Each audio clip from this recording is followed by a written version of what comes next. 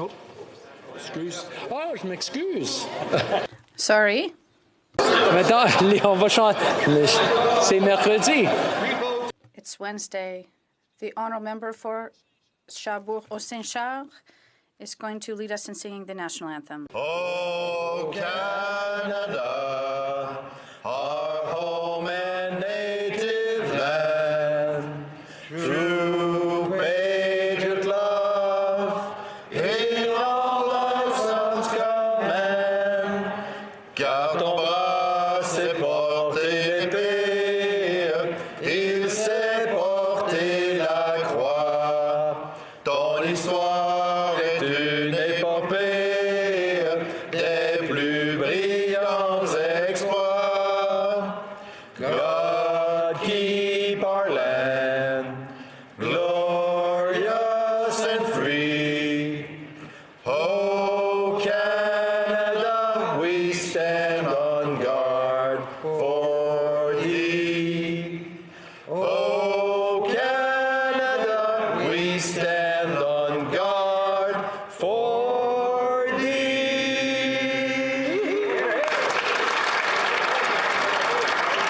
Que l'on ouvre les portes. Let us open the doors. Statements by members. Déclaration de Statements by members. for York Centre.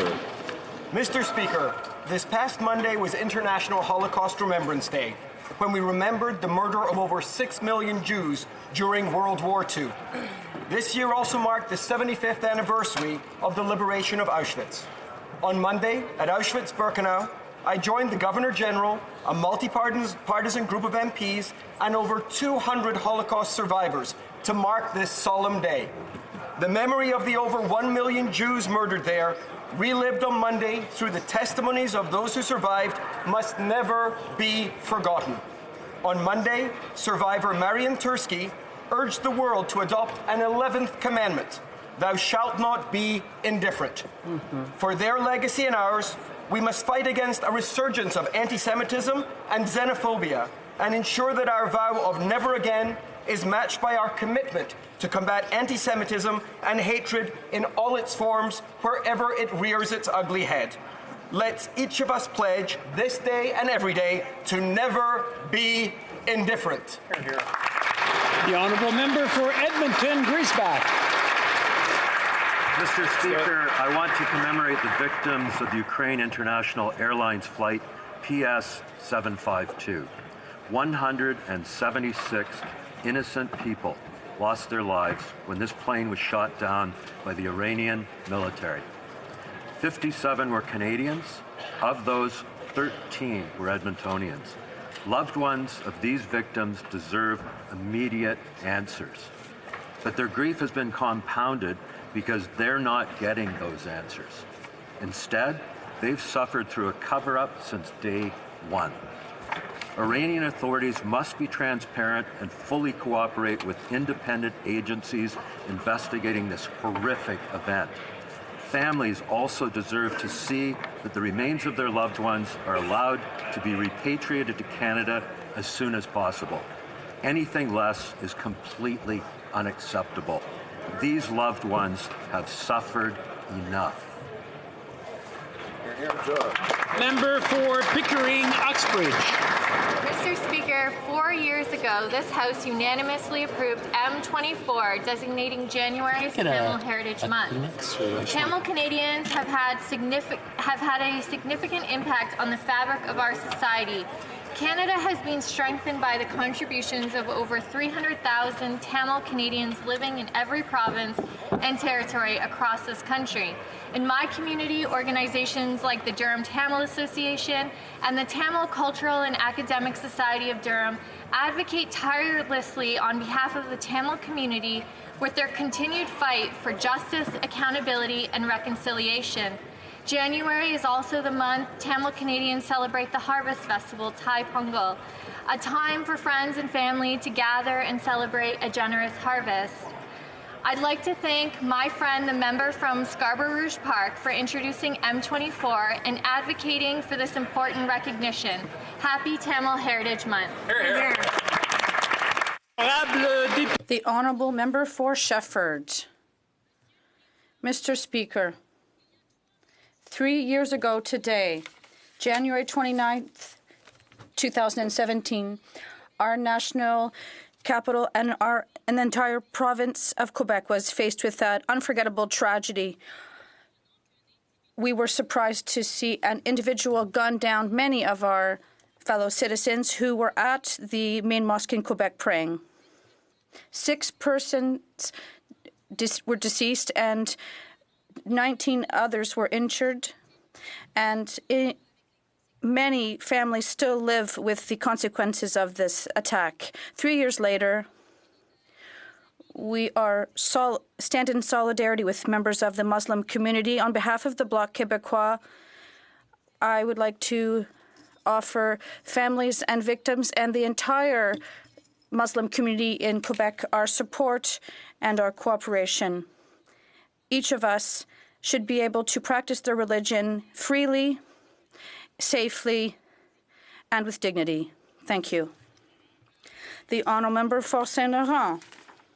Mr. Speaker, today we remember that 3 years ago today, a man entered the main mosque in Quebec City, murdered 6 innocent Canadians, injured 19 others, and forever changed the lives of many families just because they were Muslim.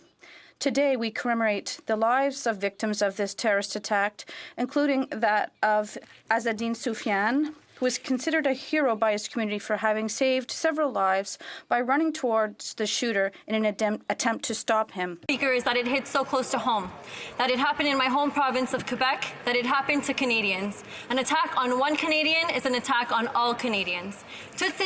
These victims chose Canada because of the possibilities it offers for a better and more peaceful life. We all have to work together to build a better world where everyone feels safe, regardless of their race, religion, or origin. Islamophobia and all hate crimes have no place in Canada. The Honourable Member for Louis Saint-Laurent. Mr. Speaker, it's with great pride that I represent all the citizens of Louis Saint-Laurent here at the House of Commons.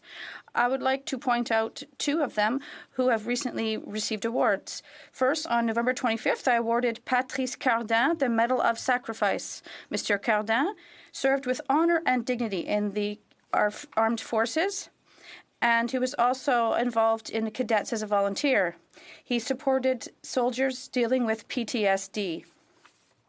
Also, a week ago, Jean-Philippe Paillet, a professor at the Odyssée Val-Belair School, was awarded the Governor-General's History Award for excellence in teaching. He knows how to capture the attention of his students with new technologies and launched a traveling exhibition project with the Huron-Wendat Nation.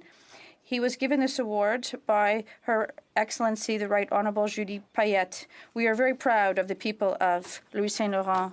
Valley West. Mr. Speaker, on January the 8th, traveling back to Canada after spending time with her family in Iran, Maya Zubaid tragically died, along with 175 others, when flight PS-752 was shot down out of the skies over Tehran. Maya was a grade 10 student at Northern Secondary School in Don Valley West. Maya était brillante. Maya was bright, ambitious, and was always ready to help those around her. A learner who quickly moved from ESL classes to grade 10 English while helping her friends with their academic work. Maya was looking forward to attending university in a few years and often discussed her future with everyone. Her teachers and friends describe her as a kind, happy, compassionate person and as someone who was always had a smile on her face. Secondary school have lost a wonderful neighbor, friend, and student. This tragedy has gripped all of us in our entire country. Our thoughts are with Maya, her family, friends, and Northern Secondary School. She will be greatly missed. The Honourable Member for Parkdale High Park. Mr. Speaker, this weekend I was at an Ismaili Muslim mosque with my 2 sons. As I struggled to keep my restless sons focused, I realized actually how lucky I was that my biggest challenge that day was quieting my kids.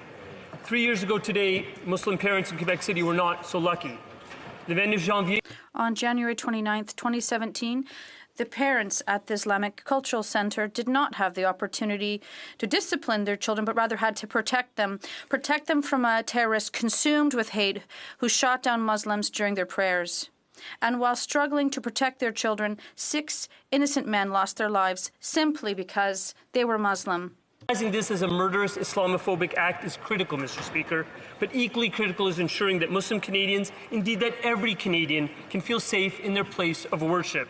Those 6 heroes will have died in vain if we do not, as parliamentarians, redouble our efforts to combat the hatred that spawned this act of terror. That is the work I'm committed to do, and I invite every member of this House to join me. Merci beaucoup, Mr. Speaker. Thank you very much, Mr. Speaker. The honourable member for Souris Moose Mountain.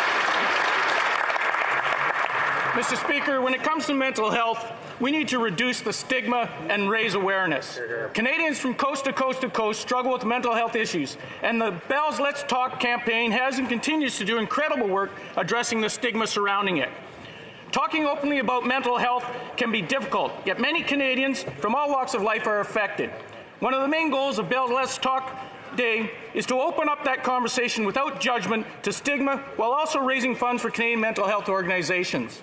The theme of the 2020 campaign, mental health, every action counts. Not only is Bell focused on removing the stigma associated with mental health, they also expand their strategy to include supporting world-class research, improving access to care, and leading by example in workplace mental health. With 5 cents being donated to Canadian mental health organizations for every view, I encourage all Canadians to share the Bell Let's Talk Day video on your social media channels or by sending a message through your Bell carrier. Let's join the conversation and help create positive change now and into the future. The honourable member for Milton. Merci, Monsieur le Président. Thank you, Mr. Speaker. Off Milton's amazing velodrome facility to the Minister of Canadian Heritage. This was a great reminder that Milton has such a strong culture of active living, something that I hope to highlight as the Parliamentary Secretary for Sport. Recently, the Sherwood Community Centre also opened its doors to the public in Milton. With an amazing library, pool, fitness studio, and 2 rinks, this new community centre is exactly the sort of space that will allow for families and young people to learn, grow, and play. This month, just this month, 2 young athletes, Maddie Schizas and Leah Pereira, who trained at the Milton Skating Club, finished on the podium at the Canadian National Skating Championships. In the spirit of my riding's commitment to active living, I'm happy to announce that on February 2nd between 5 and 7 p.m., I'll be hosting a free skate at that Sherwood Community Centre. I've heard there's a little football game going on that night, but for those who would rather participate in a sport than watch it, you're welcome to come and join us at Sherwood. The honourable member for Cypress Hills Grasslands.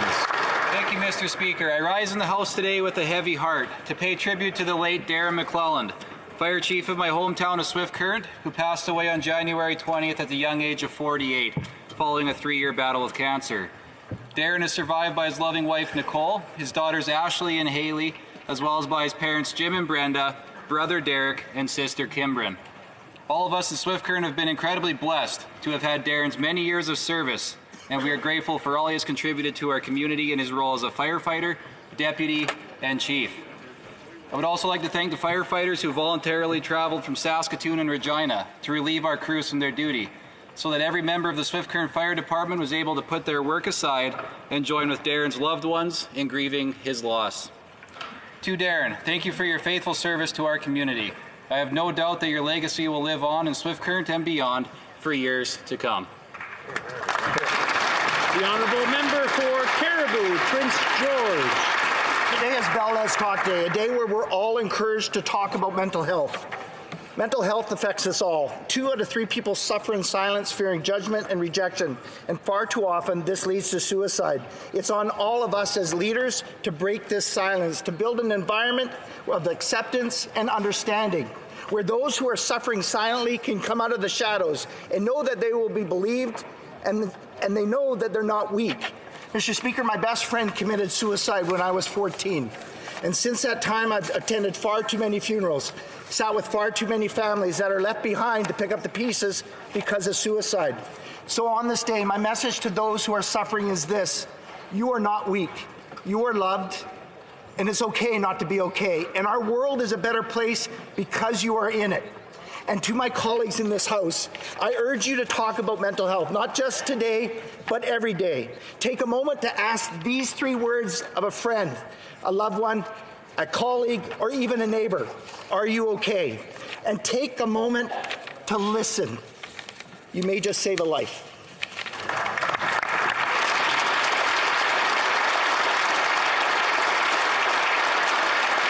The honourable member for Burnaby South.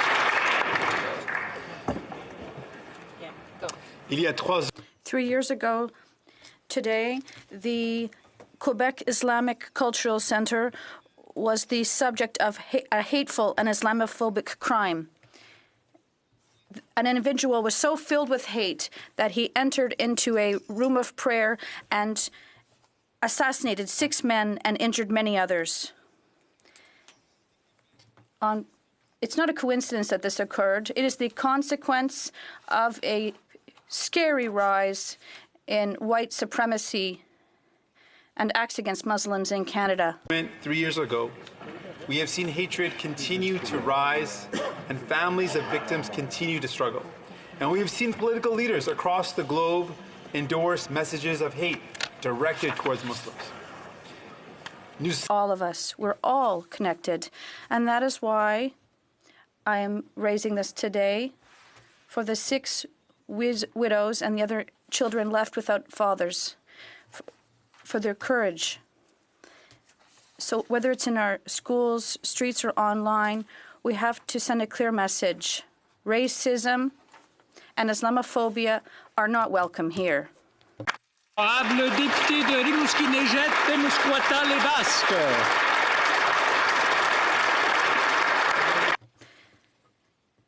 Mr. Speaker, in Rimouski, we celebrated a banquet that I was able to attend. There is an important maritime training center there, and it is recognized for its facilities, for its innovation, and its participation in maritime technology development. It offers training in naval architecture, navigation, marine mechanical engineering, and professional diving. So I would like to recognize Quebec's Maritime Institute, its personnel, its partners, and all those who make this institution a source of regional pride. Honourable member for Lanark, Frontenac, and Kingston. Mr. Speaker, on this sad day, January 29th, is the 3rd anniversary of a terrorist act that is so terrible it is a metaphor for all acts of hatred across the country against religious groups. I'm talking about the attack against the Islamic Cultural Centre in St. Foy. 3 years ago today, 6 of our fellow citizens were murdered just because they were Muslim. The 29th is a day that will live in infamy.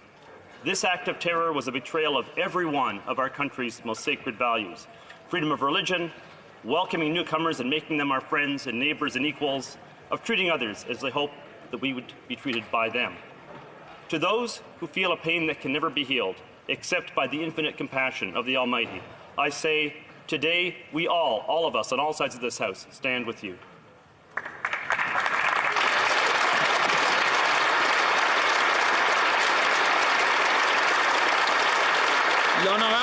The honourable member for Pierre Fond-Dollard. 3 years ago today, thousands of Quebecers mourned together the assassination of 6 men and 19 others were injured. Centre culturel islamique de Québec à Sainte-Foy, only because they were Muslim. Azuddin Sufyan, Ibrahima Bari, Mamadou Tandu Bari, Khalid Balkasami, Abu Bakr Tabdi, Abdul Karim Hassan. This happened 3 years ago, but their families still live without their fathers, brothers, and sons every single day. As a father of 2 young girls who sometimes accompany me to mosque, the fact that I and others have to look behind our backs means we have a lot more work to do. In this House, we wear the green square today in memory of the lives lost.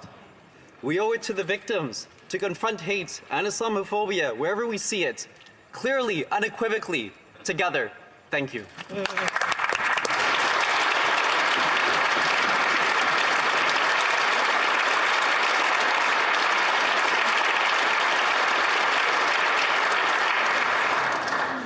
Following discussions among representatives of all parties in the House, I understand that there is an agreement to observe a moment of silence in memory of the victims of the attack of the Centre Culturel Islamique de Québec that happened 3 years ago today. I now invite honourable members to rise.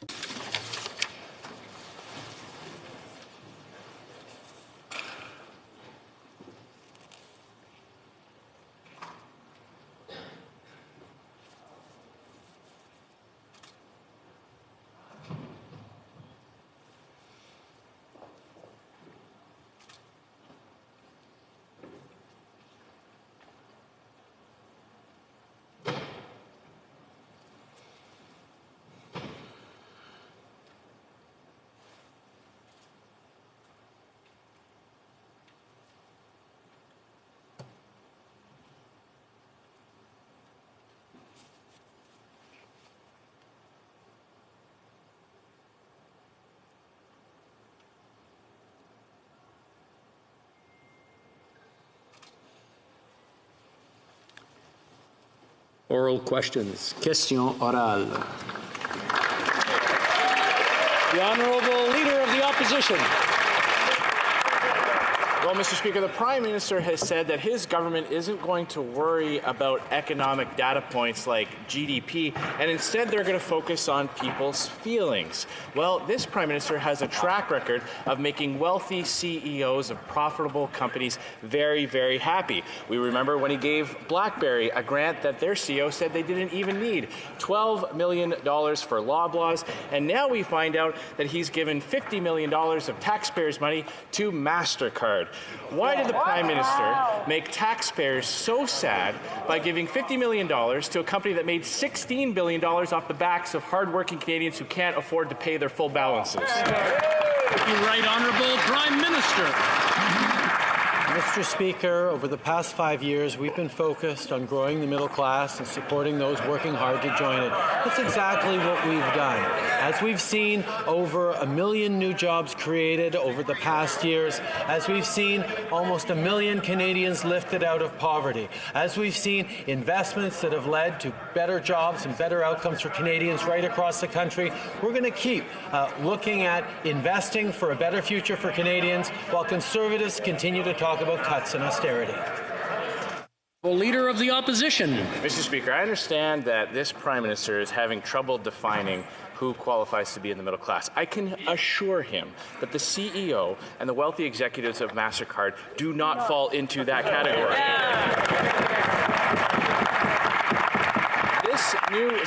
This company that got this money, in the government's own press release, says that it is a wholly owned subsidiary of MasterCard Incorporated. MasterCard is a credit card company that makes money off of people who can't afford to pay their full balances. Why did the Prime Minister think that they needed a handout? The Right Honourable Prime Minister. Mr. Speaker, we continue to invest in things that are going to create jobs for Canadians and support hard-working families right across the country.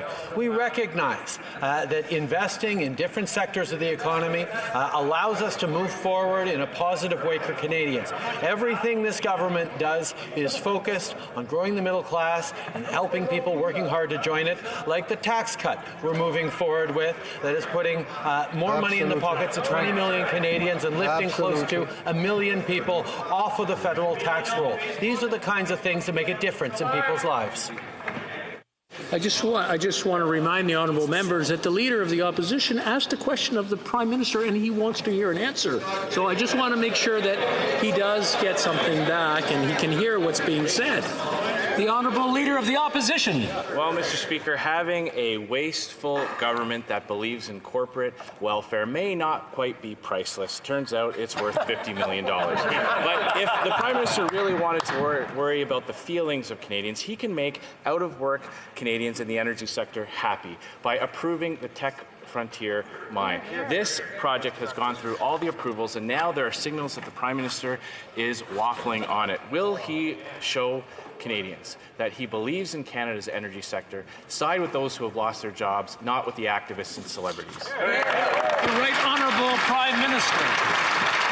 10 years, Mr. Speaker, Conservatives railing against activists, celebrities, or ordinary Canadians with concerns did not help the energy sector. What has helped the energy sector is a responsible approach that recognizes environmental stewardship, partnership with Indigenous peoples, and moving forward in a thoughtful way towards a lower carbon future is the right path for Canadians. The way we do that needs to be in partnership with all sectors in this country, and that's why we are focusing on making the right decisions for all Canadians, and that's what we will continue to do. Excellent. The Honourable Leader of the Opposition. The murder of Marilyn Levesque at the hands of a killer on day parole is as appalling as it was preventable. The media is reporting that parole board commissioners encouraged the killer to seek out sexual services of a woman, and he killed her. That is unacceptable, and an internal investigation is not enough. What is the Prime Minister going to do about this horrible case? Should Canadians understand that this is standard practice by parole officers? The Right Honourable Prime Minister.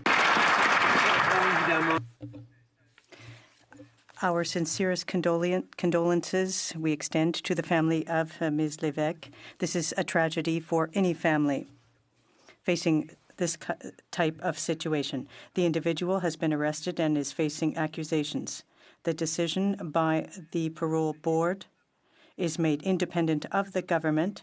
However, the Commission and Correctional Services is undertaking an inquiry behind the decisions that led to this tragic situation. Well, Mr. Speaker, the fact of the matter is this individual was convicted of the violent murder of his wife. Now, this Prime Minister has opposed mandatory prison sentences for convicted murderers in the past, but he should never have been released. He should never have been encouraged to seek the services of a sex worker by government officials. She deserved better. Marilyn Levesque deserved better than this failure. Public safety sets guidelines for parole officers and people involved in parole decisions. Will the Prime Minister confirm that this is not the type of encouragement that is standard practice for individuals released on parole? Right Honourable Prime Minister. As I said, Mr. Speaker, this was a tragedy, and we offer our support to the family and friends of Marilyn Levesque. Obviously, decisions of a parole board are independent from government, but we are pleased to see that Correctional Services Canada and the parole board are launching a board of investigation into the circumstances that led to this tragic case. I assure you, Mr. Speaker, all Canadians want answers to this. The Honourable Member for Belleuil-Chambly. Thank you, Mr. Speaker. I think that at this point in time, people realize that the Bloc Québécois has sent to the government some potential ideas for coming up with a solution to the problem of aluminum as part of the new NAFTA agreement. Parliament has an opportunity, an extraordinary opportunity, to do the right thing, to make the right choice. And for that, we need to have common communication strategies. So I'll start here, Mr. Speaker. Does the Prime Minister acknowledge that the treatment for aluminum under the new NAFTA agreement is different from that granted to steel? The Right Honourable Prime Minister. Under the new NAFTA agreement, Mr. Speaker, we have guarantees for steel and aluminum. 70% of the material used in production of automobiles in North America will use steel and aluminum from North America.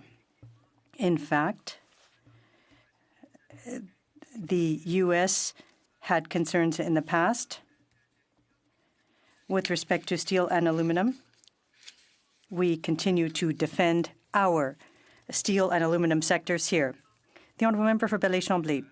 Mr. Speaker, I'm happy to hear that. However, at this point, the agreement has been written, but there are some potential solutions.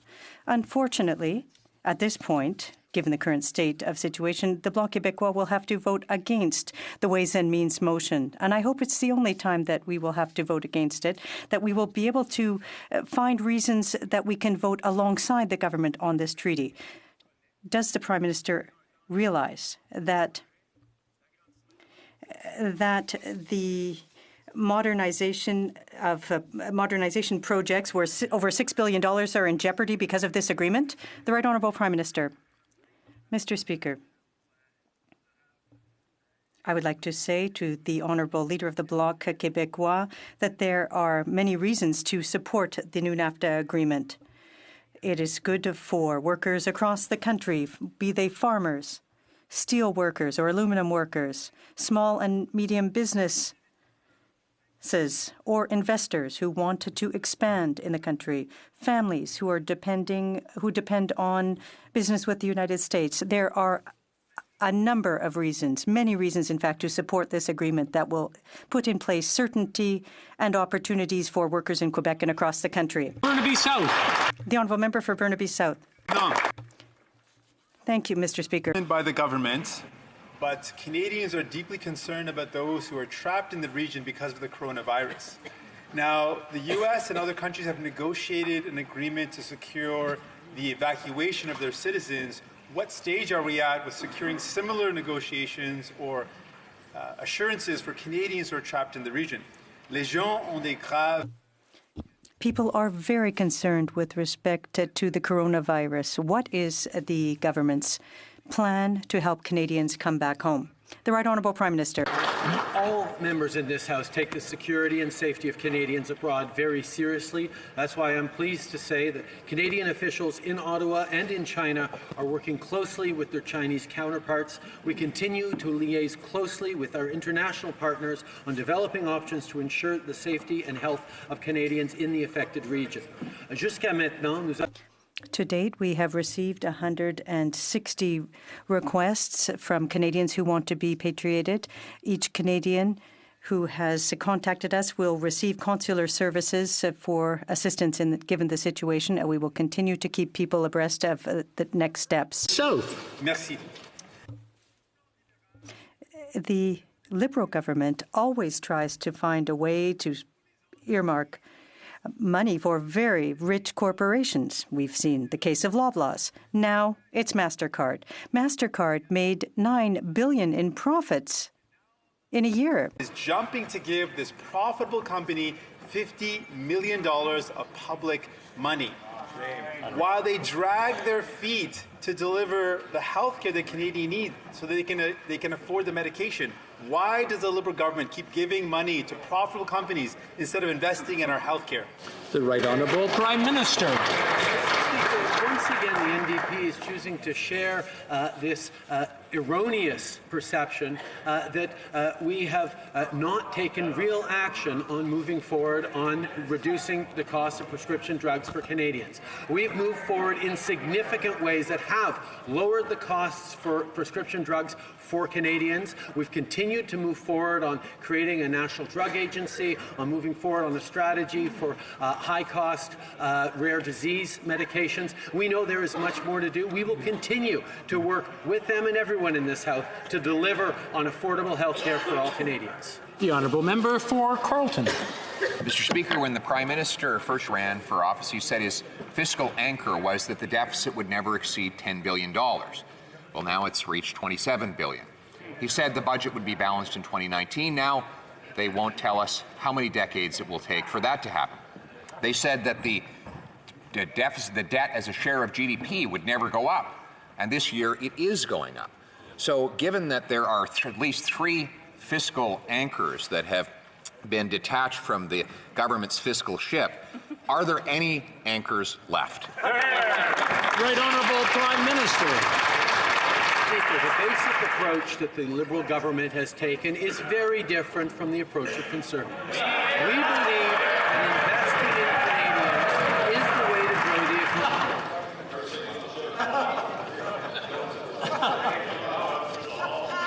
Thank you.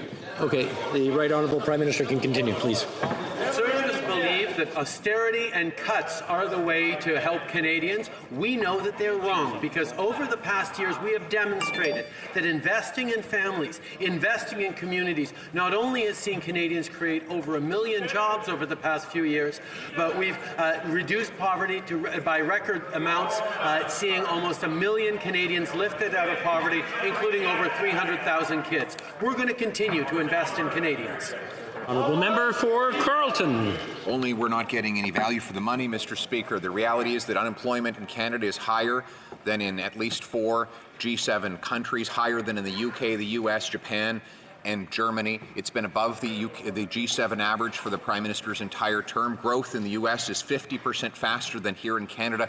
These deficits are not buying us growth, and they are not buying us any jobs. Yes. Back to my original question. The Prime Minister said the debt to GDP ratio would continue to go down. Is he still committed to that, or is he just going to put our future on the MasterCard? The Right Honourable Prime Minister. Continue to talk down the Canadian economy, we can understand that Canadians might wonder where we're going. Well, I am happy to reassure them that not only is our plan working to lift Canadians out of poverty and see jobs created, but the international bond rating agencies have unanimously given Canada a AAA rating, the top rating in terms of our fiscal plan for going forward. We are the only other country with Germany in the G7 that has that top unanimous AAA rating, because international agencies knows that our plan is working for Canadians. The Honourable Member for Calgary, Rocky Ridge. Mr. Speaker, the Minister of Middle Class Prosperity has repeatedly failed to answer basic questions about what middle class even means. Right. The Liberals say that they like evidence-based policy, but we know that they like buzzwords even better. Without a definition of the middle class and an estimate of how many Canadians belong to it, nobody can measure their prosperity. Does the Prime Minister think it's important for his Minister of Middle Class Prosperity to know who the middle class are? Maybe he has his own definition. The Right Honourable Prime Minister. Mr. Speaker, we've continued to invest in the middle class and support them throughout from the very, very beginning of our coming into office. And the member opposite wants to talk about results. We have seen results in over 1 million new jobs being created, in almost 1 million Canadians lifted out of poverty. We have seen investments in public transit, in housing, in approaches that have made a real material difference in the lives of millions of Canadians, because we have chosen to invest in Canadians and their families, unlike the Conservatives who choose cuts and austerity as their only tool in the fiscal toolbox. The Honourable Member for Chicoutimi-Le-Fjord. Mr. Speaker, the aluminium sector in Canada is facing competition that doesn't show much concern for labour standards or environmental impacts. The new NAFTA agreement isn't perfect, but solutions that could be put in place quickly have been presented to the government. Aluminium must be at the heart of the Canadian environmental strategy. Today, representatives from Saguenay-Lac-Saint-Jean have come to Ottawa, and they're expecting a signal from the government along these lines. Will the Prime Minister send a signal that it will remedy the shortcomings in the new NAFTA agreement? The Right Honourable Prime Minister. All Canadians are proud of the aluminium industry in this country. We have innovations. We are international leaders. We've got AP60, ELYSIS, and I have seen with my own 2 eyes what is being done in the Saguenay region in the aluminium sector. I'm very proud of them and to support these workers and to show them that not only is economic growth important, but so is environmental protection, and that Canada is a leader in both. Oak Ridge's Richmond Hill. Mr. Speaker, the importance of the integrated North American economy is not lost on Conservatives. The aluminum, auto, agriculture, and digital sectors have a lot of many questions, and they remain unanswered. They need to know the upsides and the downsides of this deal. We've asked the Prime Minister to release all NAFTA-related economic studies and analysis so that we, as parliamentarians, can do the job Canadians sent us here to do. When will the Prime Minister release all of the NAFTA-related documents? Honourable Prime Minister. Over the past 3 years to ensure continued access for Canadian businesses to the North American market, to ensure the jobs of Canadian workers from coast to coast to coast that rely on a tight and strong trading relationship with the United States. We were pleased that in an era of unpredictability and protectionism from the United States, we were able to secure a great deal for Canadians that has demonstrated that we will be able to be reassured for generations to come on NAFTA. We will continue to work with all parliamentarians to ensure that this moves forward the right way. Excellent. Prince Albert. Mr. Speaker, it's been 48 days since we asked for the Liberal government to provide the economic impact analysis of the new NAFTA. There are clearly concerns from the number of key sectors, including dairy and aluminum. We have asked the Prime Minister to provide these documents so we can do our job. When will the Prime Minister provide these documents? Or are you trying to hide something?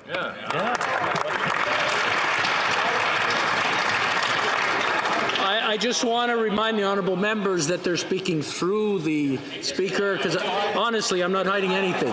The Right Honourable Prime Minister. Assure the member opposite that the Speaker is certainly not hiding anything. The reality is, Mr. Speaker, that from the very beginning, we offered full briefings and information, not just to the leaders of the opposition parties, but to their critics as well. We will ensure that all information that they require to make the right decision for their constituencies and for Canada is given to them. We know that this is an extremely important achievement for Canada to have secured trade with North America, within the North American market. We will continue to work with all members in this House to ensure that we can move forward properly. The Honourable Member for Jonquière. Mr. Speaker, the regions of Quebec are right to be concerned about aluminum being abandoned in the new NAFTA agreement. If the House agrees later, we will have an opportunity to table an impact study that shows that 6 major projects will be compromised by the lack of protection for Quebec aluminum due to Chinese dumping. Over 10 years, $16 billion in investments are being jeopardized, 60,000 good-paying jobs back home and on the North Shore. Mr. Speaker, did the government know that it would be sacrificing $16 billion in spin-offs for Quebec when it signed this agreement, or did it simply not do its homework? The Right Honourable Prime Minister. Mr. Speaker, it's a good agreement for all workers in Canada, including workers in the aluminum sector. The aluminum sector is better protected with this agreement than it was in the past.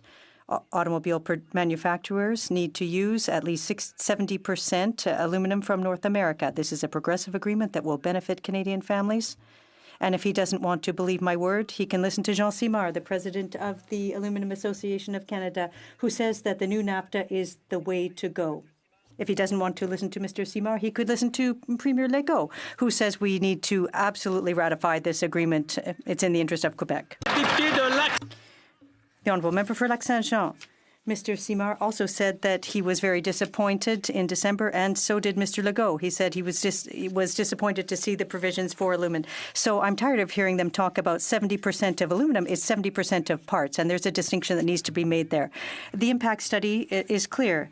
The new agreement compromises 60,000 jobs at 60,000 per year back home. And at a time when we're fighting to keep people in the region, we're working hard to attract young families. Today, the Bloc has invited and is hosting workers from the region, the Mayor of Alma, the Saguenay, and others. So, Le très honorable Premier Ministre. The Right Honourable Prime Minister. Mr. Speaker, I want to thank workers in the aluminum sector. I visited the area a year ago. We removed the punitive tariffs, U.S. tariffs that had been imposed. We had those tariffs removed in our defense of aluminum, and I'm very happy That municipal representatives, leaders from the sector came. They were also hosted by the Deputy Prime Minister. We will always work to protect and defend aluminum workers in Quebec. Lack hope. The man charged with murdering Marilyn Levesque had killed his previous partner by beating her with a hammer and stabbing her in 2004. Last March, even though he was a significant risk to violently reoffend against women, the National Parole Board granted his parole and allowed him to have unsupervised contact with women in order to have his quote-unquote sexual needs met. How many other violent criminals have been advised by the parole board that their, quote, sexual needs are more important than the safety of women in our communities? The Right Honourable Prime Minister.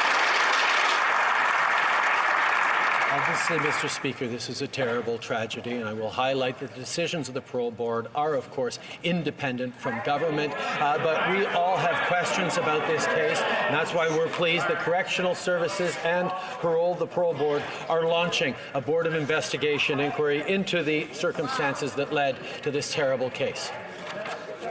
The Honourable Member for Charlesbourg, Haute-Saint-Charles. Mr. Speaker, this week the Minister of Public Safety said that he had confidence in the parole board members.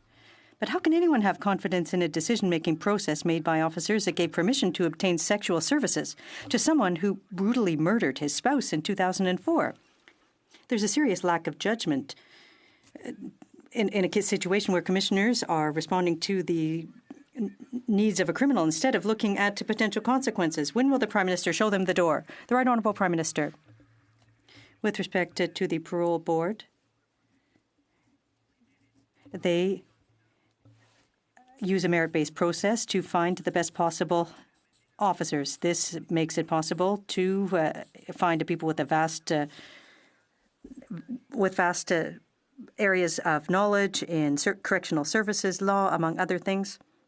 Members of the board make decisions once they've completed their training and once they have the confidence of the Vice President. We respect the confidence of the people who are appointed to those jobs. Mr. Speaker, this government said it just had to give Omar Khadr $10 million to save on legal fees. This government also said it wouldn't take veterans to court. But this government is fighting Canadian veteran Sean Bruya in court, and now we've learned that they've spent over 7 times what he's seeking in damages. Wow. Why does this Prime Minister treat captured al-Qaeda bomb makers better than he treats Canadian veterans? Yep. Great question. The Right Honourable Prime Minister.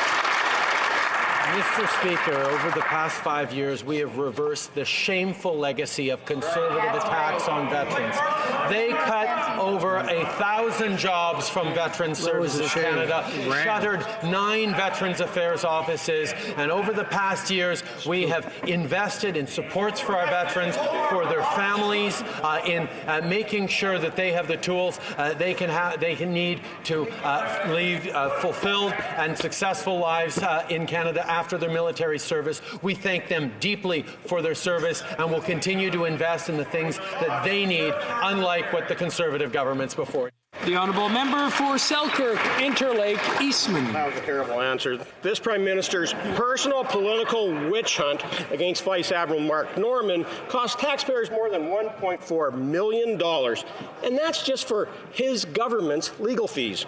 The Prime Minister politically interfered in an RCMP investigation by stating twice on TV that the Vice Admiral would be charged even before charges where the investigation was even complete. Now that Norman's name is cleared, does the Prime Minister believe that wasting $1.4 million to smear the Vice Admiral was good use of taxpayer money? All Prime Minister. I think it's important to remember where this file actually started. On the eve of the 2015 election, Conservatives decided to rush through a $500 million sole source project. We wanted to ensure that we do our own due diligence on this decision with a newly elected federal cabinet. The decision to suspend Vice Admiral Norman was taken independently by the Chief of the Defence Staff, and any accusations otherwise are simply absurd. Member for Victoria. Mr. Speaker, Volkswagen was caught lying about illegal levels of emissions. They pled guilty in the U.S. and paid a $20 billion fine. So why did Canada wait years before laying charges? We don't know. What we do know is that Liberal ministers started meeting with Volkswagen lobbyists, and it looks like this corporation that was found guilty of committing environmental fraud got a backroom deal. Yep. Mr. Speaker, we are facing a climate crisis. So why are the Liberals putting corporate profits ahead of Canadians and the planet? The Right Honourable Prime Minister. Speaker, this investigation and all related prosecution matters and the judge's approval of the penalty was made independent of ministers' offices. The company paid an unprecedented fine in Canada as a result of the investigation, indeed 23 times greater than the highest federal environmental fine ever imposed. The Public Prosecution Service determines what charges can be sustained, and they have sole jurisdiction to pursue any prosecution, and the funds from the fine will go towards projects that protect our environment. Member for Nunavut. Madam Mr. Speaker, we know that 7 out of 10 children in Nunavut go to school hungry. How shameful is that in a country like Canada? Since Nutrition North has started, food security has actually gotten worse in Nunavut. People in need struggle to get quality food and necessities. Nunavut's the only fly-in, fly-out territory, so in my riding, it's even worse. When will this government step up to make the program transparent and accountable to those in the North and start feeding our children? The Right Honourable Prime Minister. Mr. Speaker, we recognize the extraordinary difficulties faced around food security in the North, particularly in Nunavut. I have myself visited many times and heard directly from community members who are challenged and struggling with the issue. We have made significant improvements to Nutrition North, but we know there is much more to do. We will continue to work with all partners and everyone in this House to ensure that we are improving affordability for good quality nutrition and food in the North. Excellent. Well, member for Thunder Bay, Rainy River. Mr. Speaker, through the National Housing Strategy, our government has made a real investment in Canadian communities in order to help to ensure that every Canadian has a place that they call home. This is no small thing, but the cost of rent is going up everywhere. So many Canadians believe there's never been a greater need for the federal government to play a leadership role in the housing sector. Would the Prime Minister please update us on what the government is doing to invest in affordable housing in Canada? Right Honourable Prime Minister. I'd like to begin by congratulating the member for Thunder Bay Rainy River for getting elected to represent his constituents in this House of Commons. We are proud to be introducing the Canada Housing Benefit as part of our national housing strategy.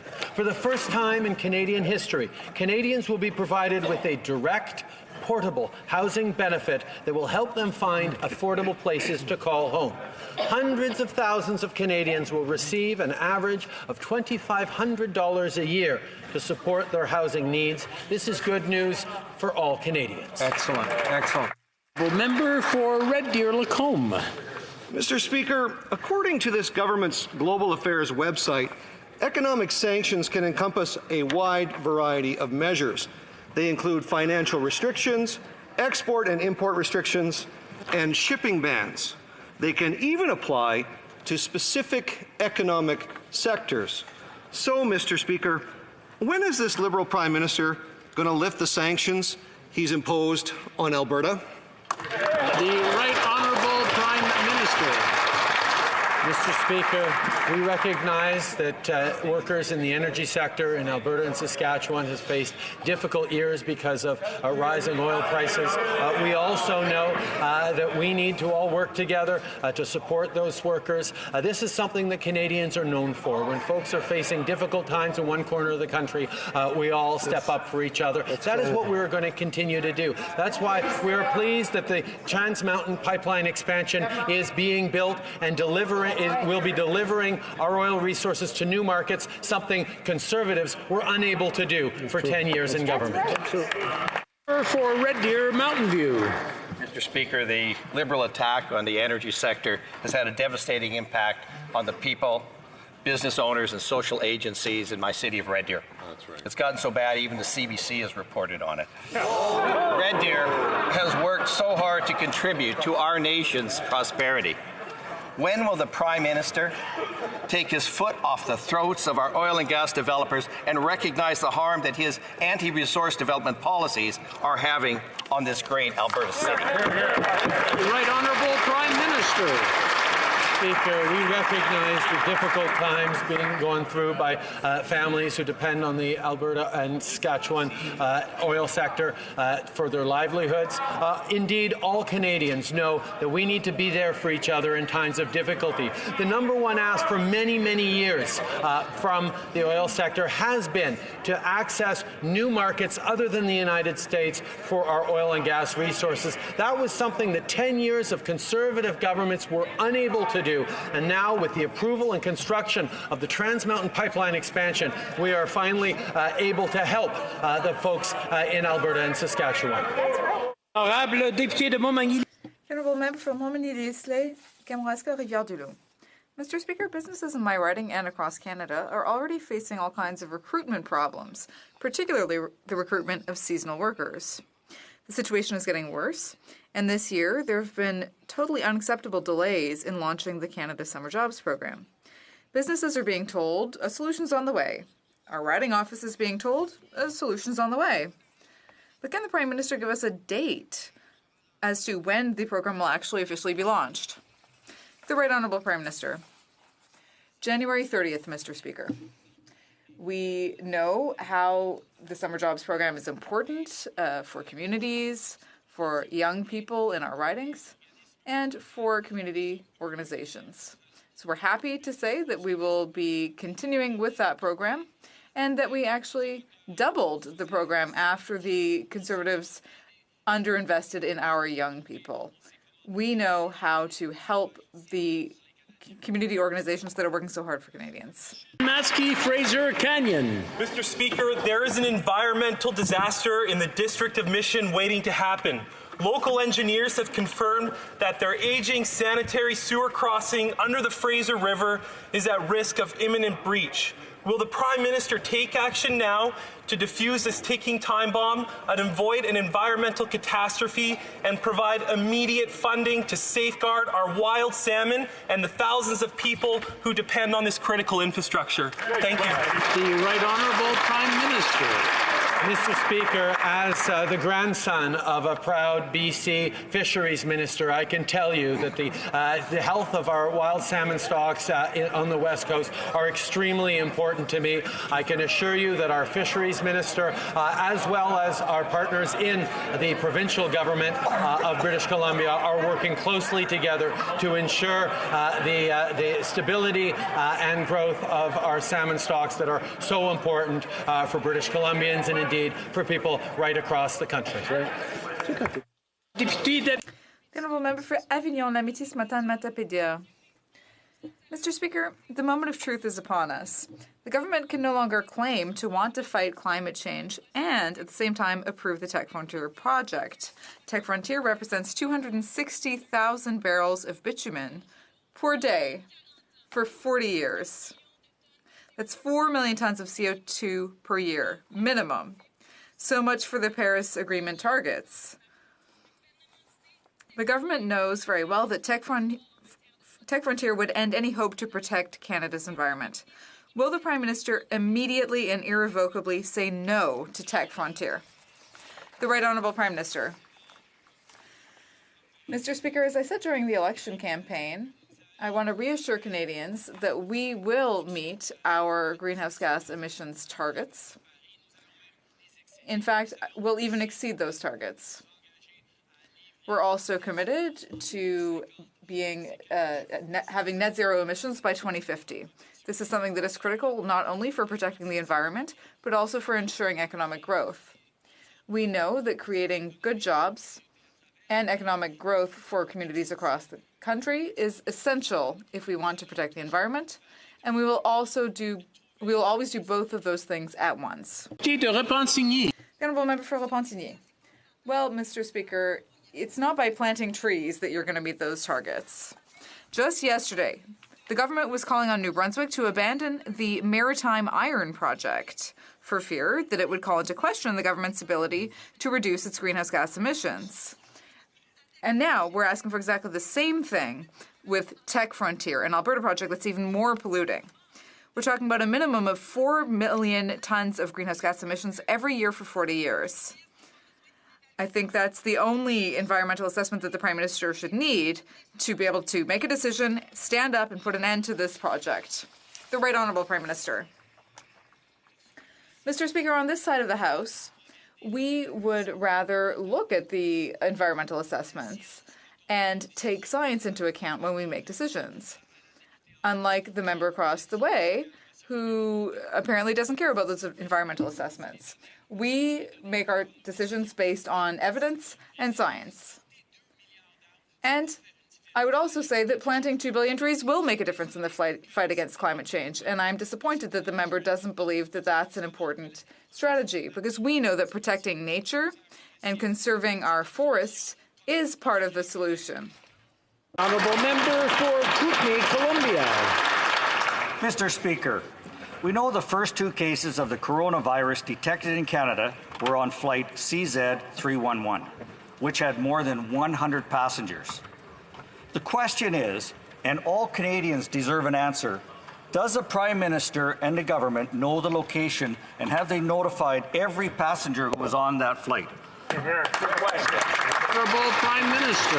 Speaker, that's an excellent question, because indeed it is something we are absolutely following up on. We recognize that Canada, unlike many countries that Canadians visit, does not ask where someone's final destination is when they board a plane. But we are using data that we've collected, like a passenger manifest, to follow up, and I can assure you that we are in the process of ensuring a follow-up on everyone who is on that flight. Member for Edmonton Riverbend. Mr. Speaker, we now have 3 confirmed cases of the coronavirus here in Canada. Cases in China have jumped 65% in one day, and health officials have confirmed there will be more cases here in Canada. Other nations are stopping flights in and out of China and introducing more rigorous screening processes. Is the Prime Minister satisfied with the actions of his government? Well, Prime Minister. Obviously, Mr. Speaker, we take this situation very seriously, but I can reassure Canadians that the health risk to Canadians continues to be low. We are taking all necessary precautions to prevent the spread of infection. The best practices are in place across Canadian hospitals to isolate patients who are experiencing symptoms. Preventative measures are in place in airports in Toronto, Vancouver, and Montreal, and we continue to coordinate with the WHO, with our international partners, to ensure that we are doing everything necessary to keep Canadians safe. The Honourable Member for Richmond Athabasca. Mr. Speaker, the number of coronavirus cases is increasing dramatically in China and around the world. There are 3 confirmed cases in Canada, and a number of Canadians are also under observation. Experts are now saying that this already exceeds the SARS epidemic. And an emergency committee has just been struck. Can the Prime Minister tell us if he is confident that the situation is under control, and is he satisfied with his government's response to this crisis? The Right Honourable Prime Minister. Our health system is very well prepared to deal with such viruses in Canada. We're taking all necessary precautions to prevent the spread of the disease. We're working with our international partners, as well as Dr. Tam, who is at the head of our public health agency. He is working at the WHO to ensure that there is international coordination in response to this disease. We have preventive measures in place in hospitals and airports, and the risk to Canadians remains low. Our healthcare system is in place to prevent the spread of this disease. The Honourable Member for Alfred Pellan. Mr. Speaker, Quebecers are increasingly choosing to reduce their carbon footprint by buying zero-emission vehicles. In fact, between 2018 and 2019, the number of electric vehicles on Quebec roads increased by 71%. In my riding, nearly $1 million has been put toward the federal incentive that we set up last May. Can the Prime Minister inform the House of the incentives that exist to encourage Canadians to buy zero-emissions vehicles? The Right Honourable Prime Minister. I want to thank the member for Alfred Pellan for his work and for bringing up this piece of good news. Indeed, last year, the government set up a purchasing incentive for zero-emission vehicles, an incentive worth up to $5,000. This is part of our plan to reduce greenhouse gas emissions and fight climate change. We will continue to set up other practical and affordable solutions to help all Canadians fight climate change. Member for Thornhill. Mr. Speaker, the Minister of Foreign Affairs responded to my order paper question on Canada's shocking vote against Israel at the United Nations with boilerplate deflection, which ignores the offensive implications of that vote. So again, does the Prime Minister actually know? Does this Liberal government, with regard to Canada's vote of yes, actually now consider East Jerusalem, which contains the holiest site in Judaism, the Western Wall, as occupied Palestinian territory? Wow. Honourable Prime Minister. Mr. Speaker, this Liberal government remains committed to a goal of comprehensive, just, and lasting peace in the Middle East. That includes the creation of the Palestinian state, living side by side in peace and security with Israel that is secure within its own borders. We recognize the need to renew efforts towards a negotiated solution to the Israeli-Palestinian conflict. We've long maintained that peace can only be achieved through direct negotiation between the parties. We're always ready to support dialogue between the parties towards a negotiated and viable two-state solution.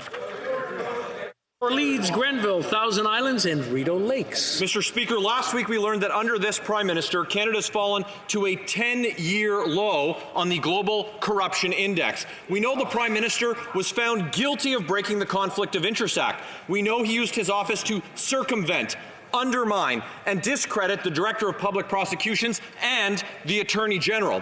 But we still don't have the full picture. The Prime Minister is engaged in a cover-up by blocking access to several witnesses. When will the Prime Minister put the reputation of this country first and end the cover-up? The Right Honourable Prime Minister. Canadians expect their Prime Minister to stand up for jobs right across the country, and that is what I will do, and I will not apologize for that. We will do it in a way that respects the independence of our justice system. We will continue to ensure that Canadians can prosper, that we're creating jobs, as we've seen over the past 5 years, over 1 million new jobs created. We will stay focused on ensuring a better present and future for all Canadians. Member for St. Albert, Edmonton. Mr. Speaker, T-A-I-W-A-N. This is a question about Taiwan. The health and safety of Canadians depends on an effective, internationally coordinated response to coronavirus. Taiwan has identified 5 such cases. So, does the government support the inclusion of Taiwan in international discussions about the virus? Again, Taiwan, yes or no? The Right Honourable Prime Minister. Yes, Mr. Speaker. As we did during the time of the SARS virus, we support Taiwan's meaningful participation in especially when its presence provides important contributions to the global public good. We believe that Taiwan's role as an observer in World Health Assembly meetings is in the best interest of the international health community and also is an important partner in the fight. If I could just interrupt the Honourable Prime Minister for a second. I'm having a hard time hearing the answer, and I'm sure everybody else wants to hear what the Right Honourable Prime Minister has to say. So I'll let him continue if he's got anything else to add. We welcome participation from the entire international community to promote global health, and that is why we have long taken this position. The Honourable Member for Brome-Missisquoi. Mr. Speaker, agriculture is a dynamic sector full of great opportunities. As we mark Bell's Let's Talk Day, it's important to remember that the agricultural sector is not immune from psychological distress. Farmers have to deal with increasingly unpredictable world markets and weather, and that uncertainty can weigh very heavily on them. There are a number of organizations, including Quebec's Au Cœur des Familles Agricoles and the Farm Stress Line in Saskatchewan, that are doing remarkable work to ensure the well-being of our farmers. The Right Honourable Prime Minister. I want to thank the member for Paul-Missisquoi for her work and for her question. Mental health is a major issue, and we care very much about the well-being of farmers. It can be difficult for farmers experiencing psychological distress to confide in loved ones. We are providing support for a number of initiatives that raise awareness about mental health issues, and we're supporting research in order to better understand this situation. We want to ensure that farmers and their families know that there are resources available to help them through difficult times. For Hamilton Mountain. Mr. Speaker, workers in Regina and across the country are fighting corporations for their pensions. They shouldn't have to fight their government too. In the Ministers of Seniors mandate letter, it says only people over 75 will get an increase to the old age security pension. The Liberals' wealthy and well-connected friends will be fine, but most seniors between the ages of 65 and 75 will be left behind. Will the government agree to raise benefits for all seniors, or will they continue leaving certain seniors in need behind? The Right Honourable Prime Minister. Speaker, over the past 5 years, we've made significant investments in our seniors. One of the first things we did was restore the age of retirement back to 65 from the 67 the Conservatives wanted to send it to. We then increased by 10% the guaranteed income supplement for our most vulnerable single seniors that kicks in as of 75. We made investments in housing, investments in affordable drug strategies. We continue to move forward in many different ways to support our seniors. But yes, indeed, we've also committed to raising the OAS for seniors over 75 because we recognize there are greater costs associated with living longer, which is a good thing for Canadians, but we will be there to help them. And that's all the questions for today, and c'est la fin de la session. That is the end of our questions. For Vimy. Mr. Speaker, in relation to my voting attendance Monday, I would like to reiterate that I was in the chamber and heard the question, but was not in my seat when the vote started, which I now understand is the rule for a recorded vote. This was obviously an error as a new member of the House. As a result, please remove my vote from Monday's relevant vote count. Thank you.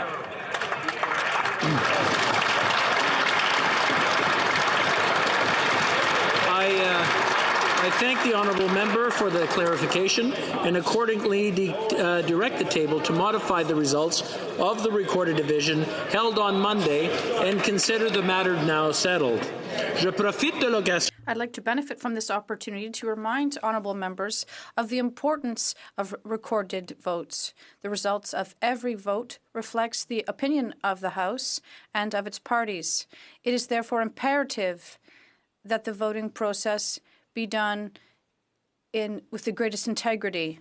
Take this moment to remind honourable members once again that in order for their vote to count, they must be in the chamber to hear the motion being put to the House by the chair. They must also be in their seat when the recorded division begins and remain so until the vote is completed and that results are announced. Another point of order. Leader of the Bloc Québécois. Mr. Speaker, I would like to ask the leave of the House to table an impact study from the Société de la Vallée de l'Aluminium called Economic Impact 2020-2029, resulting from the non-inclusion of the aluminum industry in the new NAFTA. The honourable member, does he have the unanimous consent of the House to table the motion? I believe he does not have unanimous consent. I'm sorry. Okay. Per Pursuant to order made on January 28, 2020, the House will now proceed to the consideration of the motion number 2 under Ways and Means proceedings. Madame Freeland, appuyée. Ms. Freeland, seconded by Ms. Qualtrough, proposed that a motion of Ways and Means with respect to a motion to introduce an act to implement the agreement between Canada, the United States of America, and the United Mexican States be approved. Adopt the motion. Yes? There's. I heard a no. I'm sorry. It seemed like I wasn't quite sure on that. All those in favor, please say yay. Yay! All those opposed, please say nay. Okay, I believe the yeas have it. Call in the members. Okay.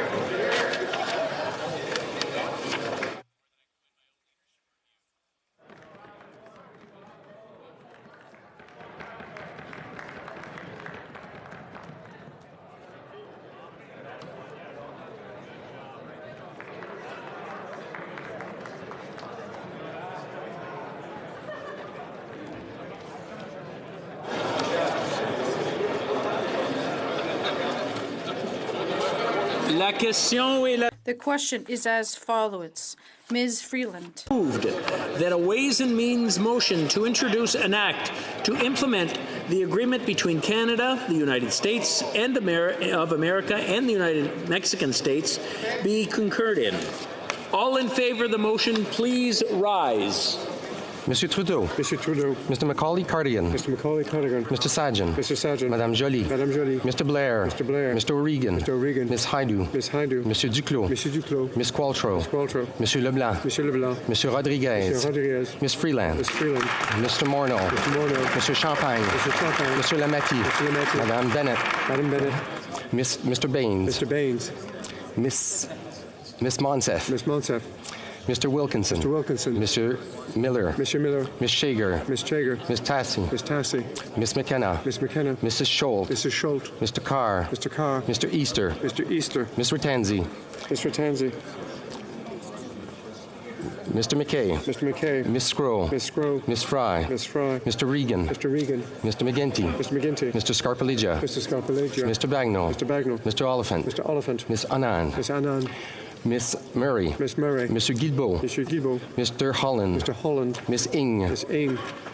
Madame Fortier. Madame Fortier. Monsieur Garneau. Monsieur Garneau. Ms. Gould. Ms. Gould. Mr. Hussain. Mr. Hussain. Mr. Mendocino. Mr. Mendocino. Madame Le Boutillier. Madame Le Boutillier. Madame Bibeau. Madame Bibeau. Mrs. Jordan. Mrs. Jordan. Monsieur Vandal. Mr. Vandal. Mr. Housefather. Mr. Housefather. Mr. Sims. Mr. Sims. Mr. Casey. Mr. Casey. Mr. Dollywall. Mr. Dollywall. Mr. Dubourg. Mr. Dubourg.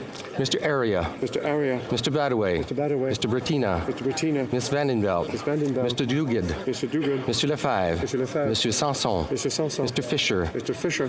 Mr. Biddle. Mr. Biddle. Mr. Amos. Mr. Amos. Mr. Vaughan. Mr. Vaughan. Mr. Lamoureux. Mr. Lamoureux. Miss Petitpas-Taylor. Miss Petitpas-Taylor. Miss Duncan, Etobicoke North. Miss Duncan, Etobicoke North. Mr. Algabra. Mr. Algabra. Madame Bendayan. Madame Bendayan. Mr. Varani. Mr. Varani. Miss Demoff. Mr. Demoff. Mr. Ananda Sangre. Mr. Ananda Sangre. Miss Hutchins. Miss Hutchins. Mr. Beach. Mr. Beach. Mr. Fillmore. Mr. Fillmore. Mr. Shifke. Mr. Shifke. Monsieur Cormier. Monsieur Cormier. Miss Dillon. Miss Dillon. Monsieur Drouin. Monsieur Drouin. Miss Zerowitz. Miss Zerowitz. Monsieur Elkoury. Monsieur Elkoury. Monsieur Erskine Smith. Mr. Erskine Smith. Mr. Finnegan. Mr. Finnegan. Mr. Fonseca. Mr. Fonseca. Mr. Fredescatos. Mr. Fredescatos. Mr. Garretson. Mr. Garretson. Mr. Hardy. Mr. Hardy. Miss Young. Miss Young. Monsieur Arsenault. Monsieur Arsenault. Mr. Sheehan. Mr. Sheehan. Monsieur Lauzon. Monsieur Lauzon. Mr. Fergus. Mr. Fergus. Monsieur McKinnon-Gatineau. Mr. McKinnon-Gatineau. Mr. Bruson. Mr. Bruson. Mr. Fraser. Mr. Fraser. Miss Cara. Miss Cara. Mr. Ellis. Mr. Ellis. Mr. Vancouverden. Mr. Vancouverden. Miss Jones. Miss Jones. Miss Sobera. Miss Sobera. Mr. Spengeman. Mr. Spengeman. Monsieur Yacono. Mr. Yacono. Mr. Johari. Mr. Johari. Miss Khalid. Miss Khalid. Mr. Levitt. Mr. Levitt. Mr. Long. Mr. Long. Mr. Longfield. Mr. Longfield. Mr. Maloney. Mr. Maloney. Mr. May Cambridge. Mr. May Cambridge. Mrs. McCrimmon. Mr. McKinnon. Mr. McLeod. Mr. McLeod. Miss McDonald. Mr. McDonald. Mr. McKinnon, Coquitlam, Port Coquitlam. Mr. McKinnon, Coquitlam, Port Coquitlam. Mr. McLeod, Northwest Territories. Mr. McLeod, Northwest Territories. Mr. Morrissey. Mr. Morrissey. Ms. O'Connell. Mr. O'Connell. Mr. Robillard. Mr. Robillard. Ms. Sahota, Brampton North. Mr. Hoda, Brampton North. Mr. Sani. Mr. Sani. Mr. Sanga. Mr. Sanga. Madame Martinez Farada. Madame Martinez Farada. Madame Briard. Madame Briard. Mr. Esassi. Mr. Sassi. Mr. Kuzmerichik. Mr. Kuzmerichik. Mr. Sarai. Mr. Sarai. Monsieur Seri. Mr. Seri. Madame Shanahan. Madame Shanahan. Ms. Sidhu, Brampton South. Ms. Sidhu, Brampton South. Mr. Sikan. Mr. Sikan. Mr. Tabera. Mr. Tabera. Mrs. Zaid. Mrs. Zaid. Madame Mendez. Madame Mendez. Ms. Lambropoulos. Madame Lambropoulos. Miss Yip. Ms. Yip. Mr. Rogers. Mr. Rogers. Mr. Baker. Mr. Baker. Mr. Baptiste. Mr. Baptiste. Madame Bessette. Madame Bessette. Mr. Blois. Mr. Blois. Mr. Dong. Mr. Dong. Miss Jasic. Ms. Jasic. Mr. Kellaway. Mr. Kellaway. Madame Koutrakis. Madame Koutrakis. Madame Lalonde. Madame Lalonde. Madame Latanzio. Madame Latanzio. Mr. Lewis Kitchener-Conestoga. Mr. Lewis Kitchener-Conestoga. Mr. Pulowski. Mr. Pulowski. Mr. Sidhu Brampton East. Mr. Sidhu Brampton East. Mr. Turnbull. Mr. Turnbull. Mr. Van Bynen. Mr. Van Bynen. Mr. Wheeler. Mr. Wheeler. Miss Zan. Ms. Zan. Monsieur Zubiri. Monsieur Zuberi.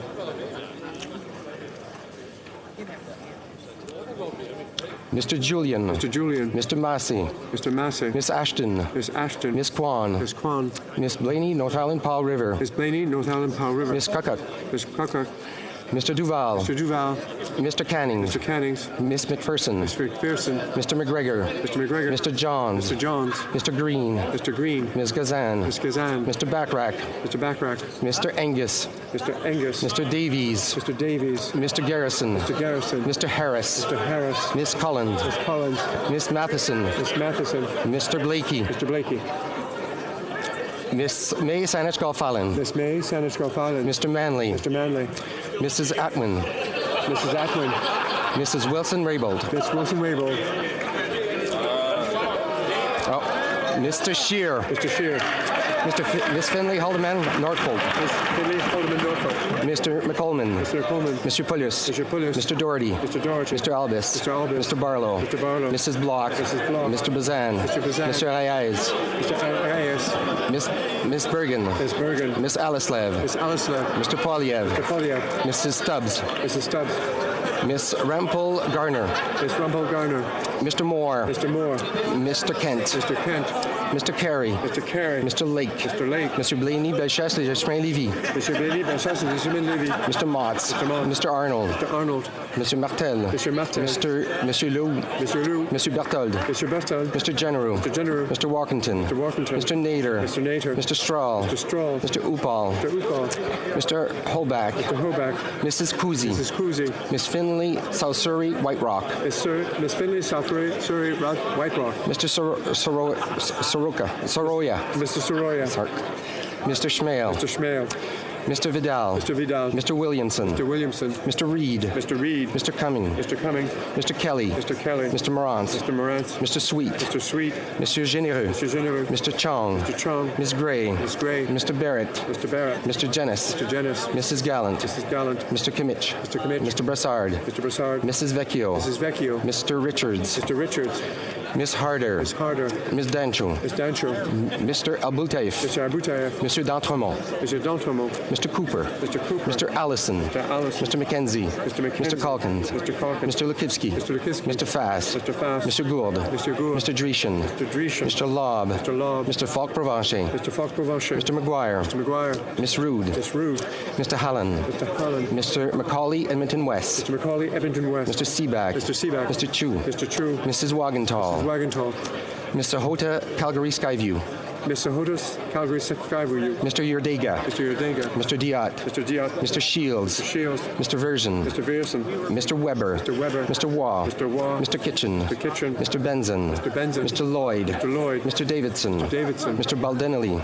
Mr. Baldini. Mr. Aitchison. Mr. Aitchison. Mr. Bragdon. Mr. Bragdon. Miss Shin. Miss Chin. Miss Jensen. Miss Jensen. Mr. Dalton. Mr. Dalton. Mr. Doddle. Mr. Doddle. Mr. Duncan Stormont Dundas South Glengarry. Mr. Duncan Stormont Dundas South Glengarry. Mr. Epp. Mr. Epp. Mr. Cram. Mr. Cram. Mr. Couric. Mr. Couric. Mr. Stanton. Mr. Stanton. Mr. Leipert. Mr. Leipert. Mr. Lawrence. Mr. Lawrence. Mr. Lewis Essex. Mr. Lewis Essex. Mr. Mazer. Mr. Mazer. Mr. McLean. Mr. McLean. Mr. Melillo. Mr. Melillo. Mr. Morrison. Mr. Morrison. Mr. Padzer. Mr. Patzer. Mr. Reddekopp. Mr. Reddekopp. Mr. Ruff. Mr. Ruff. Mr. Shipley. Mr. Shipley. Mr. Soroka. Mr. Soroka. Mr. Steinley. Mr. Steinley. Mr. Tucker. Mr. Tucker. Mr. Van Pupta. Mr. Van Pupta. Mr. Viss. Mr. Viss.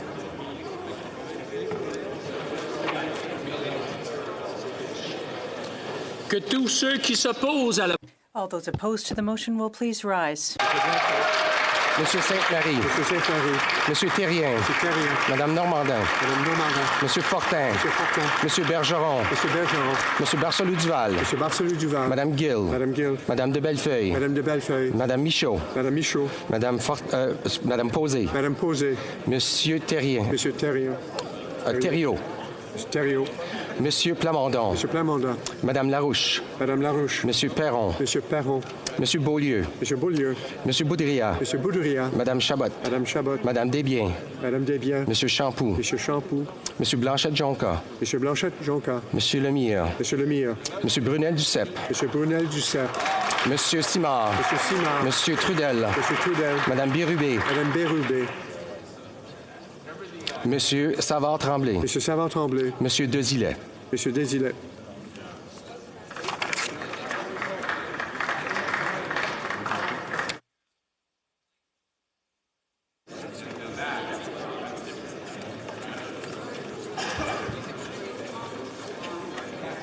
Yeas pour 290, 290.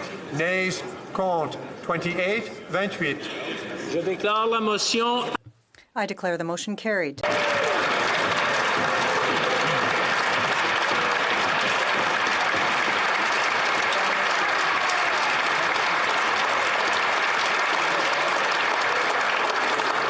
Pursuant to Standing Orders 83-4 and 69-1, Ms. Freeland, seconded by Mr. Trudeau, moves that a bill entitled An Act to Implement the Agreement between Canada, the United States of America, and the United Mexican States be now read a first time and be printed. This motion is deemed adopted. When shall it be? Première lecture. Second time? Of this bill. Next sitting of the House.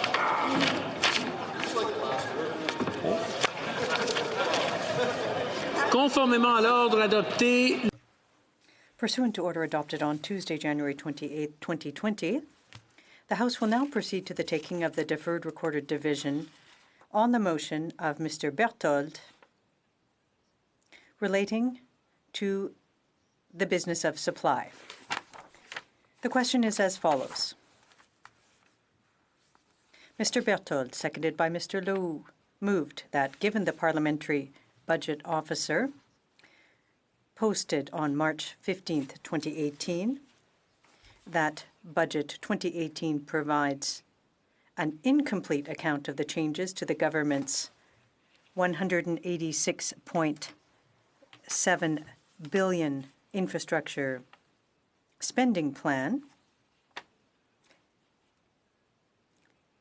and that the PBO requested the new plan, but it does not exist, the House call on the Auditor General of Canada to immediately conduct an audit of the government's Investing in Canada plan, including, but not limited to, verifying whether the plan lives up to its stated goals and promises, and that the Auditor General of Canada report his findings to the House no later than 1 year following the adoption of this motion. The member of the motion will please rise. Mr. Scheer. Ms. Finley Holloman Norfolk. Ms. Finley Holloman Norfolk. Mr. McColman. Mr. McColman. Mr. Paulus. Mr. Paulus. Mr. Doherty. Mr. Doherty. Mr. Albus. Mr. Albus. Mr. Barlow. Mr. Barlow. Mrs. Block. Mrs. Block. Mr. Bazan. Mr. Bazan. Mr. Reyes. Mr. Reyes. Ms. Bergen. Ms. Bergen. Ms. Alislev. Ms. Alislev. Mr. Polyev. Mr. Polyev. Mrs. Stubbs. Mrs. Stubbs. Ms. Rempel Gardner. Ms. Rempel Gardner. Mr. Moore. Mr. Moore. Mr. Kent. Mr. Kent. Mr. Carey. Mr. Carey. Mr. Lake. Mr. Lake.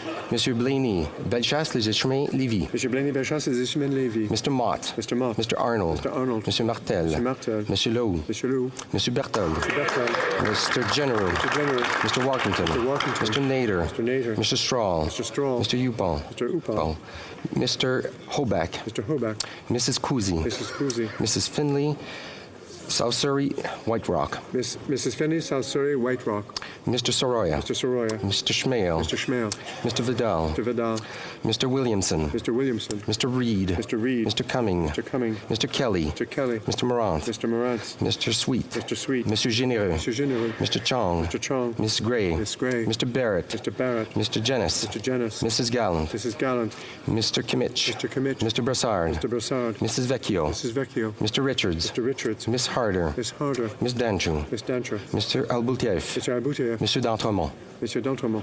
Mr. Cooper. Mr. Cooper. Mr. Allison. Mr. Allison. Mr. McKenzie. Mr. McKenzie. Mr. Calkins. Mr. Calkins. Mr. Lukivsky. Mr. Lukivsky. Mr. Fast. Mr. Fast. Mr. Gould. Mr. Gould. Mr. Gould.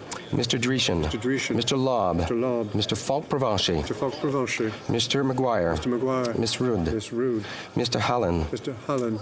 Mr. Macaulay, Edmonton West. Mr. Macaulay, Edmonton West. Mr. Seaback. Mr. Seaback. Mr. Chu. Mr. Chu. Mrs. Wagenthal. Mrs. Wagenthal. Miss Sahota, Calgary Skyview. Miss Sahota, Calgary Skyview. Mr. Yordega. Mr. Yordega. Mr. Diot. Mr. Diot. Mr. Shield. Mr. Shields. Mr. Virgin. Mr. Virson. Mr. Weber. Mr. Weber. Mr. Waugh. Mr. Waugh. Mr. Kitchen. Mr. Kitchen. Mr. Benson. Mr. Benson. Mr. Lloyd. Mr. Lloyd. Mr. Davidson. Mr. Davidson. Mr. Baldinelli. Mr. Baldini. Denelli. Mr. Aitchison. Mr. Aitchison. Mr. Bragdon. Mr. Bragdon. Miss Sin. Miss Sin. Miss Jensen. Jensen. Mr. Dalton. Mr. Dalton. Mr. Dowdall. Mr. Dowdall. Mr. Duncan, Stormont, Dundas, South Glengarry. Mr. Duncan, Stormont, Dundas, South Glengarry. Mr. Epp. Mr. Epp. Mr. Cram. Mr. Cram. Mr. Currick. Mr. Currick. Mr. Stanton. Mr. Stanton. Mr. Leipert. Mr. Leipert. Mr. Lawrence. Mr. Lawrence. Mr. Lewis Essex. Mr. Lewis Essex. Mr. Mazer. Mr. Mazer. Mr. McLean. Mr. McLean. Mr. Malilo. Mr. Malillo. Mr. Morrison. Mr. Morrison. Mr. Padzer. Mr. Panzer. Mr. Redicop. Mr. Redicop. Mr. Ruff. Mr. Ruff. Mr. Shipley. Mr. Shipley. Mr. Soroka. Mr. Soroka. Mr. Steinley. Mr. Steinley. Mr. Tucker. Mr. Tucker. Mr. Van Pupta. Mr. Van Pupta. Mr. Viss. Mr. Viss. Monsieur Blanchette. Monsieur Blanchette. Monsieur Sainte-Marie. Monsieur Sainte-Marie. Monsieur Terrien. Monsieur Terrien. Madame Normandin. Madame Normandin. Monsieur Fortin. Monsieur Fortin. Monsieur Bergeron. Monsieur Bergeron. Monsieur Barcelou-Duval. Monsieur Barcelou-Duval. Madame Gill. Madame Gill. Madame de Bellefeuille. Madame de Bellefeuille. Madame Michaud. Madame Michaud. Madame Posé. Madame Posé. Monsieur Thériault. Monsieur Thériault. Monsieur Plamondon. Monsieur Plamondon. Madame Larouche. Madame Larouche. Monsieur Perron. Monsieur Perron. Monsieur Beaulieu. Monsieur Beaulieu. Monsieur Boudria. Monsieur Boudria. Madame Chabot. Madame Chabot. Madame Desbiens. Madame Desbiens. Monsieur Champoux. Champoux. Monsieur Blanchette-Jonca. Monsieur Blanchette-Jonca. Monsieur Lemire. Monsieur Lemire. Monsieur Duceppe. Monsieur Brunel Duceppe. Monsieur Brunel Duceppe. Monsieur Simard. Monsieur Simard. Monsieur Trudel. Monsieur Trudel. Madame Bérubé. Madame Bérubé. Monsieur Savard-Tremblay. Monsieur Savard-Tremblay. Monsieur Desilets. Monsieur Desilets. Mr. Julian. Mr. Julian. Mr. Massey. Mr. Massey. Miss Ashton. Miss Ashton. Miss Kwan. Miss Kwan. Miss Blaney, North Island, Powell River. Miss Blaney, North Island, Powell River. Miss Quacquac. Miss Quacquac. Mr. Duval. Mr. Duval. Mr. Cannings. Mr. Cannings. Miss McPherson. Miss McPherson. Mr. McGregor. Mr. McGregor. Mr. Johns. Mr. Johns. Mr. Green. Mr. Green. Miss Gazan. Miss Gazan. Mr. Backrack. Mr. Backrack. Mr. Angus. Mr. Angus. Mr. Davies. Mr. Davies. Mr. Garrison. Mr. Garrison. Mr. Harris. Mr. Harris. Miss Collins. Miss Collins. Miss Matheson. Matheson. Mr. Blakey. Mr. Blakey. Miss May Sanish Fallon. Miss May Sanish Fallon. Mr. Manley. Mr. Manley. Mrs. Atwin. Mrs. Atwin. Miss Wilson Raybould. Miss Wilson Raybould. Mr. Erskine Smith. Mr. Erskine Smith. Stood up and voted. Did you call him? I just called him. You have to repeat it.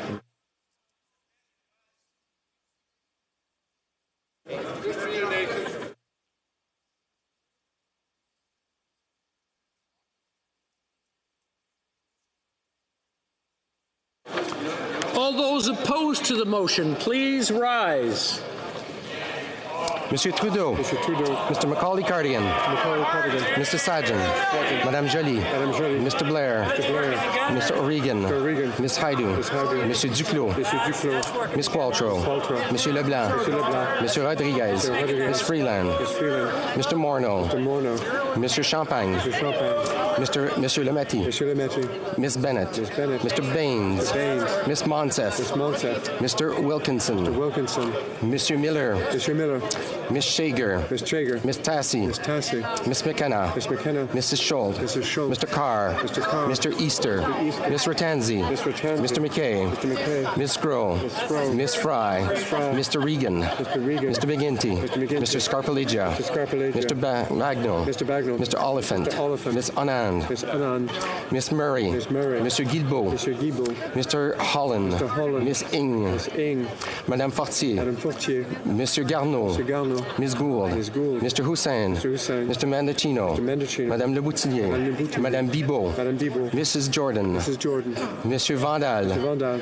Mr. Housefather. Mr. Housefather. Mr. Sims. Mr. Sims. Mr. Casey. Mr. Casey. Mr. Dollywall. Mr. Dollywall. Mr. Dubourg. Mr. Dubourg. Mr. Area. Mr. Area. Mr. Badaway. Badaway. Mr. Bertina. Mr. Bertina. Ms. Vandenbelt. Vandenbelt. Mr. Duguid. Mr. Duguid. Monsieur Lefebvre. Mr. Lefebvre. Monsieur Sanson. Mr. Sanson. Mr. Fisher. Mr. Fisher. Mr. Biddle. Mr. Biddle. Mr. Amos. Mr. Amos. Mr. Vaughan. Mr. Vaughan. Mr. Lamoureux. Mr. Lamoureux. Mrs. Petitpataler. Ms. Petitpataler. Miss Duncan Etobicoke North. Ms. Duncan Etobicoke North. Mr. Algabra. Mr. Algabra. Madame Bandayan. Madame Bendayan. Mr. Varani. Mr. Varani. Miss Demov. Mr. Demov. Mr. Anand Sangre. Mr. Ananda Sangre. Miss Hutchins. Ms. Hutchings. Mr. Beach. Mr. Beach. Mr. Fillmore. Mr. Fillmore. Monsieur Chiffquet. Mr. Chiffquet. Monsieur Cormier. Mr. Cormier. Miss Dillon. Ms. Dillon. Monsieur Drouin. Mr. Drouin. Miss Zerowitz. Ms. Zerowitz. Monsieur Elkoury. Mr. Alcoury. Mr. Finnegan. Mr. Finnegan. Mr. Fonseca. Fonseca. Mr. Fradiscaros. Mr. Fradiscaros. Mr. Garretson. Mr. Garretson. Mr. Hardy. Mr. Hardy. Miss Young. Ms. Young. Monsieur Arsenault. Mr. Arsenault. Mr. Dreeshen. Mr. Dreeshen. Monsieur Lauzon. Mr. Lozo. Monsieur Fergus. Mr. Fergus. Monsieur McKinnon Gatineau. Mr. McKinnon Gatineau. Mr. Bruson. Mr. Bruson. Mr. Fraser. Mr. Fraser. Miss Cara. Ms. Cara. Mr. Ellis. Mr. Ellis. Mr. Vancouverden. Mr. Vancouverden. Miss Jones. Ms. Jones. Mr. Sobera. Mr. Sobera. Mr. Spangeman. Mr. Spangeman. Monsieur Yakuno. Mr. Yakuno.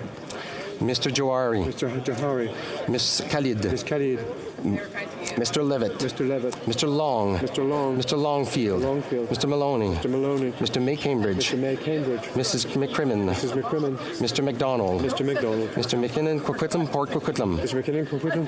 Mr. McLeod Northwest Territories. McLeod Northwest Territories. Mr. Morrissey. Mr. Morrissey. Miss O'Connell. Miss O'Connell. Monsieur Robillard. Mr. Robillard. Miss Sahota Brampton North. Miss Sahota Brampton North. Mr. Sani. Mr. Sani. Mr. Sanga. Mr. Sanga. Madame Martinez Farada. Madame Martinez Ferrada. Madame Brière. Madame Brière. Mr. Essassi. Mr. Essassi. Mr. Kuzmerichik. Mr. Kuzmerichik. Mr. Sarai. Mr. Sarai. Monsieur Seri. Mr. Seri. Madame Shanahan. Madame Shanahan. Miss Sidhu Brampton South. Miss Sidhu Brampton South. Mr. Sikan. Mr. Sikan. Mr. Tabara. Mr. Tabara. Mrs. Zaid. Mrs. Zaid. Madame Mendez. Madame Mendez. Miss Lambropoulos. Madame Lambropoulos. Miss Yip. Miss Yip. Mr. Rogers. Mr. Rogers. Mr. Baker. Mr. Baker. Mr. Baptiste. Mr. Baptiste. Madame Bessette. Madame Bassett. Mr. Blois. Mr. Blois. Mr. Dong. Mr. Dong. Miss Jasic. Miss Jasic. Mr. Calloway. Mr. Calloway. Madame Koutrakis. Madame Koutrakis. Madame Lalonde. Madame Lalonde. Madame Latanzio. Madame Latanzio. Mr. Louis Kitchener-Conestoga. Mr. Louis Kitchener-Conestoga. Mr. Pawlowski. Mr. Pawlowski. Mr. Sidhu Brampton East. Mr. Sidhu Brampton East. Mr. Turnbull. Mr. Turnbull. Mr. Van Biden. Mr. Van Biden. Mr. Wheeler. Mr. Wheeler. Miss Zahn. Miss Zahn. Monsieur Zubiri. Monsieur Zubiri.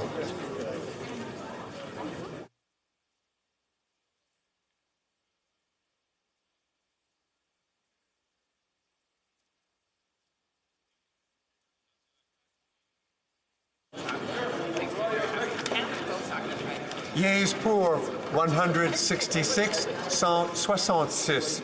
Nays contre 152, 152. I declare the motion carried.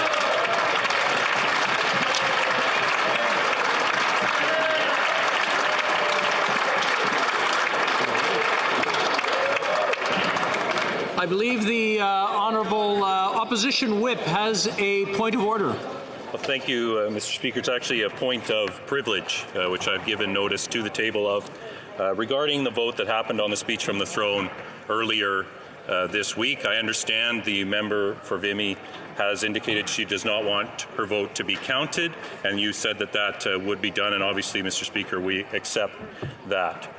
This is much more serious than that, however, Mr. Speaker. This raises many more questions that I will get into here that I believe you need to give us some direction on, because this does affect the privileges of every member of this House. We are in order. Sorry, order.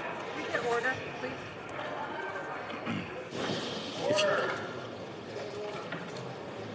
Very good. I just want to remind the House that there's a point of privilege being brought forward, and I think we all want to hear it. So if there's any discussions, please take them into the lobby or just keep it as quiet as possible.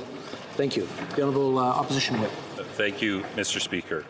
The privileges of all members are affected when there is questions about the conduct of one member. In this case, we are in a minority parliament where every single vote that is a confidence vote will matter. And in this case, while there was a significant enough spread between the yeas and the nays, one can easily imagine a scenario where the vote of one member could determine whether or not the government maintained the confidence of the House.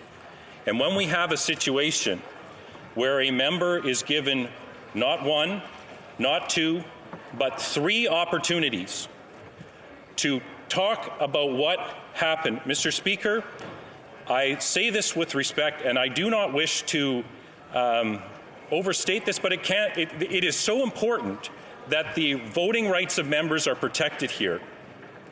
And maybe when the standing orders were written, it was simply enough, without cameras in this place, to trust the word of a member.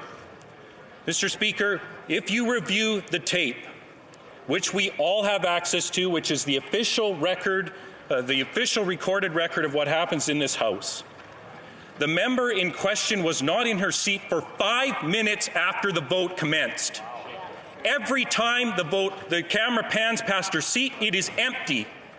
This is not a matter of seconds and a member saying, I heard it and I rushed in and sat down. I am sorry, Mr. Speaker, I want to take all members at their word in this place. But the video evidence is crystal clear. And for her to say today, I now know that I needed to be in the chamber in order to vote. You told us that on Monday night. You told the House, to be clear, you must be in the chamber in order to vote. And she stood and said, I was here. I heard the question. Absolutely false, Mr. Speaker. So now what do we do?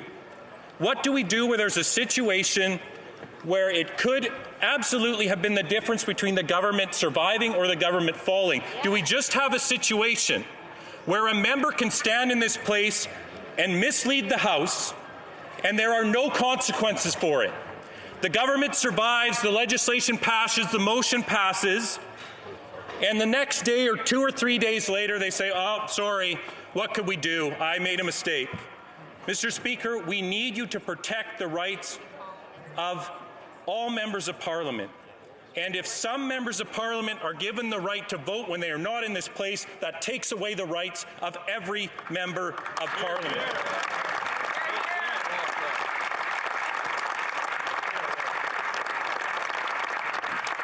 Mr. Speaker, a misleading statement by a member is listed as an offence against the House. This has nothing to do, and that is at page 82 of Boston Gagnon. It is an offence against the House. It's not an offence against a particular party. I would say it's offensive to you, Mr. Speaker, as the guardian, the custodian of our privileges. But this is something that could have made all the difference. In the last Parliament, on Bill C-10, a transport bill, it was a tie vote that the previous Speaker had to break the tie on. We had 3 members in the lobby. We had 3 members who knew better than to come in and take their place and vote, because to do so would have been dishonorable. It would have broken the rules of this House. What if we just sent them in, Mr. Speaker? the legislation would have been defeated at second reading. What would the remedy then have been? So we are in this situation now where it is more imperative than ever that you protect the rights of all members and not just the governing party. And I know, Mr. Speaker, you would never do that. You are here, you are elected by all of us. You protect the rights of all of us. And I am sorry, Mr. Speaker, but I think you need to review the tape.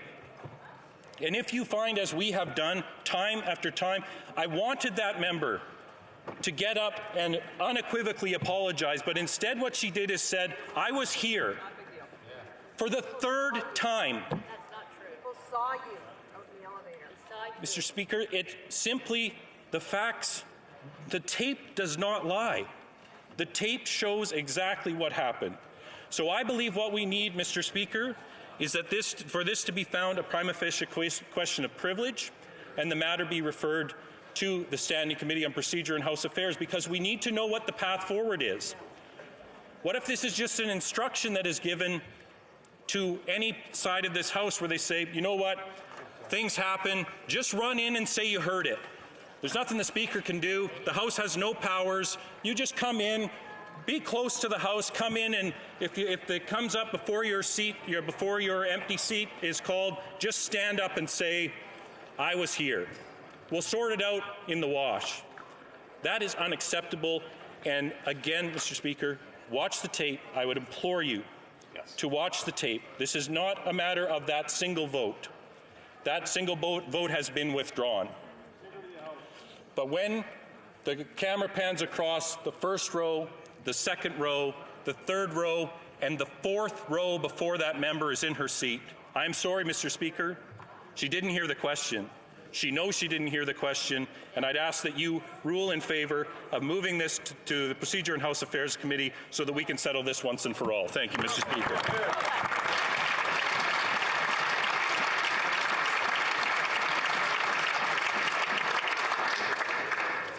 I want to thank the Honourable Whip for his point of privilege. I will be. I'm sorry. The Honourable Member for Saanich Gulf Islands, and then we'll Mr. Speaker. From there. I certainly understand the point being made by the Honourable Member for Chilliwack Hope. Had the member for Vimy not apologized, I would certainly have shared in his sense. I'm sorry, Mr. Speaker, I'd like to finish what I was saying. I think we should, in this place, show some understanding for what it was like the first day we stood in this place. There are such things as rookie mistakes, and a little compassion wouldn't be out of order. We have another point of order. The Honourable Member for Edmonton Strathcona. I'd like to thank the member for bringing this to our attention. The NDP would like to choose to come back on this and have that opportunity, if that's possible. Thank you. Okay.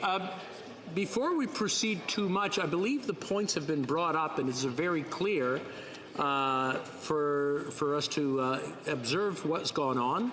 So rather than have this go on all afternoon, I think the honourable members will agree that I agree to go back to observe, take a look at the evidence, and then come back to the House with a ruling. If I don't want it to go on, because what I'm starting to hear is a repeat of the same arguments over and over again. I think I have enough information that that's there. A point of order, the Honourable Government House or Opposition House Leader. Thank you, Mr. Speaker, and I think we would be happy if you would go and review those tapes. I would ask, though, I have another perspective. In fact, I have some information that individuals outside of this place actually saw that member in the elevator while the question was being put, which I'd like to speak about.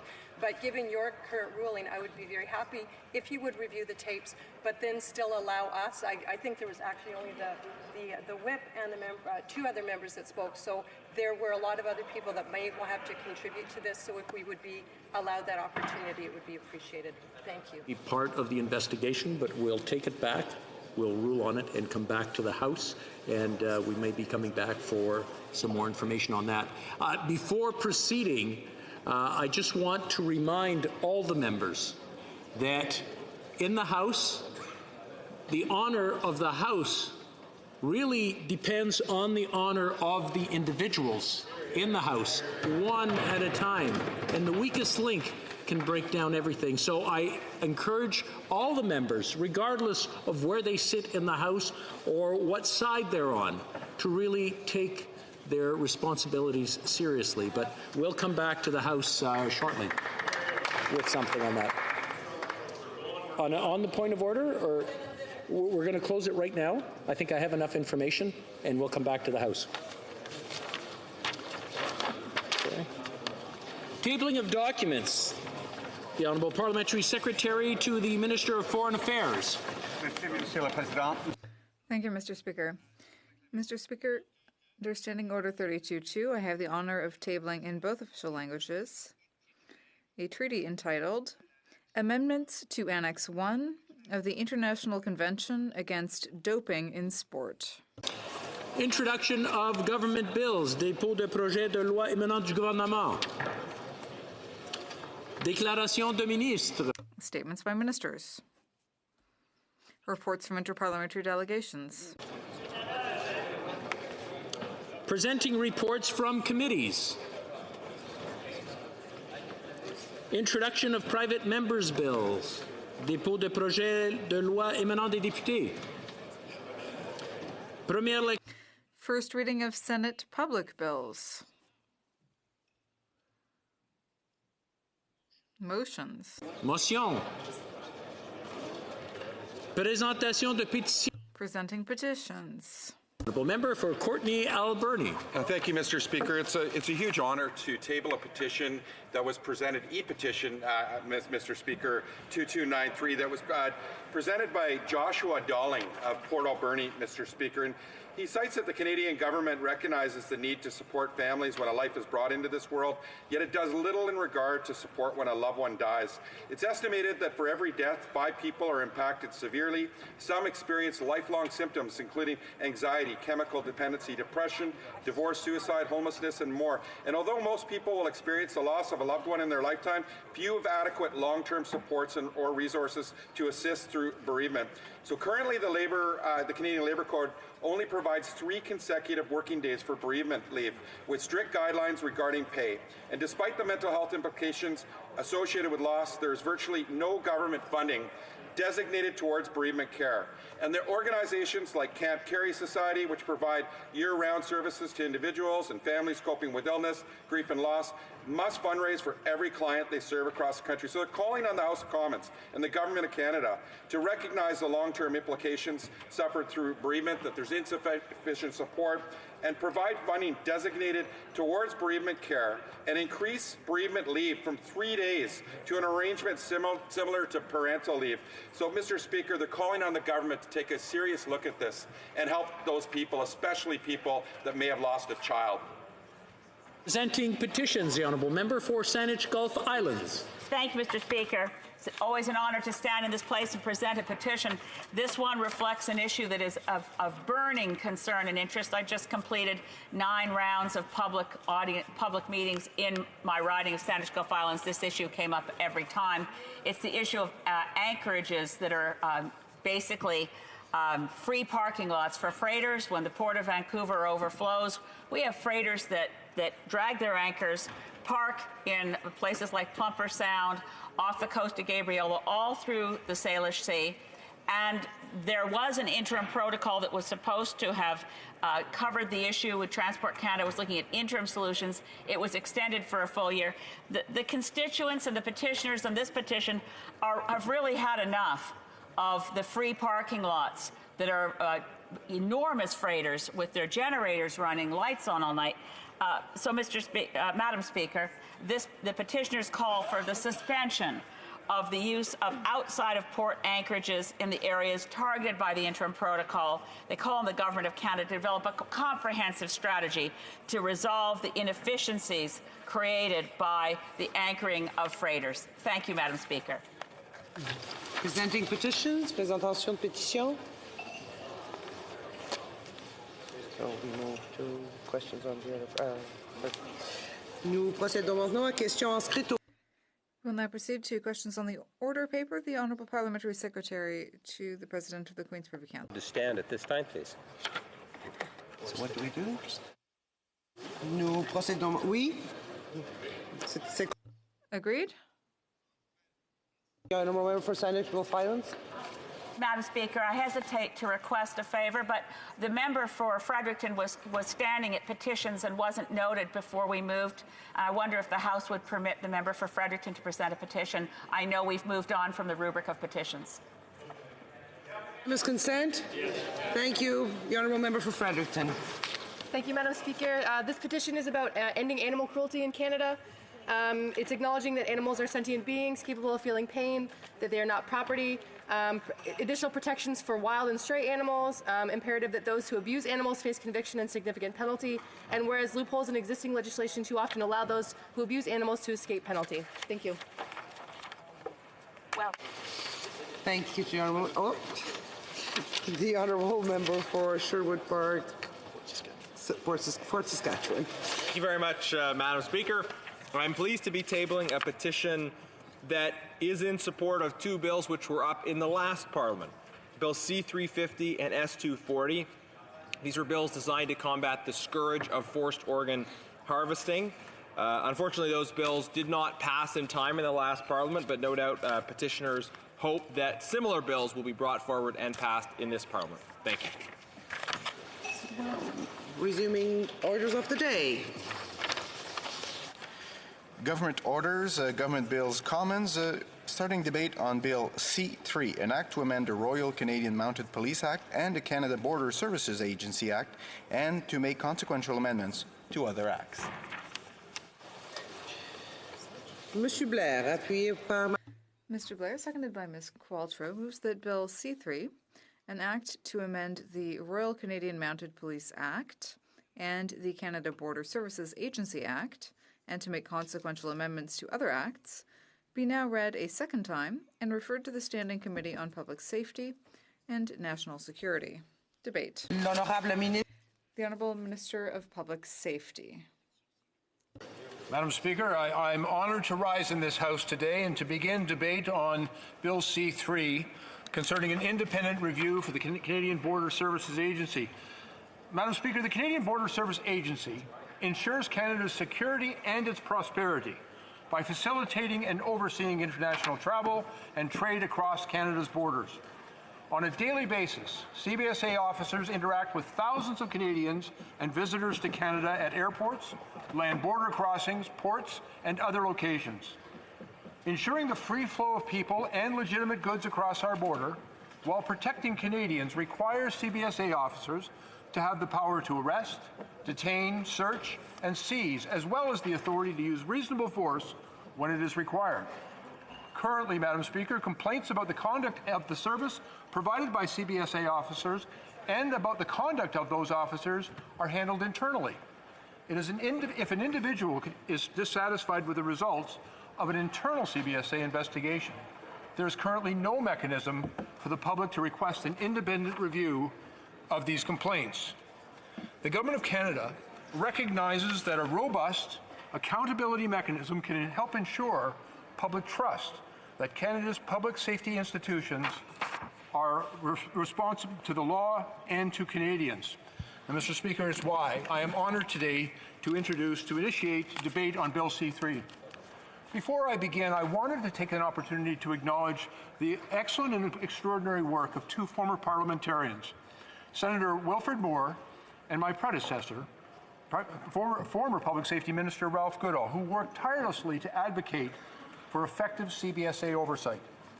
This important piece of legislation that was brought before us today will establish an independent review and complaints mechanism for Canada's Border Service Agency. And this will address a significant accountability and transparency gap among our public safety agencies and departments here in Canada. Amongst our allies, Madam Speaker, Canada is alone in not having a dedicated review body for complaints regarding its border agency. And the CBSA is also the only organization, as I've indicated, within the public safety portfolio without its own independent review body. Madam Speaker, the resolution of conduct complaints is critically important to maintaining public trust. And we already know that many CBSA activities, such as customs and immigration decisions, are subject to independent review. But unfortunately, Madam Speaker, as of yet, there is no such mechanism for public complaints related to CBSA employee conduct and service. Madam Speaker, just for context for my colleagues and for Canadians, the agency deals with an extraordinary and staggering number of people and a huge volume of transactions each and every year.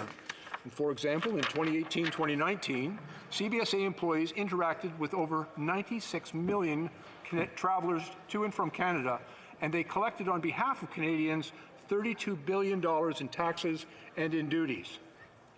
Behind these extraordinary numbers is the story of all of us, Madam Speaker, Canadians in all walks of life and in all parts of our country who rely on the services of our border services agencies. And together, we expect that in the majority of cases, we will receive and do receive a high degree of professionalism when traveling abroad for work and for leisure. I'd like to take this opportunity, if I may, to thank the many members of the Canadian Border Services for their service to Canadians and for the professionalism they give to their duties. But it is a fact, Madam Speaker, that when dealing with that many travelers, it is inevitable that some complaints may arise.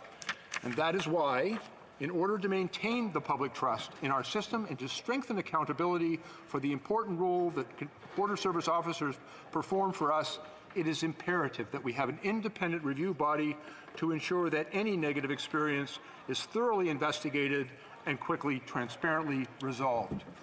Currently, if there are complaints from the public regarding the level of service provided by CBSA or the conduct of CBSA officials, they are handled through an internal process within the agency.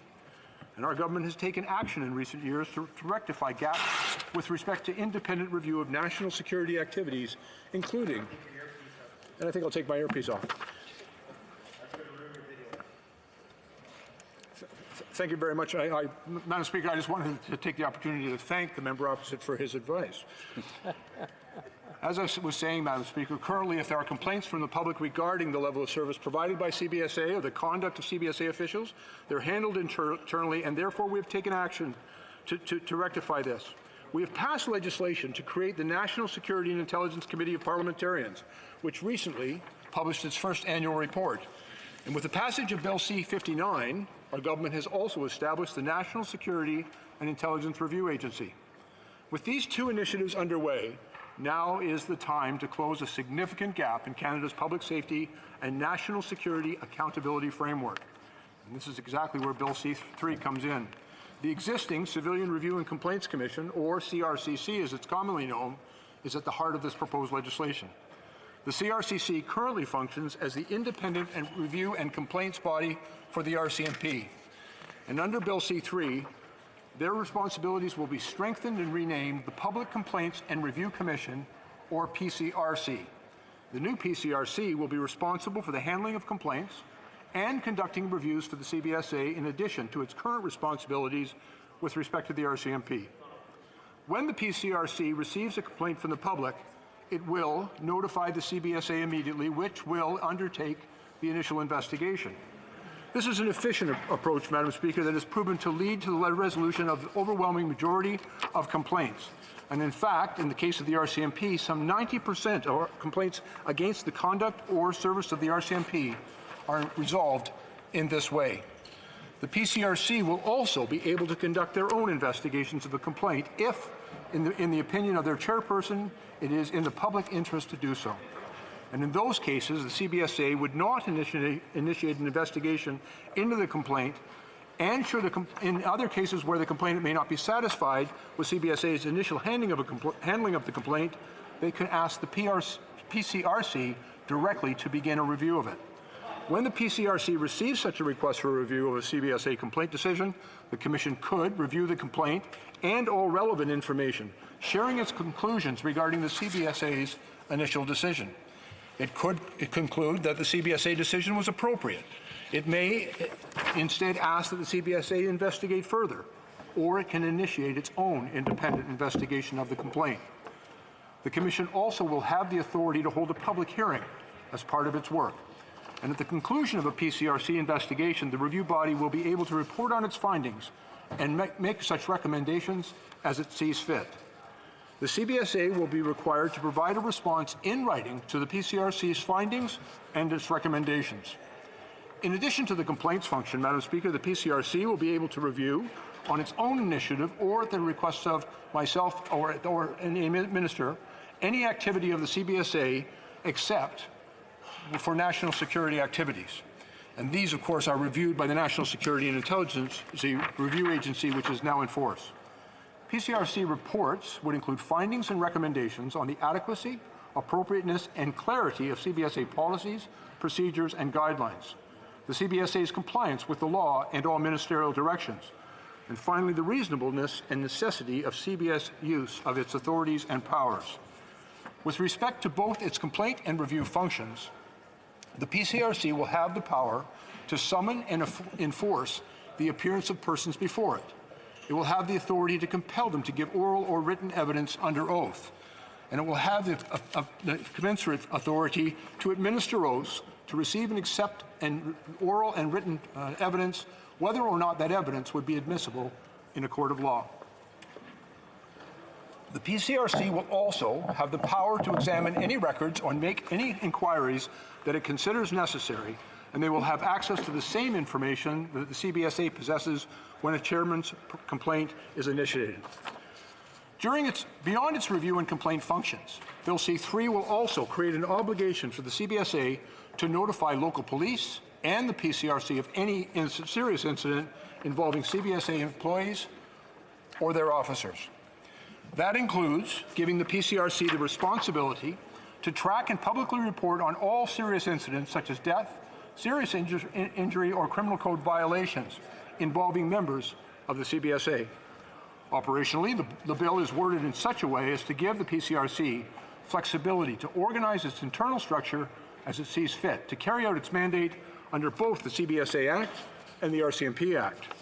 The PCRC could designate members of its staff as belonging either to an RCMP unit or a CBSA unit. Common services, such as corporate support, could be shared between both units, which will make them more efficient. But there are also several benefits to be realized by separating staff in the fashion that I have described. For example, staff could develop a certain expertise on the matters involving these two agencies, their operational procedures, and other matters. Clearly identifying which staff members are responsible for which agency may also help with the clear management of information. Bill C-3 will also make mandatory the appointment of a vice chair for the PCRC. And this will ensure that there will always be two individuals at the top, a chairperson and a vice chair capable of exercising key decision-making powers. Under Bill C-3, the PCRC will publish an annual report covering each of its business lines, the CBSA and the RCMP, and the resources that they have devoted to each. This report will summarize their operations throughout the year and will include such things as the number and type of complaints and any review activities, providing information on the number, type, and outcomes of all serious incidents. To further promote transparency and accountability, the annual report will be tabled in Parliament. Madam Speaker, the new Public Complaints and Review Commission proposed under Bill C-3 will close a significant gap in Canada's public safety accountability regime. Parliamentarians, non-government organizations, and stakeholders have all been calling upon successive governments to initiate such reform for many years. And for example, in June of 2015, in the other place, a committee of the National Security and Defence tabled a report which advocated for the establishment of an independent civilian review and complaints body with a mandate to conduct investigations for all CBSA activities. More recently, Amnesty International in Canada in 2018, in Canada's 2018 report card, noted that the CBSA remains the most notable agency with law enforcement and detention powers in Canada that is not subject to independent review and oversight. National security expert and law professor Craig Forsese is quoted as saying CBSA oversight is the right decision. And government expert Mel Kapp said that it is filling a gap. And I would importantly note that the proposed legislation before this House benefited from the valuable advice proposed to the government by Mr. Kapp. To support this legislation, we have allocated $24 million to expand the CRCT to become an independent review body for CBSA. And with the introduction of Bill C-3, proper oversight is on track to becoming a reality. In the last Parliament, this bill received all-party support in the House in recognition of its practical contents that seek to maintain the integrity of our border services and to instill confidence in Canadians that their complaints will be heard independently and transparently. And though the bill was supported unanimously at third reading, it unfortunately did not achieve royal assent by the time the last Parliament ended. We've heard concerns from many members in this House about the date of tabling, and we are now reintroducing this bill at our very first opportunity as part of the 43rd Parliament. This will be the third consecutive Parliament, Madam Speaker, to consider legislation to create an oversight body for CBSA. It's overdue, and for all of these reasons, I proudly introduce Bill C3. I'm happy to take any questions my colleagues may have. Thank you, Madam Speaker. Questions and comments? The honourable member for... Sorry, I do have it. Medicine Hat, Carleton and Weber. Thank you, Madam Speaker, and thank you to the Minister for his presentation. I have just two quick questions. One, in the last Parliament, the bill was in mostly the same form was presented, and at that point in time, there was the National Police Federation as well as CBSA Union indicated that they had not been consulted on this. And I'm wondering, in between time, since June when this was presented and now, who the government has consulted with, Madam Speaker, and when and where that may have occurred. Minister? I want to thank my friend for a very important question. I have had the opportunity to review the testimony at committee in the previous Parliament that addressed the bill that was at that time before it. I took very, very particular note of comments made by a number of witnesses, including those representing the union in this case, and their comments, and that they have been taken into full consideration in the preparation of this bill. We also look forward to the work of our parliamentary committee should this bill receive the support of the House to continue to move forward, and I think it's very important. You know, I will tell you that in my experience, officers who do the important job of keeping our community safe actually benefit from the transparency and accountability that is built into our oversight and review systems for complaints, both the service and in conduct, and articulating clear rules and a clear understanding for those officers so that they know what to expect and how the system works can be critically important to the success of their work. And it is our intent to do the work necessary to make sure Canadians can and will trust the excellent work being done by CBSA officers, and that there is an appropriate mechanism in place to resolve complaints of conduct or service when they arise. Questions et commentaires? Questions and comments? The honourable member for St. John's East. Thank you, Mr. Speaker, and I want to thank the Minister for his remarks. The early presentation of this bill, of course, hasn't given a lot of time to study it in detail as a newly elected member, but I am looking forward to further discussion and debate, and I do want to ask one question, or two questions at this point. I note that when the Senate was dealing with this issue of oversight of the CBSA, they proposed a different piece of legislation which wasn't supported by this government, calling for an oversight body using an independent investigator, which would provide oversight to the agency, not just the complaint side. This was rejected by the government implicitly. And the second concern that I have is that during this discussion, there was concern that in the RCMP Complaints Commission, there was already a backlog of over 2,000 cases, and now we have, instead of creating a separate board, a combined board with two functions and possibly two investigative teams. Are we going to end up in a situation where we're just having reviews of internal investigations, or is there going to be separate independent hearings? And what kind of oversight can this body actually provide in the absence of an oversight body of the organization? The Honourable Minister. And again, I'd like to thank my colleague from St. John's East for his question and his interest. I've also reviewed previous Senate bills. As I've indicated, this is also a matter that has been considered over a number of years, and the CBSA is the last of the public safety agencies to actually receive this type of oversight.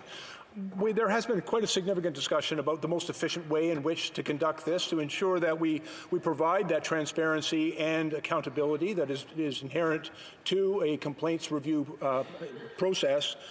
We have learned a great deal of lessons from what has worked well for the RCMP, for example, and we're taking advantage of that. But with respect to your concern, and I think it's a very legitimate one, about making sure we adequately resource this agency to do the work that we are tasking them with. We have, as I've said, budgeted 24 additional millions of dollars to provide that support to make sure that they have those resources.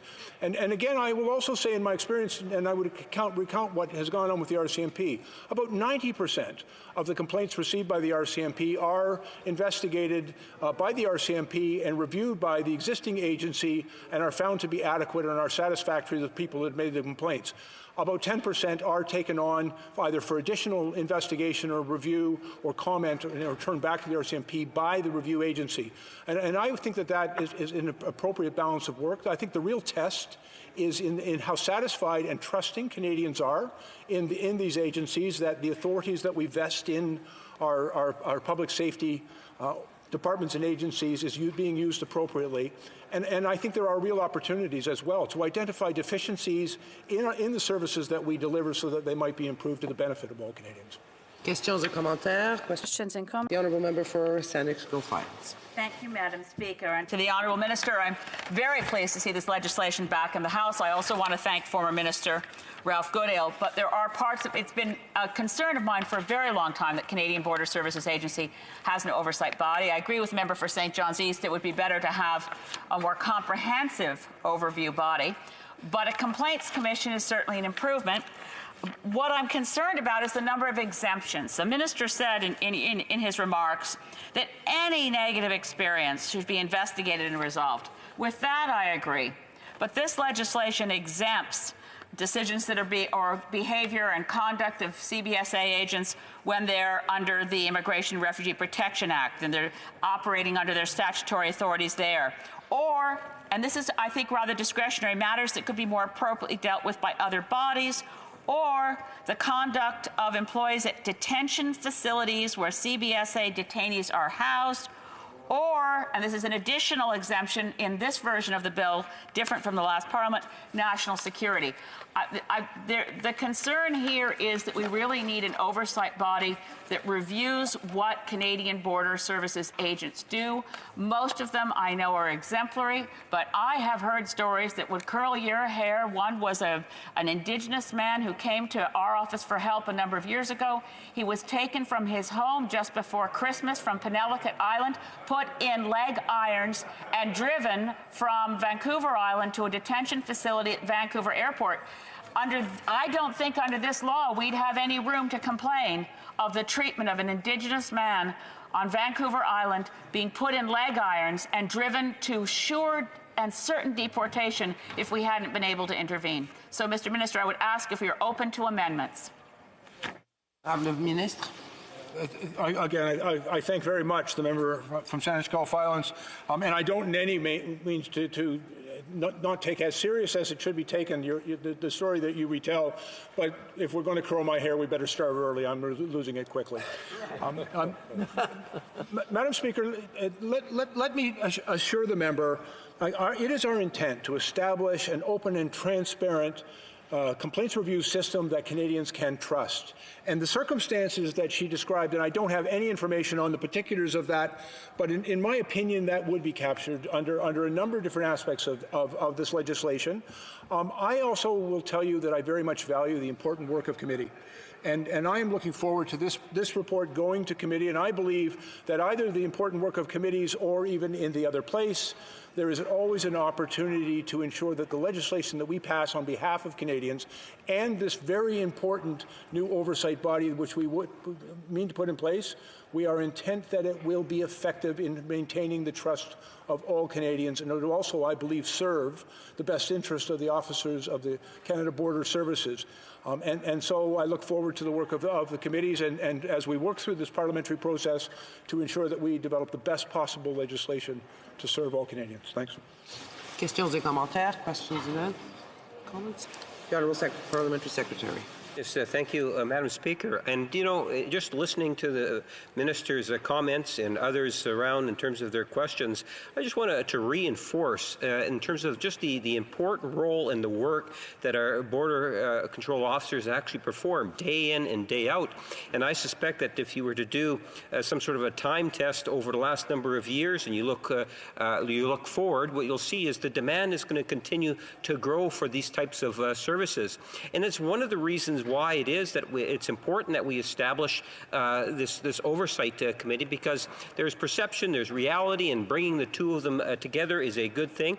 In other words, I believe the timing is right. It made reference to the former member from Wascana, Ralph Goodale, and the fine work that he did on this, and the civil servants and the different stakeholders have had the opportunity to get engaged on this legislation. And I'm wondering if the minister could just provide his thoughts and reinforcement in terms of just the fine work that these individuals do day in and day out overall.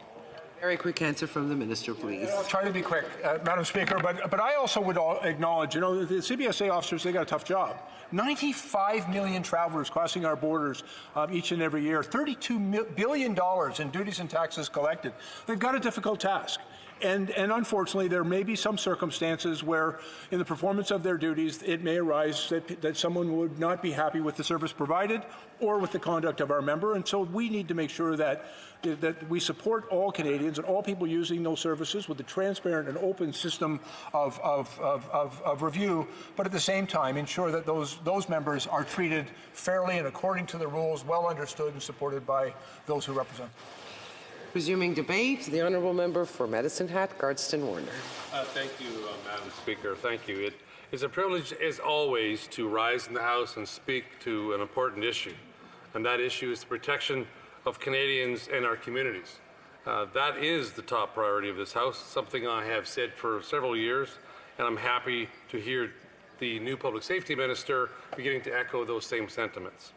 Bill C-98 from the previous Parliament session and now renamed Bill C-3 in this session proposes to repurpose and rename the RCMP's Civilian Complaints Commission to the Public Complaints and Review Commission and expand their mandate to review both the RCMP and the CBSA. And I just want to take an opportunity to thank the RCMP members and the CBSA members for the incredible work they provide and service they provide to Canadians. I'm privileged to be the first to rise on behalf of the official opposition and say that our team is cautiously optimistic of this legislation, Madam Speaker. Our Conservative team supports that all governments, employees and elected officials should be accountable to the people and to the taxpayer. Public servants across the country must be held to the standards expected of Canadians to uphold the integrity of people visiting or passing through our country while ensuring that our laws and international laws are obviously upheld. For those reasons, a properly implemented oversight agency, as is used by police services across the country, including the RCMP, seems to be a sound policy and certainly long overdue. In 2016, the previous Public Safety Minister, Ralph Goodale, testified he was already working on the issue and prevented legislation from others to proceed. In 2017, Mel Kapp provided his advice, which is captured in this bill, to create a civilian oversight body. Unfortunately, it took until the last days of the previous Parliament session for the Liberals to move ahead. But hopefully, the retabling of the bill 3 months into this new session suggests the Liberals are certainly taking this issue seriously. Canadians expect federal law enforcement to act to uphold our laws and to be held accountable if they don't. This bill will align well with the values of many Canadians and the values of the Conservative team. It would not have been my top priority, however, Mr. Speaker. I would like to have been here to talk about issues that are top priorities at this current time of Canadians, such as the 134,000 people from across this country who have signed e-petition 2341. And currently that is the largest e-petition in Canadian history, and it is the third largest in all of Canadian petition history, only behind the 1949 625,000 hard copy petition for the Canadian Bill of Rights and the 1975 petition on the abortion and not proceeding with the abortion law. So, of course, I'm thrilled to be the sponsor of that petition. But as we know, that petition it highlights the flaws in the Liberal plan to target law-abiding Canadian gun owners for the actions of criminals and gangs. I'd also like to be talking about the issue of rural crime and the issue how that issue impacts all rural communities, especially those where the RCMP are left short-handed. I'd like to talk about the lack of the Liberal plan to deal with the skyrocketing opioid crisis in our communities and all the deaths that are occurring and the public safety concerns of gangs and shootings and illegal firearms. We should be talking about the erosion of our border security under this Liberal government, not just with illegal border crossers and that crisis, but rather with drugs and handgun smuggling, human trafficking by many of the same gangs running drugs and massive backlogs in the monitoring and deportation of known terrorists, criminals, and national security risks. But we're here today to talk about Bill C-3, an oversight bill. Oversight is good, Madam Speaker. It ensures that people who know that there is someone who will look into actions that are not in keeping with our laws. This bill should provide investigative powers, ability to review situations, provide feedback, and determine a course of action on scope and scale with anyone who violates our laws and our principles. Bill C-3 proposes to repurpose and rename the RCMP Civilian Complaints Commission, as I said earlier, to the Public Complaints and Review Commission and expand their mandate to both the RCMP and the CBSA. Since coming into government, Mr. Speaker, the Liberals have added numerous layers of oversight and bureaucracy and process into national security and public safety with very little action that actually protects Canadians. The Liberals have added the Parliamentary National Security and Intelligence Oversight Committee, the new National Security and Intelligence Review Committee, the expanded Intelligence Commissioner, and now the expanded role of the Civilian Complaints and Review Committee of the RCMP. This is on top of the existing reviews that includes the Minister of Public Safety, the Minister of National Defence, the Minister of Foreign Affairs, the National Security Advisor, and I suppose now the newly appointed Deputy Prime Minister. Madam Speaker, I certainly hope we don't have investigations by 7 or 8 federal agencies with respect to what this one complaint and what this act is supposed to be here to do. Over the last 5 years, Liberals have committed $150 million on boosting oversight. In contrast, between 2015 and 2019, they promised $400 million to policing and gangs, but that delivery has been wanted. Mr. Speaker, I think members will stand up and say that oversight is the right way to go and that this bill, with some edits, as has already been mentioned in a question from previous, could actually benefit Canadians. But it will be important to make sure the right amendments are in place. This bill creates a mechanism to complain about inappropriate actions by border officers. Police have had civilian oversight and review for decades, and it's common practice around the world for law enforcement. It seems logical that a large enforcement agency like CBSA should have the same checks and balances. This will help officers who are wrongly accused to show that they acted appropriately. If they did, it will remind officers that they are not above the law, something we all need. But this bill is silent on holding people accountable. This Public Complaints Review Committee can examine evidence, can call witnesses, and write a report. But the bill seems silent on how officers who violate this law or the code or principle can be held accountable. I have not been in Parliament as long as some, but anyone who has paid attention to the Auditor General or other parliamentary officers can see a pattern. Programs, services, and reviews designed to look like it addresses the issue, but lacking any kind of accountability and powers to hold people accountable and to account. We are seeing the Liberals repeat the same thing over and over again, and they give us a new agency, a new commission, or a new committee, or another new bureaucracy, but refuse to put in place any measures that would actually take steps to correct the problems that this commission or committee was there to deal with in the first place. Let me use Vice Admiral Norman as an example. The Prime Minister personally pointed the finger at Admiral Norman. The Vice Admiral was fired and charged with serious offences. The Prime Minister said he supported the RCMP in their investigations, but made no effort to provide full evidence to support their investigations or refute that investigation. It is only when Vice Admiral Normal's attorney interviewed former Conservative ministers from the Harper administration that suddenly the case fell apart and the Vice Admiral was completely exonerated.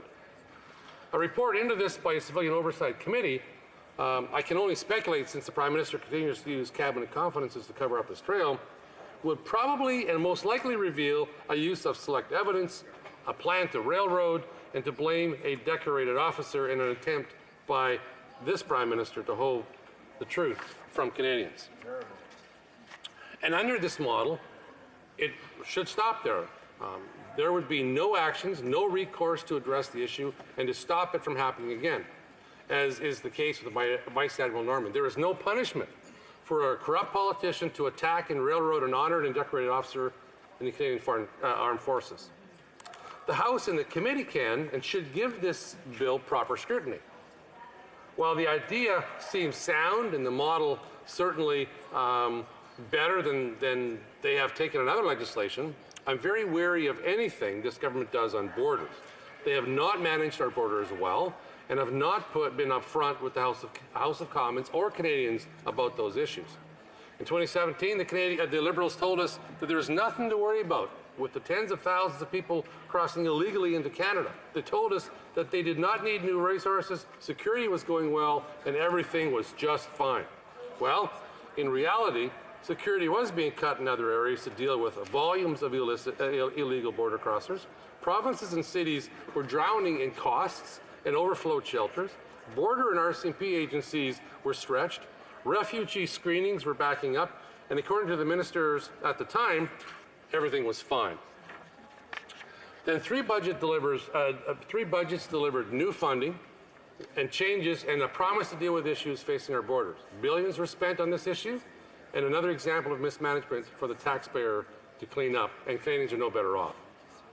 And we still continue to pay millions to deal with the issue without any reduction in the problem. So what should we scrutinize, Madam Speaker? For one, I think we should make sure to hear from those people impacted by the decision, like groups like Frontline RCMP and CBSA officers who will be subjected to the evaluations that this oversight committee will have. I would like to say we were shocked in the last session that neither the RCMP or CBSA unions were involved. But that's, again, not necessarily new in the consultation policies of this government. To quote an article, Madam Speaker, the union representing border officers has heard little about the proposal and was not consulted on the bill, that being the former Bill C-98, a nearly identical bill to this one. And this is from Jean-Pierre Fortin, the national president of the Customs and Immigration Union, said that the president of the CBA was also left out in the dark and could not inform the union of any details in the investigation. My hope is that that has been taken care of or will be taken care of. And in speaking with those two bodies, the National Police Federation on the previous bill, I'm left with the impression that they did not consult them either. So as we asked or heard earlier, I asked the minister if they corrected it this time. I guess we'll find out exactly once it gets to committee, and my colleagues will hear from those agencies or those individuals that I've just mentioned. We'll want to hear from impacted Canadians on this matter. There should not be a need to get high-priced lobbyists involved to get the minister's attention. We should also check that and make sure that Canadians don't need to hire lawyers to get access to the Complaints Commission and its process. I think that's something that's critical for those who might be impacted by any impropriety that they experience when they cross the border. We need to make sure that the minister and his staff and other leaders across the public safety spectrum can't get their hands inside the processes and decisions of these oversight bodies either. And finally, Madam Speaker, I want to mention the issue of the Liberals using their majority to ram things through despite serious issues in the last Parliament. I call on and expect that all members of the Public Safety and Emergency Preparedness Committee will abide in their own judgment, the testimony of experts and witnesses, and not the will of the minister's staff or demands of the political arm of the PMO. Timelines are constructed by the committee, not the Minister of Public Safety or his staff. And knowing that the chair The current chair and the former chair of the Public Safety Committee is a scrupulous and honored individual. I trust he won't suggest that legislation needs to be finished by a certain deadline to make a minister or staff happy before members can hear appropriate testimony. There's a lot of trust and faith needed, obviously, Madam Speaker, for the House to work well together on any legislation, and certainly this one is no exception. Trust that is built through honest answers and legitimate questions, trust reinforced by following integrity and the need to get it right rather than just to be right. I hope the Minister will be clear with the committee members on spending, on resources, on his proposed plans, an area where we can all improve, where certainly this government can improve on the track record from the past. And Madam Speaker, perhaps with new legislation in this new session, we can see the government try to broker such trust, starting with Bill C-3, and we'll wait and see for that to happen. I'm open to questions. Thank you. Questions et commentaires? Questions et commentaires? Questions and comments? Honorable Secrétaire parlementaire.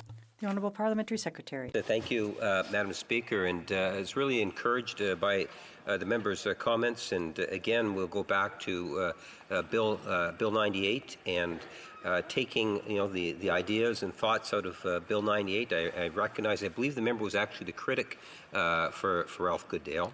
And I did appreciate the concerns that he has raised, and would ask him specifically, does the Conservative Party see this bill as it stands today? Do they have some amendments that they would specifically like to bring that he might be able to share with us well in advance of going to committee? If he could just provide his thoughts in terms of any suggestions that they might have, given that we've had the legislation now for quite a while if you factor in Bill 98. The Honourable Member for Medicine Hat, Cardston Werner. Well, thank you, Madam Speaker. And I put my earpiece in, but I should realize that the Honourable Member who just asked the question, I usually don't have to have my earpiece in when he asks or speaks in the House because he's usually very vocal. I thank him for his question.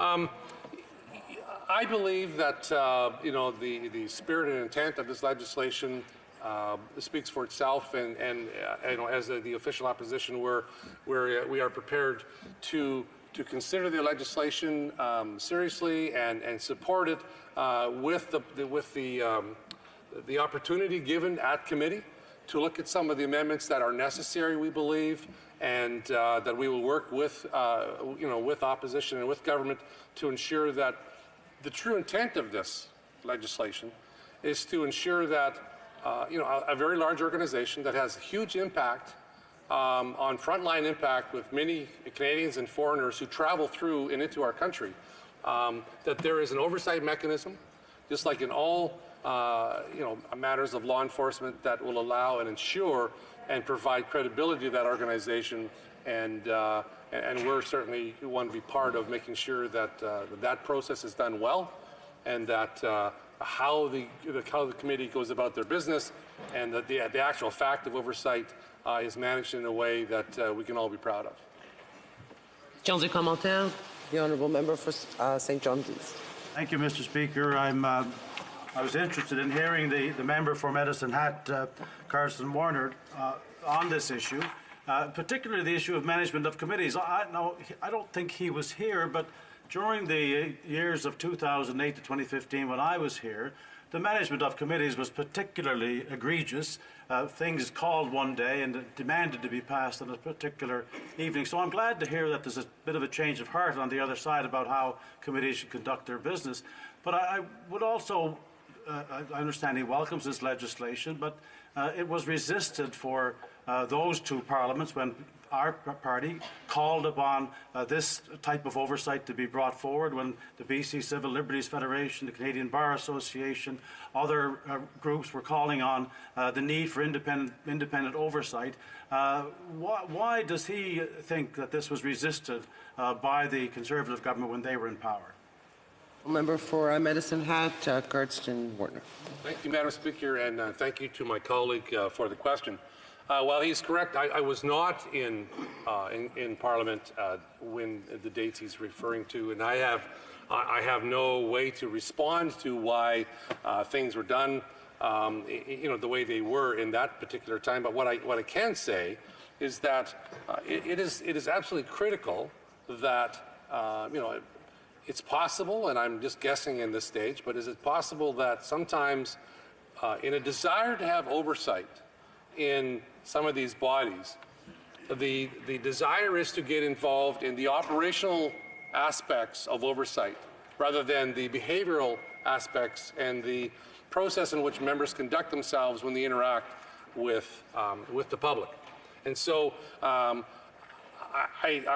pleased with what I see in this legislation compared to what I've been told has existed in previous ones or previous proposals, whereby the focus is more on the members and their conduct and their interactions with the public, as opposed to whether or not they were conducting an investigation or getting into the operational aspects of agencies, as opposed to the acts and behaviors or omissions of members of those organizations.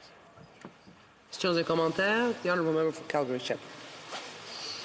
Thank you, Madam Speaker. You know, there's a Yiddish proverb that says, ask and you won't get lost. So the last Parliament, I have a great love for Yiddish proverbs, and I will be using them again in this Parliament. Someday I'll learn enough Yiddish to be able to say it in that language, so fair warning to the interpreters.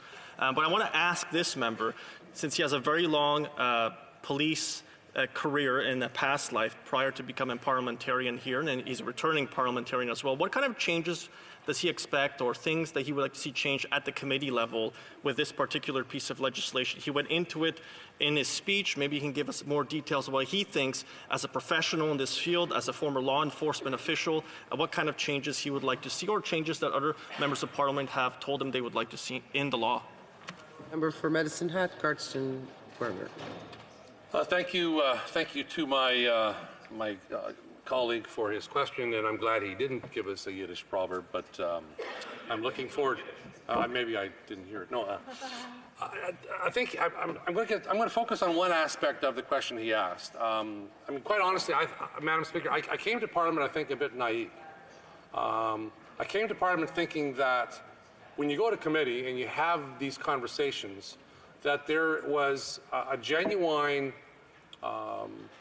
understanding that we are all here for one purpose, and that is to make life better, and in this case, safer, more appropriate for all Canadians. And what was evident through many of the committees that I was involved in is that the agendas of a government, for example, our majority, sometimes superseded the common sense of what Canadians were expecting from us as parliamentarians. And so what I'm excited about in a minority parliament is that there is a need from government, a minority government, to ensure that all aspects of legislation are taken into consideration.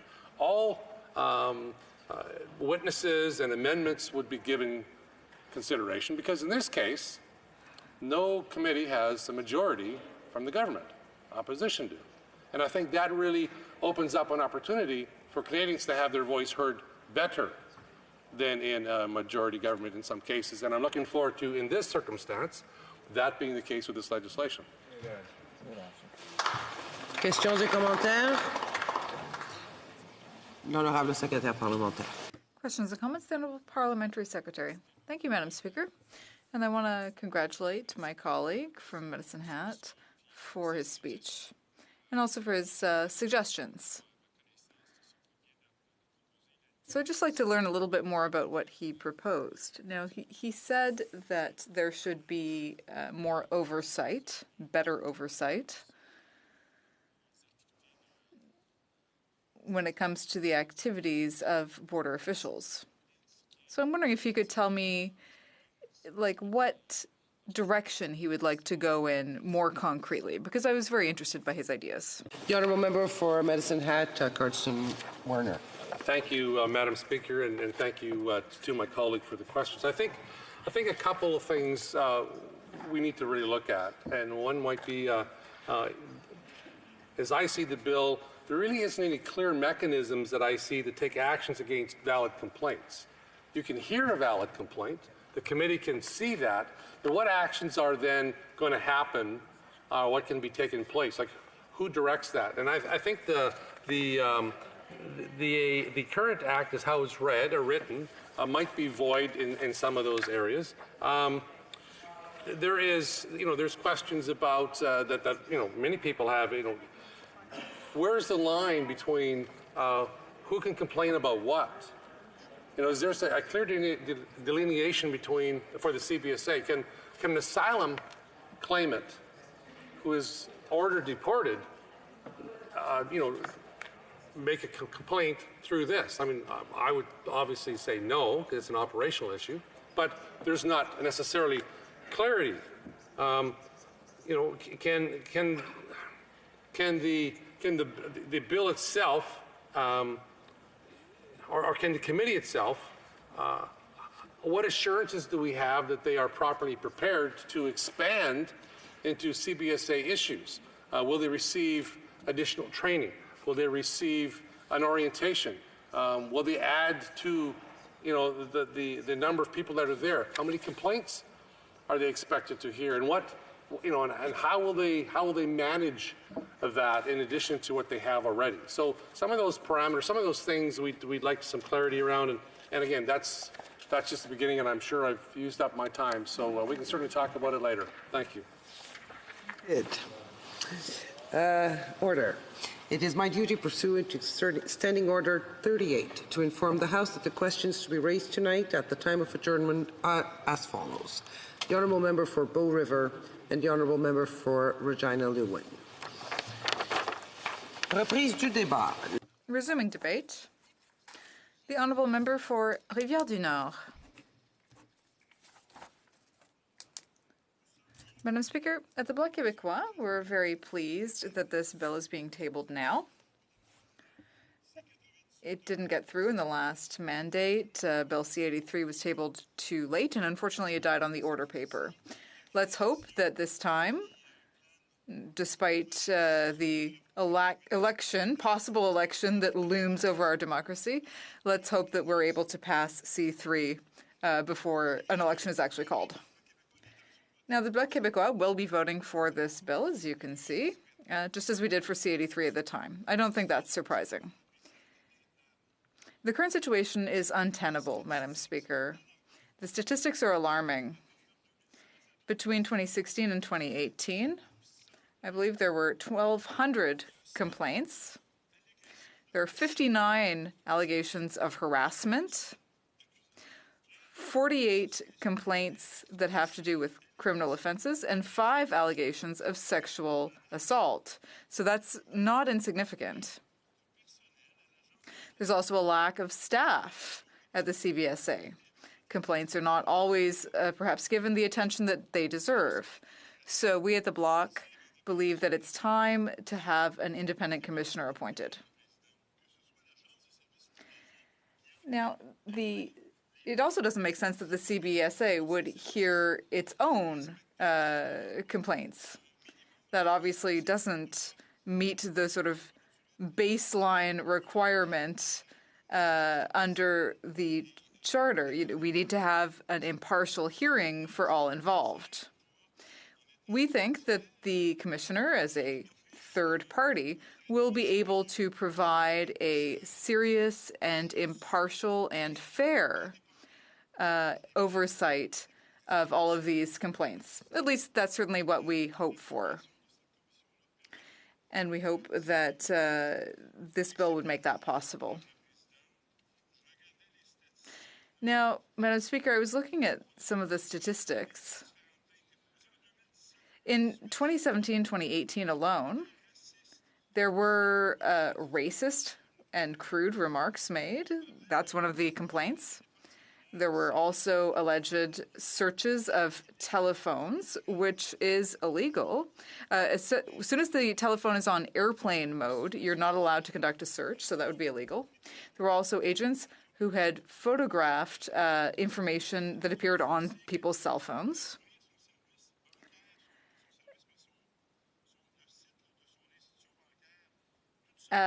People were forced to open the website of their personal banking information.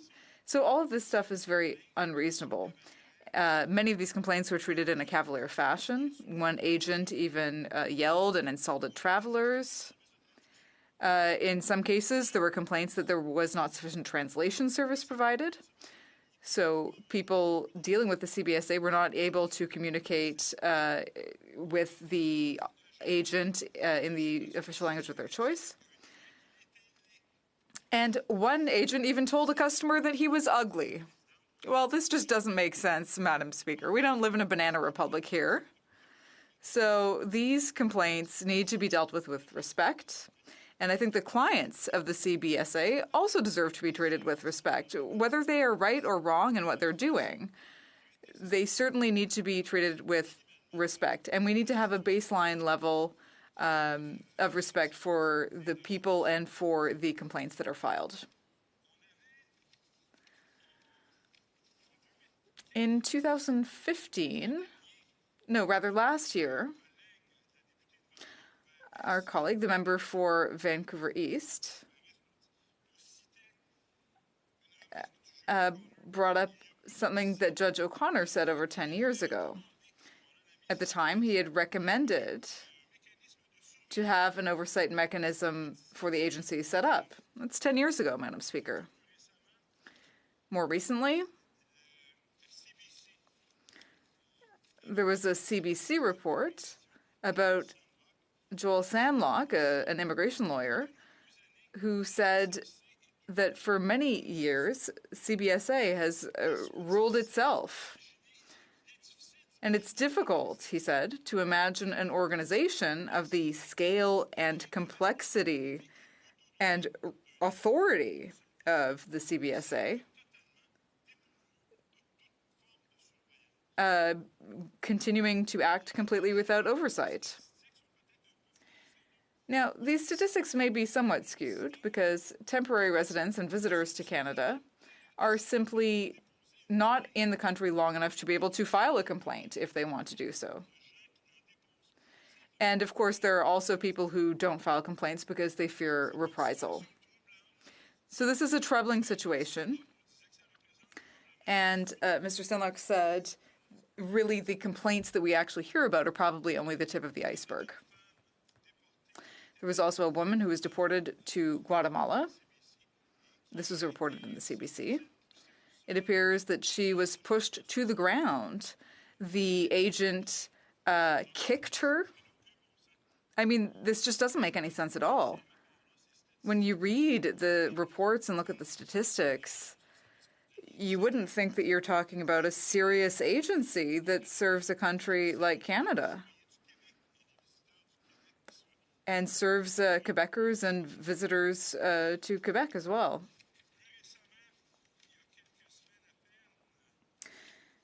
Just a few weeks ago, Madam Speaker, well, there were some other statistics in La Presse Canadienne. The Civil Liberties Monitoring Group from Toronto said that the definition of well-founded complaints, according to the CBSA, was too vague to be able to process or deal with things adequately. So again, this does not help improve the CBSA's services. Radio-Canada reported that Daniel Therrien said that CBSA actually went beyond the limit of what is acceptable when it comes to looking into Canadian citizens' personal information. And we're talking about the commissioner himself, Daniel Therrien, who said this. He also said that clearly the border had been, or rather a line had been crossed. So I think it's high time that we dealt with this situation. There's another story on Radio-Canada about an agent who allegedly shredded some notes that he had taken 3 days after having received a phone call from an investigator. So for all of these reasons, Madam Speaker, we believe that Bill C-3 must be passed as quickly as possible. We don't want to get stuck the way we did with the previous bill, C-2, C-83. We think that this bill should be sent to committee as soon as possible. To conclude, Madam Speaker, I want to underline again that the Bloc Québécois is absolutely not blaming individual agents, CBSA agents, nor the agency itself. We think that that placing blame would be up to the commissioner if he or she is appointed. What we can say is that the CBSA has not had appropriate oversight as it should have had from the authorities. And with all due respect, I believe that it's the responsibility of the current government and also the previous Conservative government to do this. So I would just add that the union of CBSA workers should also be heard. So we should move forward with this as soon as possible, but we also need to hear from experts, immigration lawyers, and the union as well. I'm convinced that the union will have important things to say on this matter in committee. Thank you. Questions and comments? The Honourable Minister of Public Safety. Thank you, Madam Speaker. And I'd like to thank the member from Rivière-du-Nord for his remarks and for his conditional support for this bill. And I'm very gratified to hear his acknowledgement that this legislation will improve the situation of accountability and trust for those who serve us at our borders. I also want to acknowledge the many anecdotes that he shared with us about information where people have made allegations of misconduct against CBSA officers or questioned the services provided. And my question simply, Madam Speaker, is, and I'm very hopeful that this is true, that the member from Rivière-du-Nord will see that this legislation will actually give all Canadians, including, of course, Canadians from Quebec, confidence that the CBSA is an accountable organization and that the members are there to serve them. The Honourable Member for Rivière-du-Nord. Well, Madam Speaker, of course, I can't be fully assured that the new process will 100% satisfy everyone, but I hope so. And we at the Bloc certainly want to trust in people's good faith. I think it is time that we set up this commission, but certainly if the commission didn't do its work properly, we would be the first to say so, Madam Speaker. Questions and comments? The Honourable Member for St. John's East. Thank you, Mr. Speaker, and I thank the member for St. Jean for his intervention. I have a question. Would he agree with looking at the nature of the oversight being provided by this bill, that it really is, as the British Columbia Civil Liberties Association suggests, there's two separate accountability mechanisms should be available. One, providing real-time oversight of the policies and practices of the Canadian Border Services Agency, and the other accountability mechanism conducting investigations and resolving specific complaints, as we're talking about a specific instance of potential misbehavior. So looking at the policies and practices on the one hand, and another aspect being an individual complaint of a particular incident that occurred. Would the party, your party, Mr. Speaker, not your party, Mr. Speaker, the Bloc Québécois support the notion that there really is a need for two kinds of oversight, even though this may not be contained in this bill? The Honourable for Rivière-du-Nord. Madam Speaker, I'm not able today to pronounce my opinion about the details. As mentioned my colleague, it's interesting. Perhaps we could look at this in committee. Is that the solution, to have two different kinds of oversight for investigations? Maybe, I don't know. But if I may, Madam Speaker, I'd rather go to hear what people have to say in committees, to hear from experts. Everyone here has an initial opinion on this here in the House. But I'd like to hear from the experts and to adopt the most effective procedure in that case. Questions and comments? The Honourable Parliamentary Secretary. Yes, so thank you, Madam Speaker. And the member started off, and like the minister, I too recognize that the Bloc are supporting the legislation, and I see that as very encouraging. But the member made reference to just the number of complaints. He cited some specific examples in terms of actual numbers. And again, I want to look at the overall numbers. The minister earlier made reference to the millions of clientele, if I can put it that way, going through and being served through Canada Border Control officers and so forth. And I'm wondering, upon reflection, it's always safe to say that the work that these officers are doing for us as a whole should in fact be applauded, and recognizing, of course, that there are going to be complaints. But all in all, it's a relatively small number of complaints compared to the overall numbers that come through, but they are important complaints to be addressed, and that's what this legislation will assist with. Would you not agree? The Honourable for Rivière-du-Nord. No, as I was saying, when I concluded my speech, I don't think we should blame the agents. And the agency, well, the Commission will take care of that, but there were many complaints, as I mentioned, and many of them were recognized as being valid, others not. And once again, this is just the tip of the iceberg, Madam Speaker. It's the same thing in all government departments. People lodge complaints, and it's just a small percentage of people who could do so. A lot of people are poorly treated by agents of the government and don't file complaints. So today, I don't want to say that half of CBSA agents don't do this or 10%, but there were a great number of complaints. And this is just the tip of the iceberg. So it's an obvious problem, and the Parliament has to examine this, find a solution. C3 offers us this possibility, and that's great.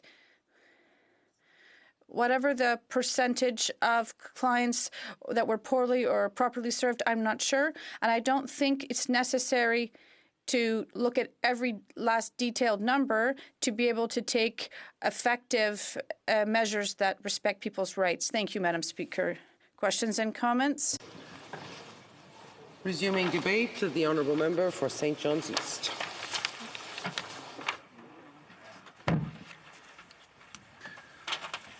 Thank you, Madam Speaker, and I'm pleased to have an opportunity today to speak to Bill C3, an act to amend the Royal Canadian Mounted Police Act and the Canadian Border Services Agency Act, and to make consequential amendments to other acts. And I do want to say I appreciate the introduction by the minister responsible, and to say first of all that the Canadian Border Services Agency carries on very important work for the safety of Canada and its citizens, and it enforces some 70 different regulations and legislation which have been passed by this Parliament or enacted through proper processes, and that's an important piece of work that they do. They have about at least 7,000, I'm told, particular agents, and they operate at 130 different border points. So the work they do is very important. But they also, in conducting this work, have pretty extraordinary powers, probably greater than many police and law enforcement agencies. They can arrest and detain people who they believe are in Canada illegally. They can arrest with or without warrant. They can arrest people who they suspect of being in violation of the Act, and to detain them for, in some cases, indefinite periods. And I think this is these powers are the ones that, as been pointed out, some 96 million visitors to the country, or travelers in and out of the country. We don't have 96 million complaints, obviously, so it's pretty clear that the work that they're doing is, for the most part, not subject to complaint. So that being said, Mr. Speaker, and I appreciate that when we're talking about the complaints that are made, we're talking about exceptions to proper behavior, potentially. They may not end up being found to be valid complaints in some cases, but I think we are certain to know that there are sufficient numbers of valid complaints to have a cause for concern that this police force or this enforcement agency is not immune to bad behavior and improper conduct. We know for a fact that in fact has happened as a result of complaints being founded by investigations conducted by the CBSA themselves. But there has, for some long period of time, Mr. Speaker, Madam Speaker, cause for concern that there was a lack of oversight of this body. Justice O'Connor in 2010 recommended that this take place. It did not take place. We raised it as a party in the Conservative years between 2010 after Justice O'Connor and before, and up until during the last Parliament as well. I wasn't here, but I know my colleagues have done so, and not only them, but significantly recognized and respected public bodies like the Canadian Bar Association, like Amnesty International, the BC Civil Liberties Association, and others who have recognized and pointed out significant deficiencies in the activities and behavior of the CBSA in the enforcement of its legislation. So it's kind of a given, Mr. Speaker, that should happen. Long overdue, as the words have been used, even I think by the Minister himself, recognizing that this legislation should have been brought forward or something like it a lot sooner than it was.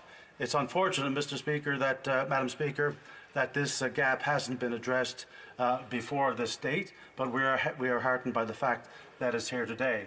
Even the attempt, and I would have to call it a half-hearted attempt in the last Parliament by the Liberal government to bring this legislation forward in the dying days of Parliament, so several weeks before Parliament was to rise, passed over to the Senate, I think on the 19th of June, the day before they were to rise, with no hope, clearly, of any particular consideration there. So I think they deserve some blame for not bringing this forward earlier and giving it an opportunity for full discussion and debate.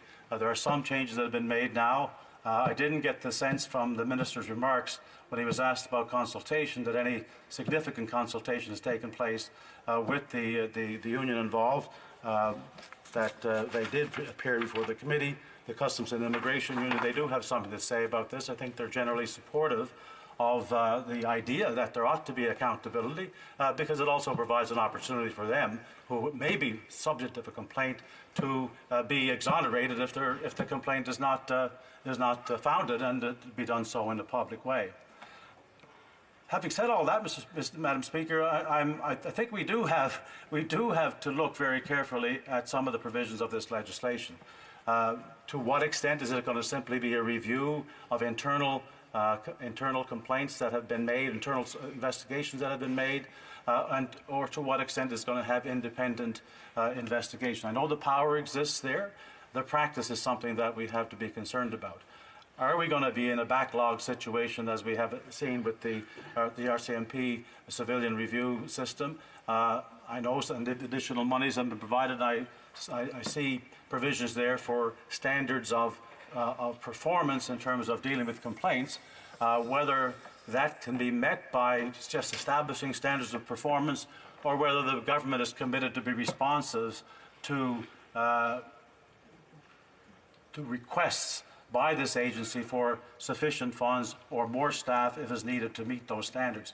That, I think, is the problem sometimes with agencies that have this kind of oversight. So we want to have a good look at that to see what's going on when the thing takes place. I want to say that we do support this legislation in principle. We will be supporting it certainly at second reading. We would look to see whether the Minister is willing to consider amendments during the course of consideration in committee. I'm not proposing any here today, but I do want to see that the Minister is prepared to consider arguments that may be made to bring about changes that would enhance the legislation, make it more effective. We have seen specific concerns as well from the legal community in terms of how the operation of the practices of the agency have affected solicitor-client privilege and concerns about solicitor-client privilege. We want to make sure that that these are addressed if they haven't been already, and I'm not sure they have. We would also want to see that that there's the opportunities there, and I raised this with the member for Saint Jean about the policy and practices side of it. And I do note that in the legislation there is an opportunity for the committee itself to initiate reviews of specific practices. Now, that's something that I find of interest. Whether it is going to be a robust effort on the part of the committee, I suspect maybe up to who the committee members are. But I would want to see an opportunity for those kinds of reviews to take place with the initiative of someone else. For example, should the Canadian Bar Association want to see a review of a particular practice as it might affect a problem area, whether it be having to do with solicitor-client privilege or what have it to do with incidents that have come forward in a number of occasions, or other outside bodies coming to this body and saying, we would ask you to conduct this review. They can be done at the direction of the minister as well, I note that. That's something that I think may answer some of the concerns. I have to say that looking at this, I'm pretty sure that this is not a perfect instrument. I don't think it's suggested that it is. It's a way forward, though, and we supported it in the last Parliament because it was a step forward from what was in existence. Up until right now, there is no form of civilian oversight of this organization, and it's something that is lacking and has been noted for many years because of the enormous powers that they have, and the fact that there's a necessity, and they're dealing with people in many cases who are in vulnerable circumstances, who are refugees. There's 41,000 refugees crossed into Canada during the last Parliament.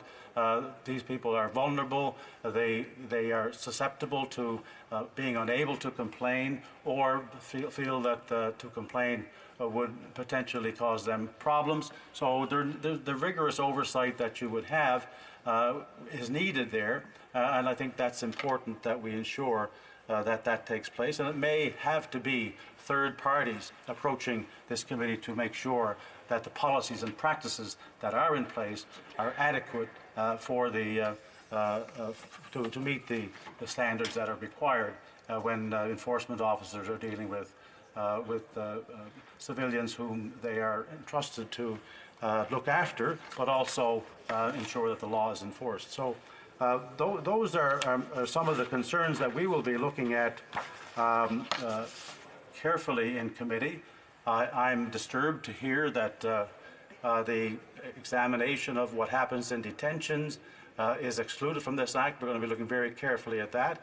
We do note, as was noted before in one of the speeches, that since the year 2000 there have been at least 14 deaths while in detention, and I'm not suggesting that these deaths were the result of negligence or improper behavior, but the question remains that these were not able to be investigated by any outside agency, specifically in relation to the behavior and the treatment of individuals who may have had ill treatment in custody. Whether they are these individual cases or not, I'm not in a position to say, obviously.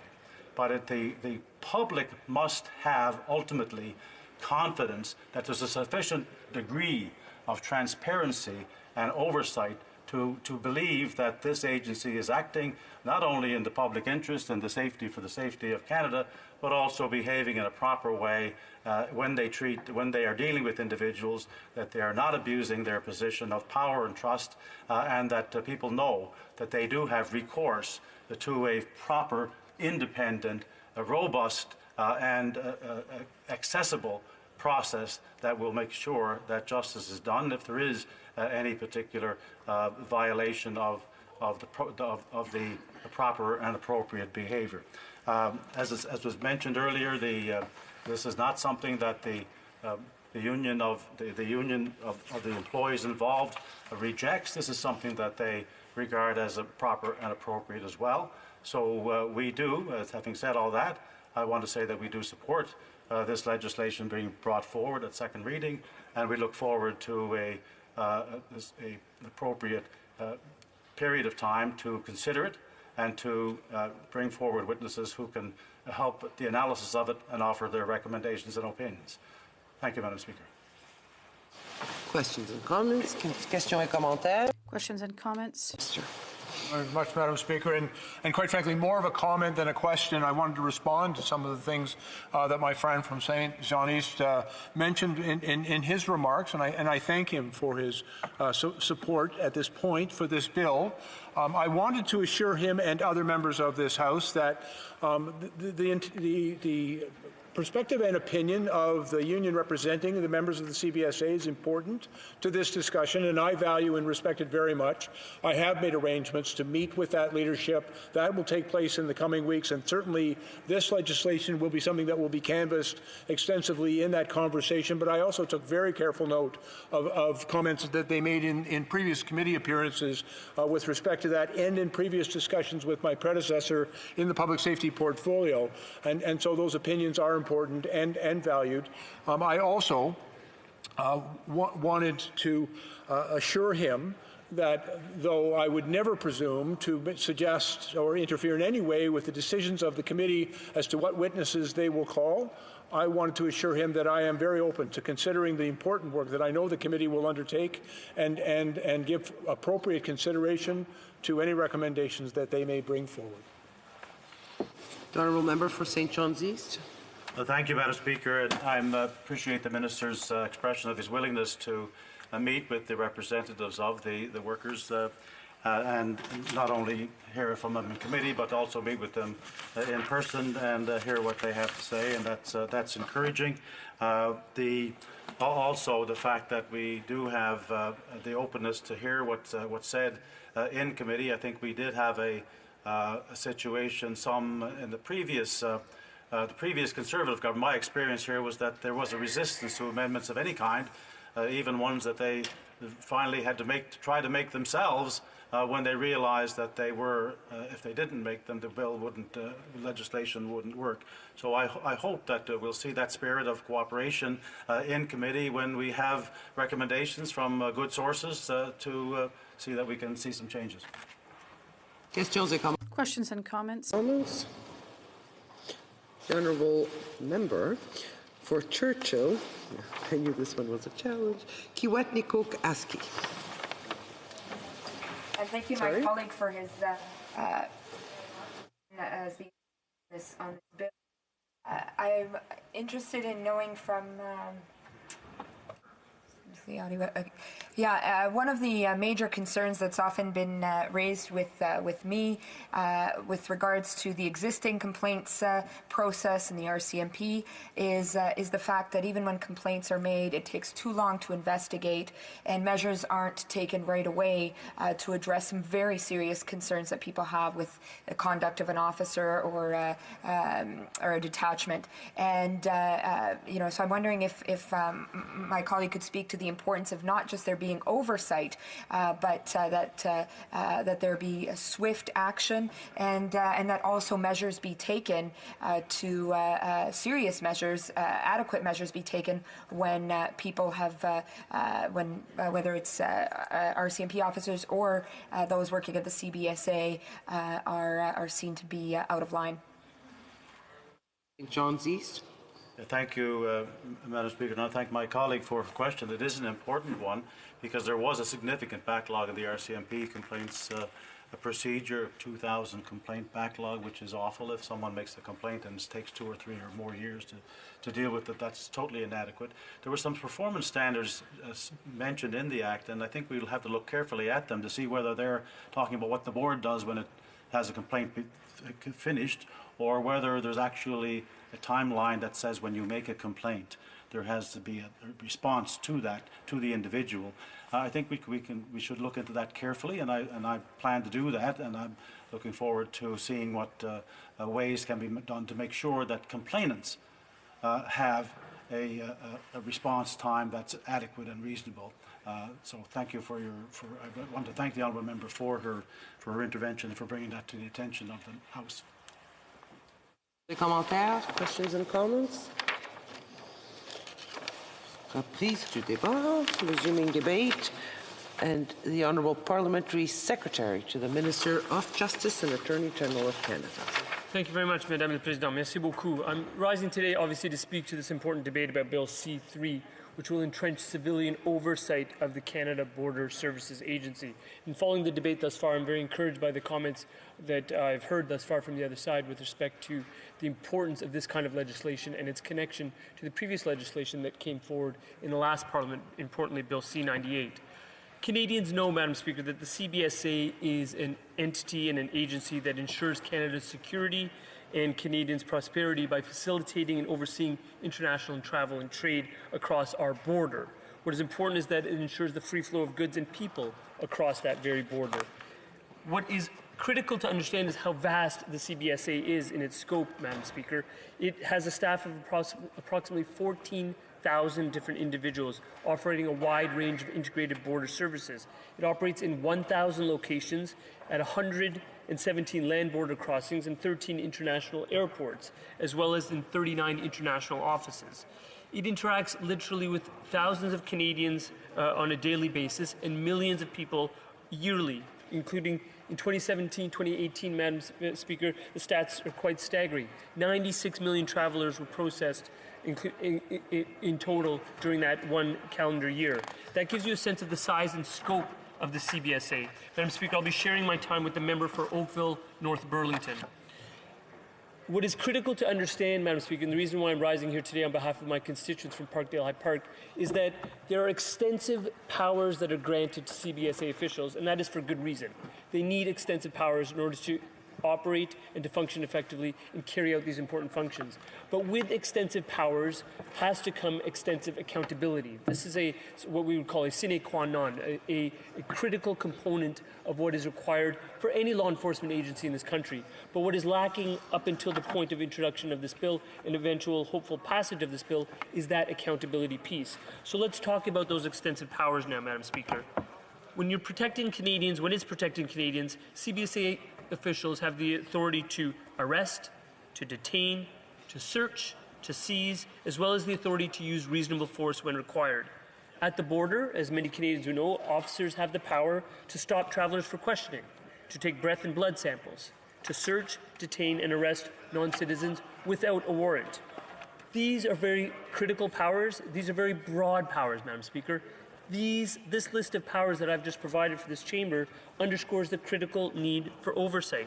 When you have powers of detention, search and seizure, the use of force, which are important to the work the CBSA does, but that very work that we want to ensure is successful, would be jeopardized if the Canadian public does not have the confidence that those extensive powers are being used legitimately and appropriately in conformity with the rights that are protected in this country. There's a simple way to assure that public confidence. In legal parlance, we talk about the administration of justice or the administration of the regime being held up to wide repute. And that is to ensure that there's a transparent public oversight mechanism that is done by a civilian body. That is what I hear about from my constituents in Parkdale High Park. That is what I hear about in terms of my role as Parliamentary Secretary to the Minister of Justice. People believe in entrenching law enforcement with certain powers because they understand the necessity of it, but there needs to be a counterbalance, which is a check on the illegitimate or inappropriate uses of such powers which may occur in any given policing body. There's a bit of a cliche statement, Madam Speaker. It applies to virtually everything that is done, not just with law enforcement, but that the police should not be policing themselves. The investigators should not be investigating themselves. A body needs to be seen to be overseen by an external third party in order to ensure a measure of independence and a measure of neutrality. That is what we have critically with other law enforcement agencies in this country. That is what makes it so puzzling that we do not have it yet with the CBSA. So let's turn to the RCMP, CSIS, the Correctional Services Canada. They all have this independent form of review for their activities. It's critical because they have public trust in the institution because of that oversight. What is important is this bill would entrench that type of oversight, but it's also important to think about who is supporting this kind of initiative. The BC Civil Liberties Association, the Canadian Council for Refugees, the Canadian Association of Refugee Lawyers have pointed out in numerous situations to the need for independent investigation. They've cited examples, and Madam Speaker, they are few, but they are important because of the scope of that work. As I indicated to you, 96 million travelers being interacted with in a given year. That's staggering in terms of numbers. Nevertheless, instances have arisen over the last 10 to 15 years which bear dramatic scrutiny and highlight the need for this kind of civilian oversight. In 2010, we had an individual named Kevon Phillip who was beaten to death in Toronto's Don Jail while being held in immigration detention.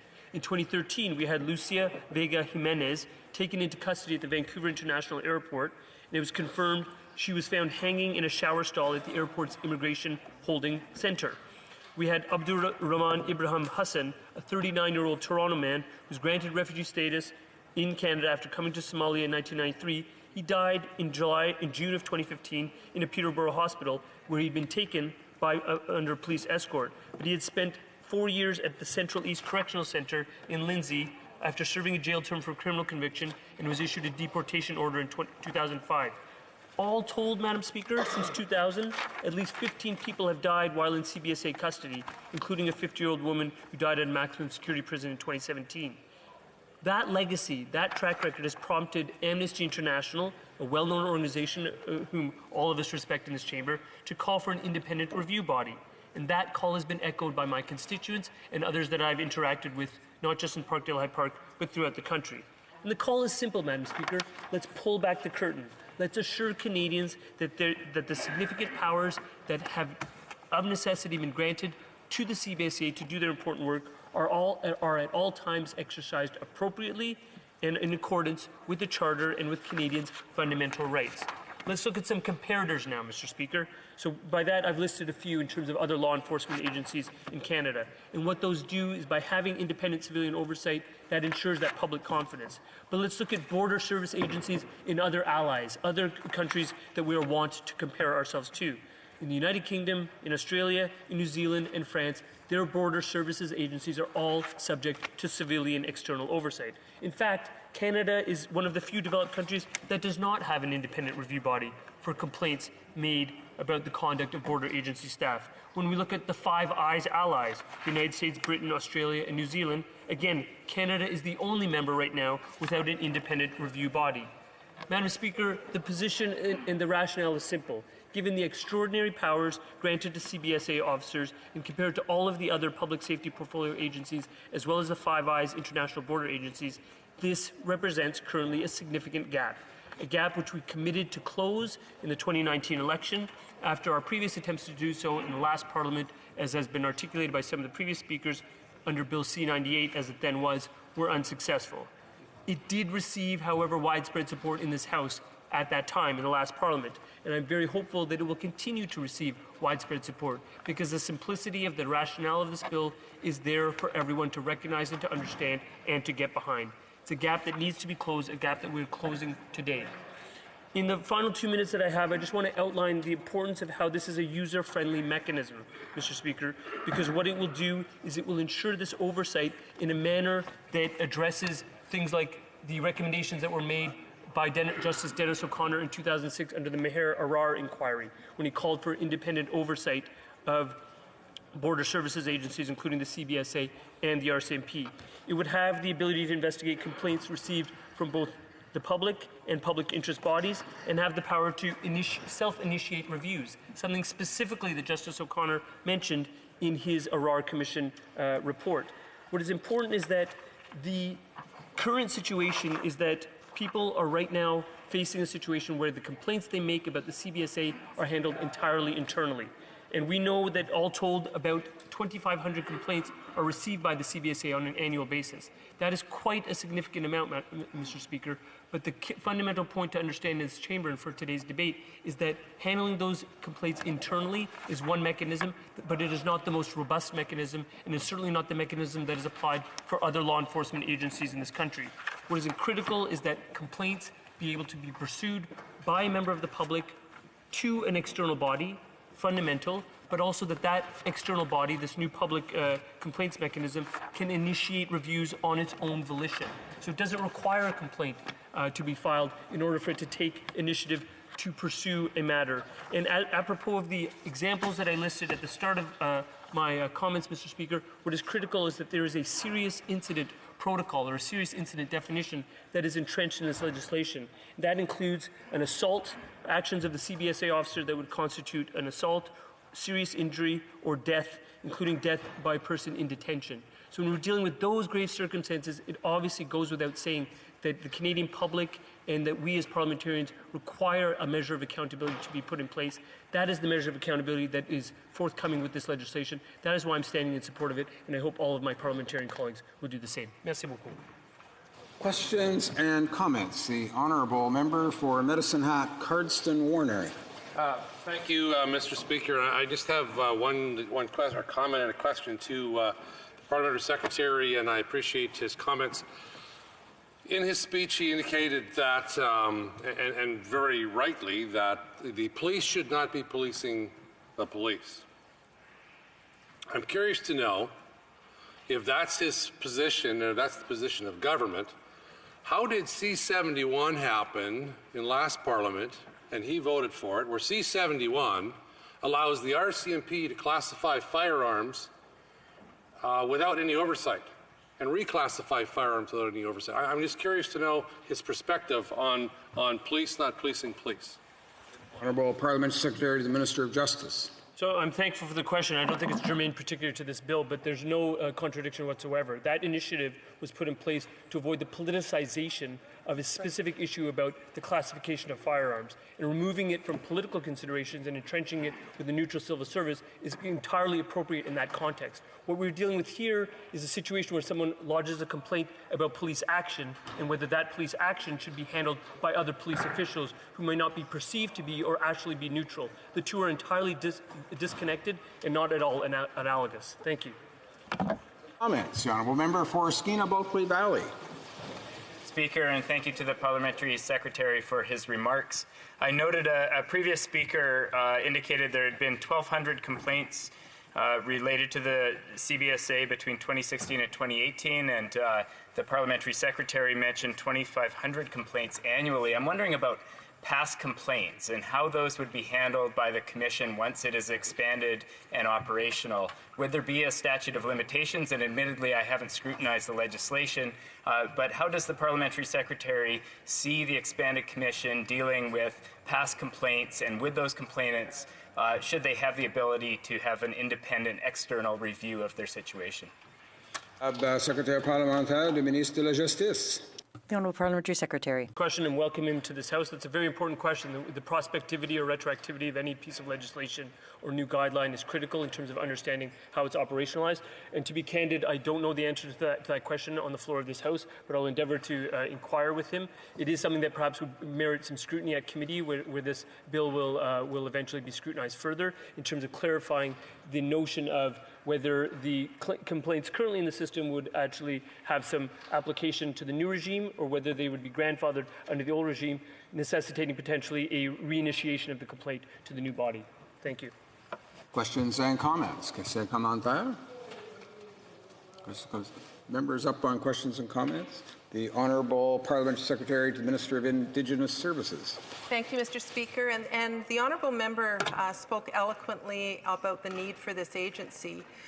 We have 14,000 people working at CBSA, and men and women who are doing a tremendous job keeping our country safe, keeping our borders safe.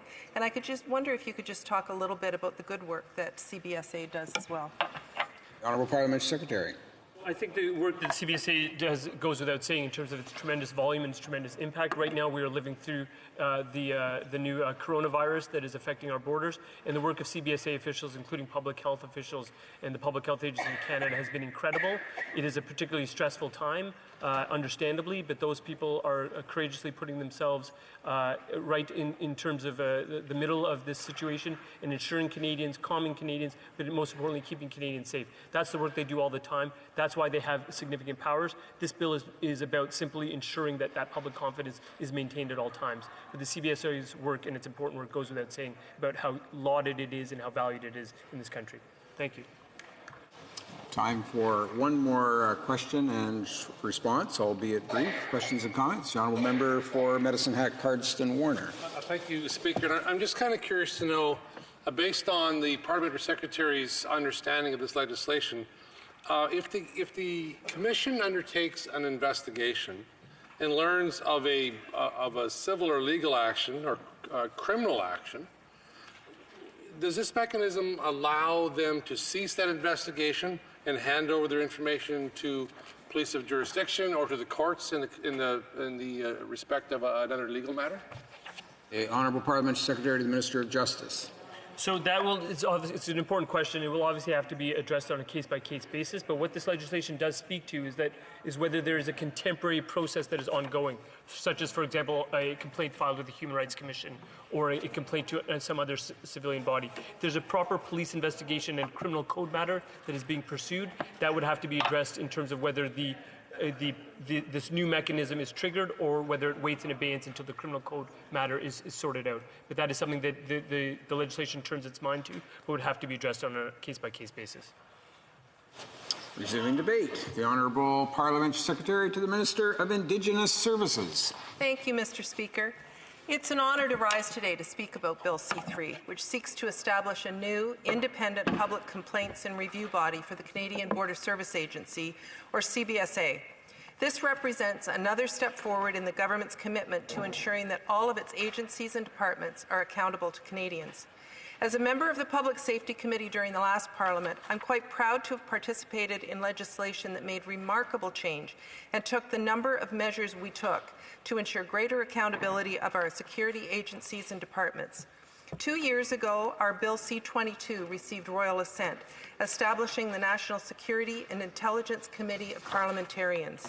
That addressed a long-standing need for parliamentarians to review the Government of Canada's activities and operations in regard to national security and intelligence. It's been in operation for some time now and is a strong addition to our system of national security review and accountability. As members will know, the committee has the power to review activities across government, including the CBSA. To complement that, our committee studied our national security framework, as well as Bill C-59, which allowed for the creation of the National Security and Intelligence Review Agency, or NSIRA. NSIRA is also authorized to conduct reviews of any national security or intelligence activity carried out by federal departments and agencies, including the CBSA. All of this is on top of existing review and oversight mechanisms in the public safety portfolio. The Civilian Review and Complaints Commission investigates complaints from the public about the conduct of members in the RCMP, for example, and does so in an open, independent, and objective manner. And the Office of the Correctional Investigator conducts independent, thorough, and timely investigations about issues related to Correctional Services of Canada. Mr. Speaker, Bill 3 fills a gap in the review of the activities of our public safety agencies. The existing Civilian Review and Complaints Commission, which is responsible for complaints against members of the RCMP, would see its name changed to the Public Complaints and Review Commission and its mandate expanded to include the CBSA. It would be able to consider complaints against CBSA employee conduct or service from foreign nationals, permanent residents, and Canadian citizens, regardless of whether they are within or outside of Canada. Reviews of national security activities would be carried out by NSIRA. Mr. Speaker, here's how it would work in practice. If an individual has a complaint unrelated to national security, she or he would be able to direct it either to the Commission or to the CBSA. Both bodies would notify the other of any complaint made. The CBSA would be required to investigate any complaint except those disposed of informally. The Commission would be able to conduct its own investigation of a complaint in situations where the chairperson is of the opinion that doing so would be in the public interest. If an individual is not satisfied with CBSA's response, the Commission would be able to follow up as it sees fit. The new PCRC would also be able to produce findings on the CBSA's policies, procedures, and guidelines.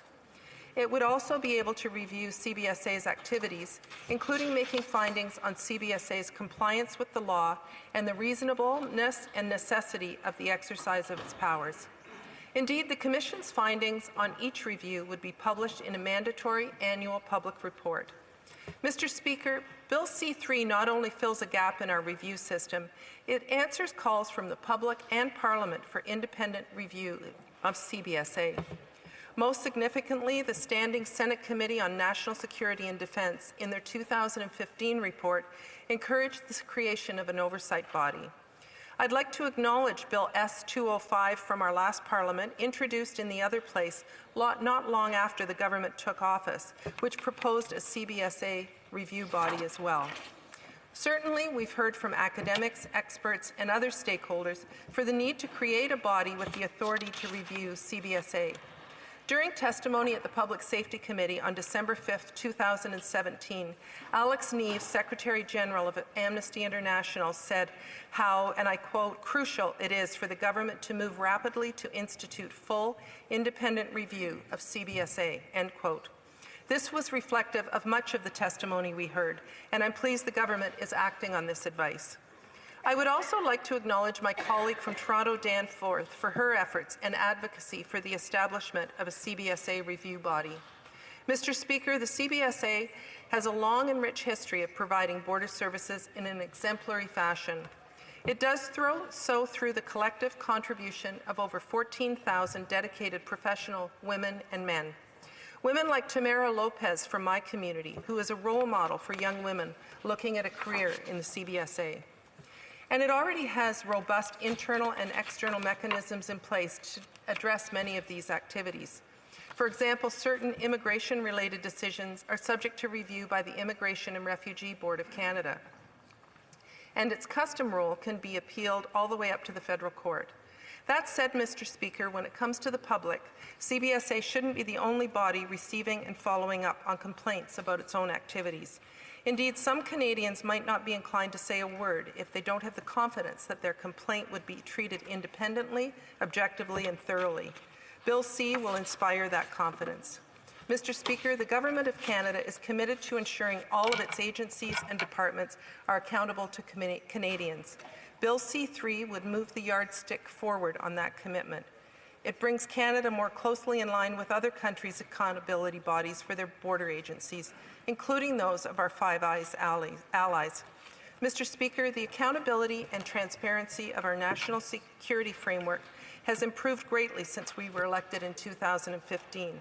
This bill will continue these efforts by providing border services that keep Canadians safe and improving public trust and confidence. Bill C-3 would ensure that the public can continue to expect consistent, fair, and equal treatment by CBSA employees. And that's why, Mr. Speaker, I'm proud to stand behind Bill C-3 today. In our last Parliament, the House of Commons unanimously passed Bill C-98, which was a bill to bring oversight to CBSA. While that bill died in the Senate, it is my hope that all parties will again come together to pass this bill. Mr. Speaker, I listened to the member for Medicine Hat Cardston Warner speak earlier in this debate when he spoke at length about firearms and his petition opposing our promise to make Canadians safer by enhancing gun control. I would remind him, through you, Mr. Speaker, that almost 80% of Canadians support a ban on military-style assault rifles, according to an independent Angus Reid survey. I know he and his party supported CBSA oversight in the last Parliament, and I hope that he and all members of this House will join me in supporting it in this Parliament under Bill C-3 and to assure its passage in this session. Thank you, Mr. Speaker. Questions and comments? Question commentaire. The honourable member for Sherwood Park, Fort Saskatchewan. Thank you, Mr. Speaker. I congratulate the member on her re-election to this place. I just want to pick up specifically on her comments at the end about firearms. Of course, Conservatives believe in the importance of enhancing public safety, and we think the government needs to do more to target the issue of illegal guns. The vast majority of gun crime in this country involves illegal guns.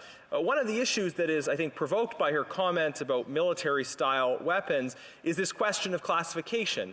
Firearms owners in my riding have identified this reality, I think, that sometimes for some politicians, classification has less to do with the actual attributes of the firearm and more to do with its appearance. And one of the other frustrations they often mention is the arbitrary reclassification of firearms that previously were in one category and then quickly are moved to another category without proper discussion or oversight. So I want to ask the member why the government isn't moving forward aggressively on the issue of illegal guns, imported guns, because we know that the overwhelming majority, virtually all violent crime in this country that involves guns, involves illegal, not legal guns.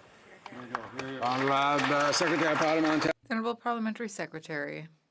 Thank you, Mr. Speaker. And I'd actually like to correct the honourable member, because the fact is that over 75% of people who die by firearms in Canada have died by suicide.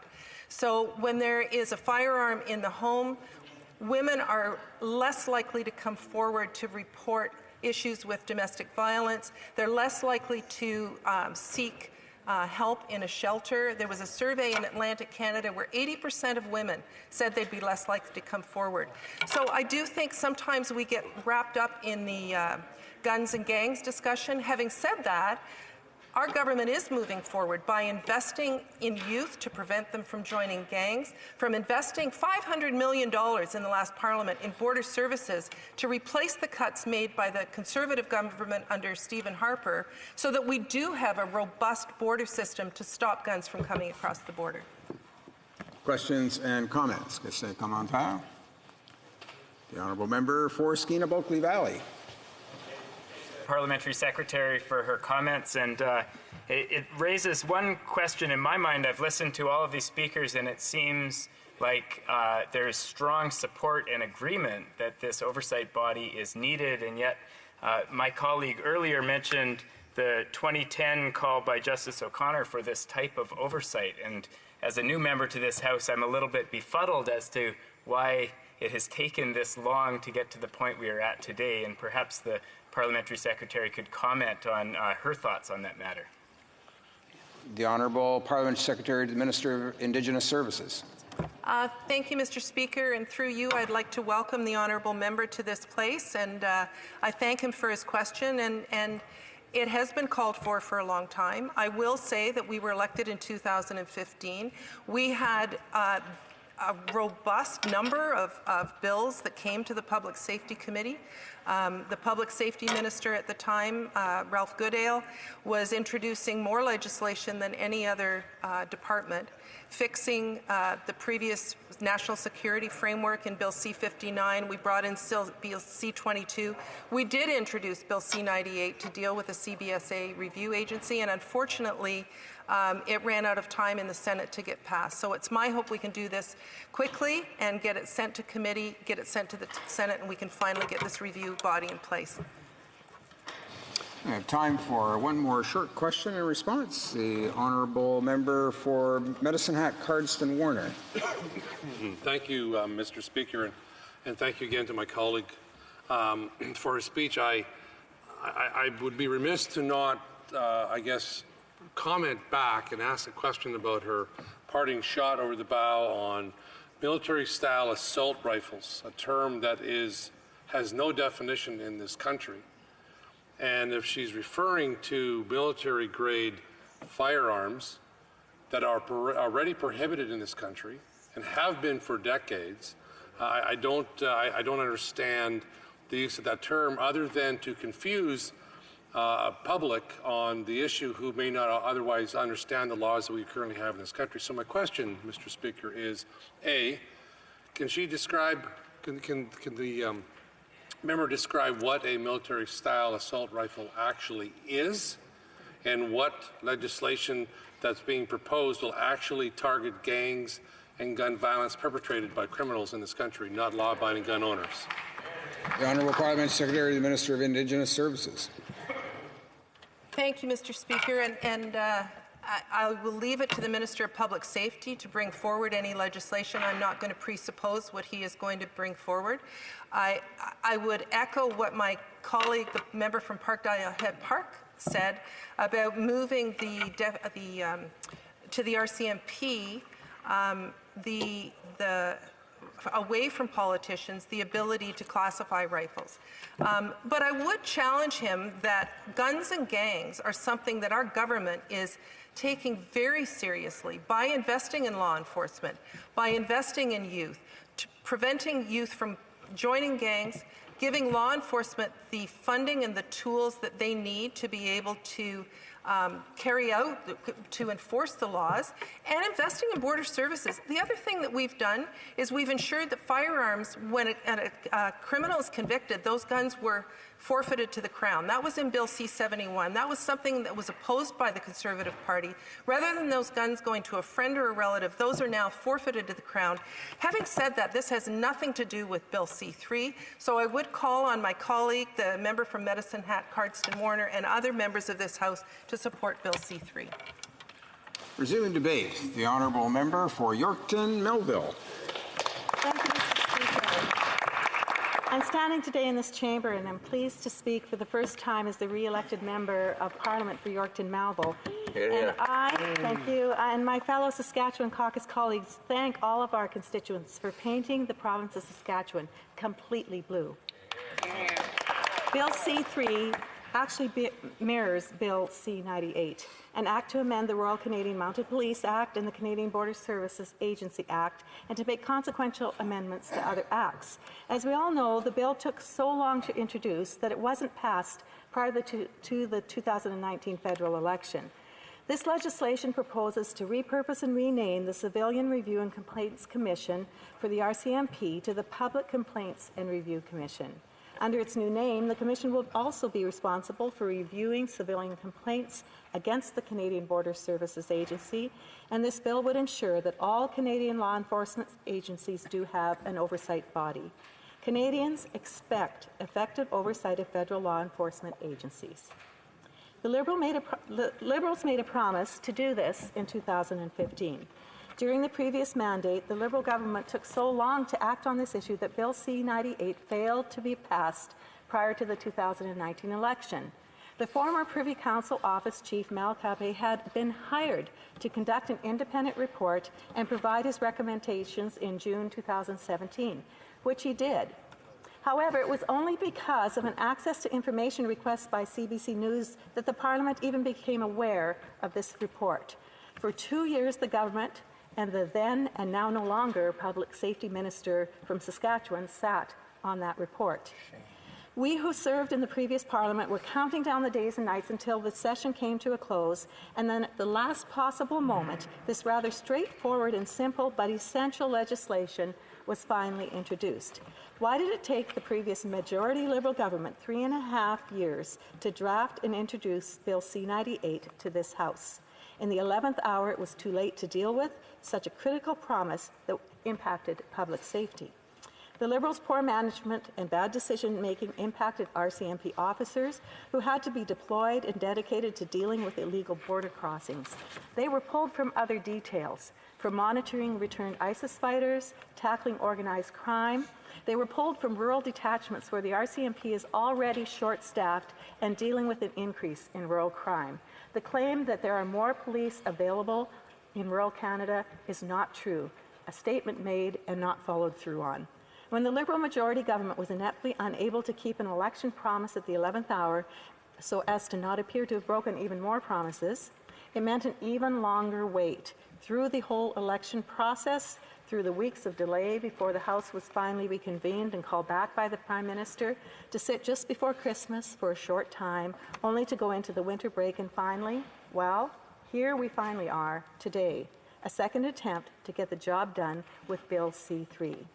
This government has been plagued by inefficiency and lack of foresight since the beginning of its first mandate, further hamstrung by one ethical breach after another, through brazen attitudes of entitlement to the foolish boldness of demanding and coercing our independent justice system and principled people to bow down to executive power.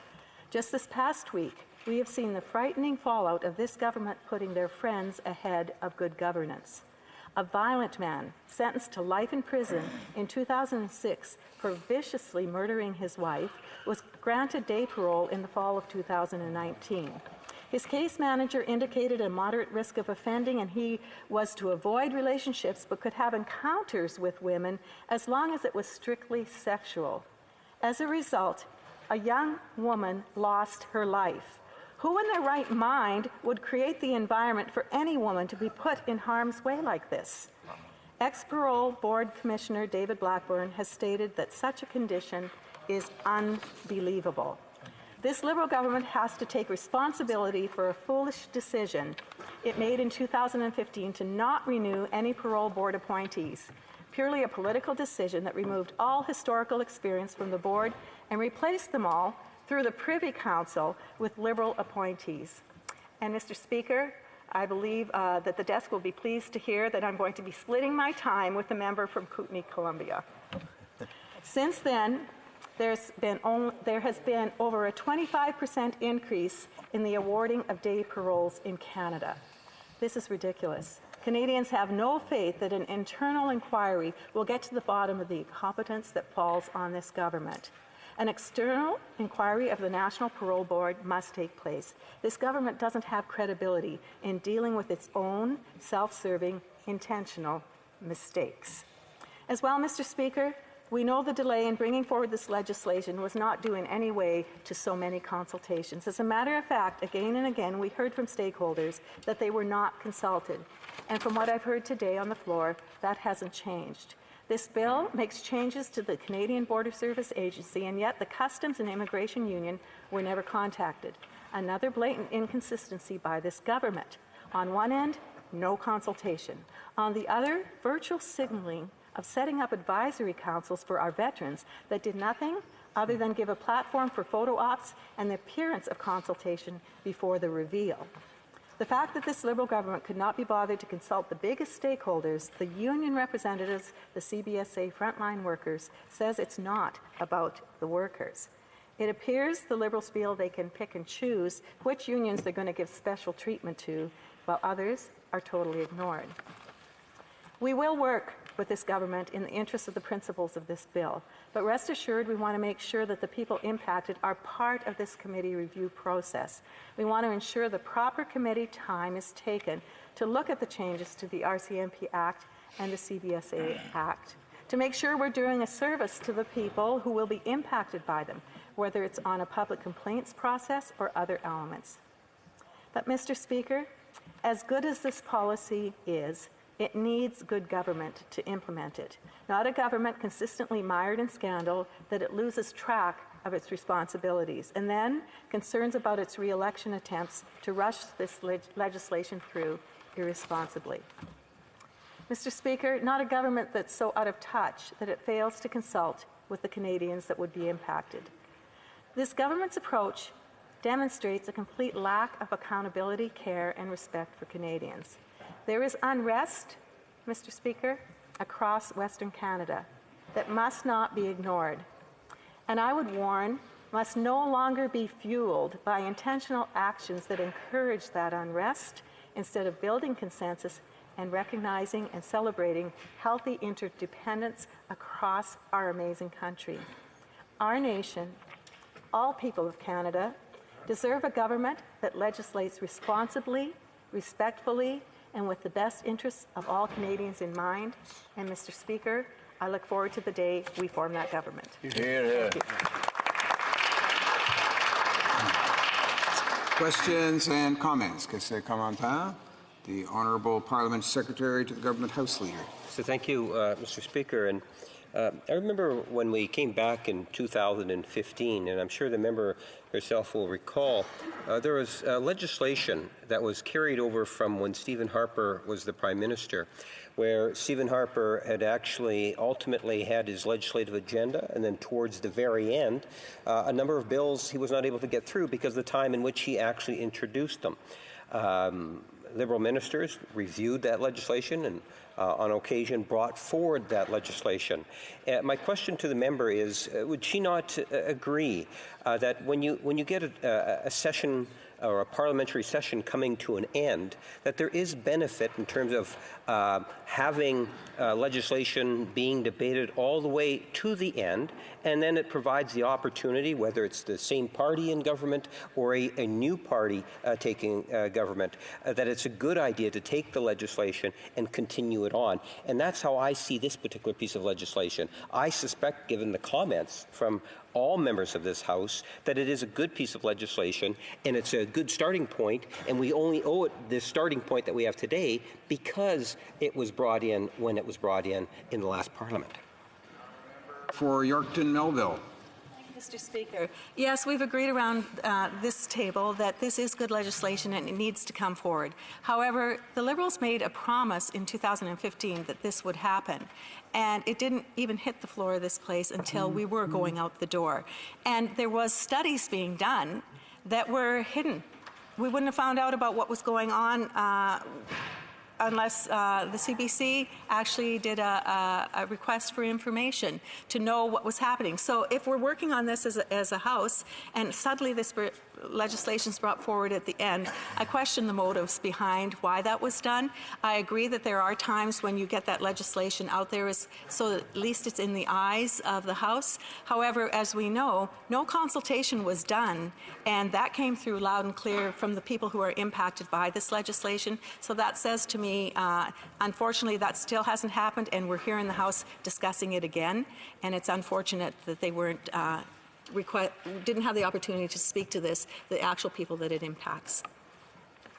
Questions and comments. The Honourable Member for Edmonton Strathcona.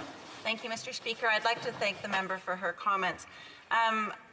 My question, it comes, I hope you'll beg my forgiveness, but I am a new member of Parliament for the NDP. I'm very proud to be a member of Parliament for Alberta, for the NDP, and what I don't understand is why this has taken so long to come forward, because as you know, the NDP have been asking for this legislation for many years, certainly back to when Stephen Harper was our Prime Minister, and I'm just wondering, you know, how can the member talk about the delays when the delays began under, of course, a conservative government? I'd like to just read a quote. It is a basic principle of good human rights practice that agencies that have detention and police powers should be subject to independent oversight, and the CBSA has both. It is time that the CBSA is held accountable through an independent and impartial process. What I'd like to ask the minister is, in addition to why it took so long, is also, you know, will the Conservative Party, knowing that this is important, knowing that Canadians want to see this legislation, will they be supporting this legislation? Member for Yorkton Melville. Thank you, Mr. Speaker, and thank you for your question, and welcome to the House. I actually ran in a nomination in your riding many years ago.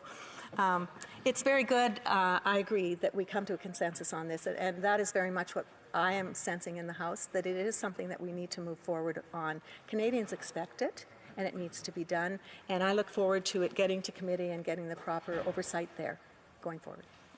We have time for a short question and response. Questions and comments. The Honourable Member for Provencher. Thank you, Mr. Speaker. It's the first time I rise in this House this session, and I just want to thank the good constituents of my riding, Provencher, for re-electing me and showing their confidence in me for the third time. I want to thank the member for her speech, and you know, I also want to recognize the very world-class officers we have both in the CBSA and the RCMP. And I'm confused why the Liberal government would increase their workload by allowing all the illegal migrants to come across the border in my riding, but also in Quebec and Roxham Road, and also some in British Columbia. If she has any idea why the Liberals would even want to do that and tax our good officers any more than they have been. For Yorkton Melville. I thank my colleague for the question. This is definitely an issue that was raised right across our country as the illegal immigrants were coming into Canada. The very fact that it was allowed in the first place is questionable. I'll be very polite there. The second thing is that, yes, it caused a great deal of dissension within our ranks of our border service individuals as well as the RCMP. The expectations that they take this on when already pretty limited in their ability to succeed at the jobs that they have, creating more stress, quite honestly, for them in the workplace, in a situation where, for me, as a person who goes across that border and deals with people, you want people who are prepared and ready to do their job and not be stretched to the nth degree. Thank you. Resuming debate, the honourable member for Kootenay, Columbia. Mr. Speaker, thank you. As this is my first speech, I just want to take an opportunity to thank the great people in the Kootenay Columbia riding by putting their trust and faith in me to represent them in Ottawa. The support from my family and friends was incredible. My wife Heather, our 5 children, Ryan, Rob, Cassidy, Chelsea, and Kendall. With 80,000 square kilometers, it was very challenging to travel and meet residents from all corners of the riding. The campaign team and volunteers did an outstanding job, working long hours every day. I listened to the concerns, the priorities with softwood lumber, priorities with the firearm legislation, and I want to also talk about supporting the mining industry, also the tourism with the energy sector supporting Alberta, which is neighboring our riding, and some health concerns. I'm pleased to speak about the Bill C3, an act to amend the Royal Canadian Mounted Police Act and the Canada Border Services Agency Act, and I do so today on behalf of many border officials in ports of Kingsgate, Nelway, Port Hill, Rooseville, Reichertz, all within the riding of Kootenay, Columbia. I thank them for their service and the CBSA Kootenay Area Chief of Operations for the leadership and dedication in ensuring the safety and security of our area. I also support the RCMP, who provide municipal and rural, provincial, and federal policing throughout the Kootenay Columbia riding. Indeed, I want to take this opportunity to acknowledge the hard work and dedication from all the men and women who serve to protect this great nation from coast to coast. One issue I heard when I was traveling throughout the riding was the word accountability, which is really interesting because that's exactly what we're talking about today. I do support internal investigations. In fact, I've been involved in many internal investigations in the RCMP in a 35-year career. I do support the independence. I do believe we do need independent investigations for sure. It'd be great to hear how this is going to work. I haven't heard yet with the delays in investigations. I know right now the RCMP, which has an independent review, is 2, 3, 4 years at least. They have some members on the old RCMP Act, some members on the new Act, and now we're going to change it again to have a new accountability process with this review committee. I also have heard some concerns about the consultation with CBSA with their unions, and I'm also wondering if the consultation with the RCMP, as they are now working towards a union as well, have we looked at the consultation there and have those people come in? I look forward to the Public Safety, Emergency Preparedness and Border Security Committee to have some of the people come in so we can talk to them and see how they feel about what's happening. But I think one of the most important things that has not been brought up is training and service standards.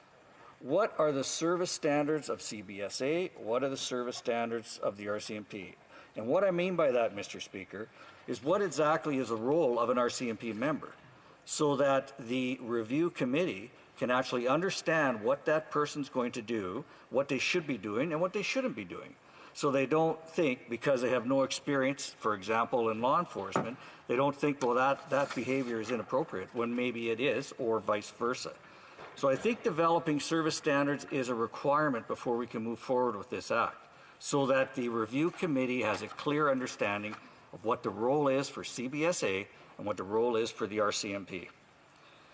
There was one thing that came up at one of the last meetings of the committee, Public Safety Committee, and that was administrative issues that were not expected.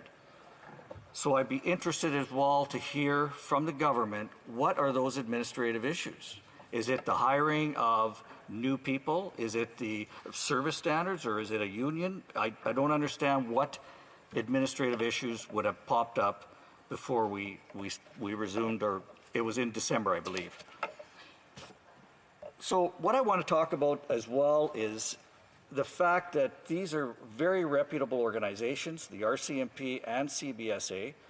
I want to be right up front and say I know they will welcome a well thought out, well trained independent review, but not something where somebody is appointed and we're going to run into the same issues that we're having right now with the parole board.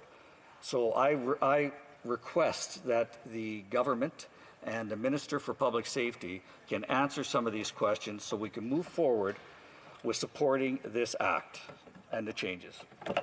Thank you, Mr. Speaker.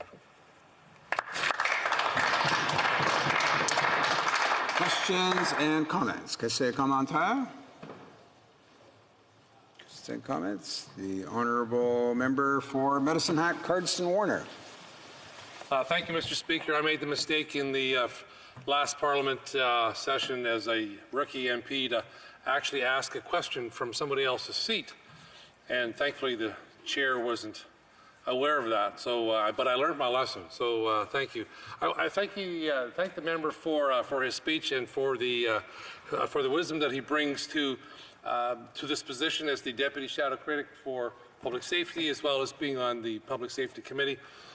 He mentioned service standards, and I wonder if he would be able to provide an explanation or a better understanding of the type of service standards that the public could expect in the role as CBSA or as an RCMP officer, and what that could actually look like, and what would his recommendation be to the committee to, to consider that as a parameter in which to put as an amendment. Kootenay, Columbia.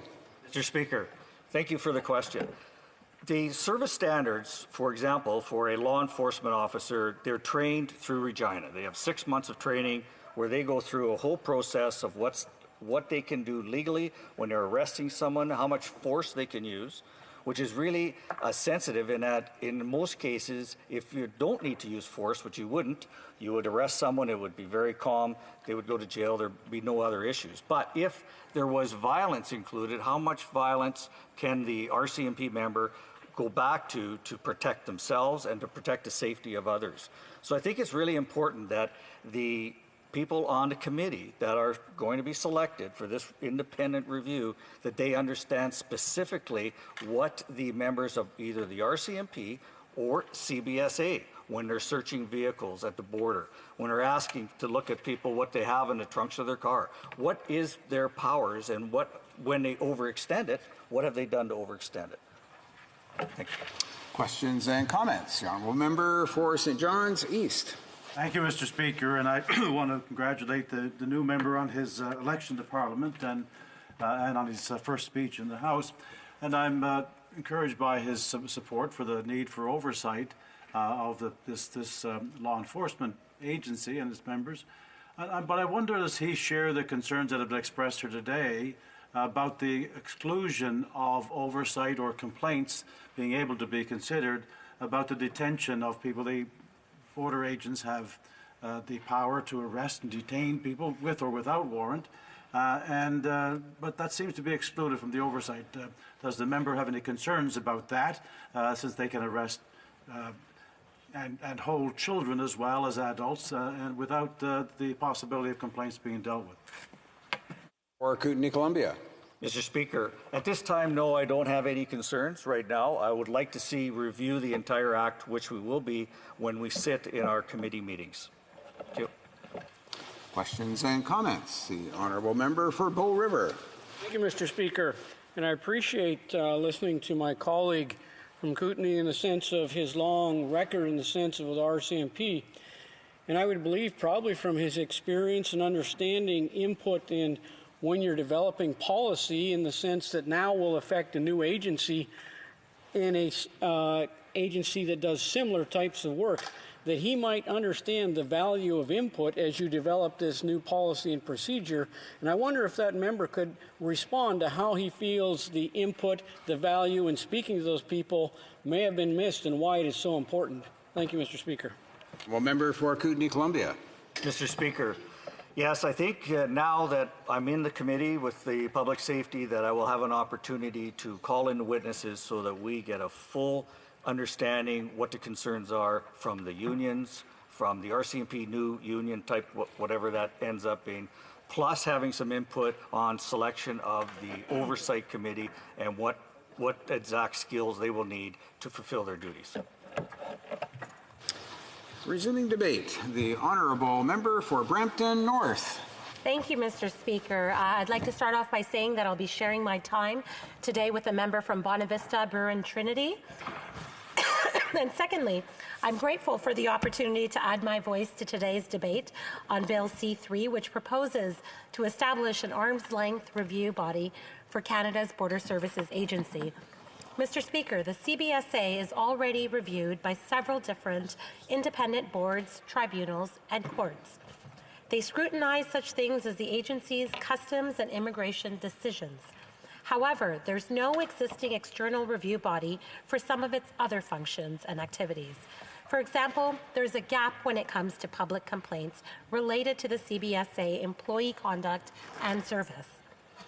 With the way things currently stand, there's also no independent review mechanism for the CBSA's non-national security activities. That makes the CBSA something of an outlier, both at home and abroad. Other public safety organizations in Canada are subject to independent review, as are border agencies in a number of peer countries, including the UK, Australia, New Zealand, and France. Addressing these accountability gaps through Bill C3 would improve the CBSA's strength and strengthen public confidence in the agency. It would ensure that the public could continue to expect consistent, fair, and equal treatment by CBSA employees. And it would lead to the opportunities for ongoing improvement in the CBSA's interactions and service delivery. For an organization to deal with tens of millions of people each year, that is extremely important. Public complaints about the conduct of and service provided by CBSA employees are currently dealt with only internally at the agency.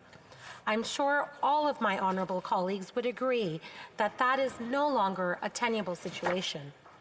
Under Bill C3, these complaints would instead be handled by new Arm's-Length Public Complaints and Review Commission, or PCRC. This new PCRC would build on and strengthen the existing Civilian Review and Complaints Commission, the CRCC for short, which is currently the review agency for the RCMP.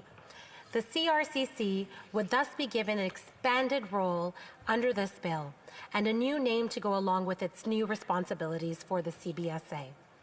The PCRC would be able to receive and investigate complaints from the public regarding the conduct of the CBSA officials, as well as the service provided by the CBSA.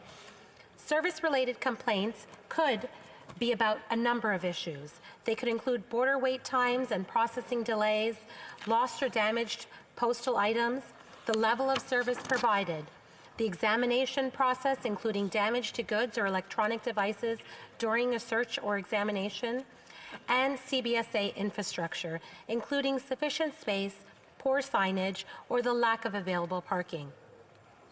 Service-related complaints do not include enforcement actions, such as fines for failing to pay dues or duties, nor do they include trade decisions, such as tariff classification. Those types of decisions can already be considered by existing review mechanisms. In addition to its complaints function, the PCRC would also review non-national security activities conducted by the RCMP and the CBSA. The PCRC reports would include findings and recommendations on the adequacy, appropriateness, sufficiency, or clarity of CBSA policies, procedures, and guidelines. The CBSA's compliance and the law and ministerial directions, and the reasonableness and necessity of the CBSA's use of its powers. The CBSA would be required to provide a response to those findings and recommendations for all complaints. Mr. Speaker, the creation of the PCRC is overdue. It would answer long-standing calls for an independent review of public complaints involving the CBSA. According to former parliamentarian and chair of the NATO Association at Canada at Massey College, Hugh Siegel, said that the lack of oversight for the CBSA is not appropriate and unacceptable. Former CBSA President Luc Portelance also said that when a Canadian citizen or a foreign national engages with a border officer and has a negative interaction, the entire review mechanism is not public. It is internal and it is not seen as independent. In Mr. Portelance's view, that creates a significant problem in terms of public trust.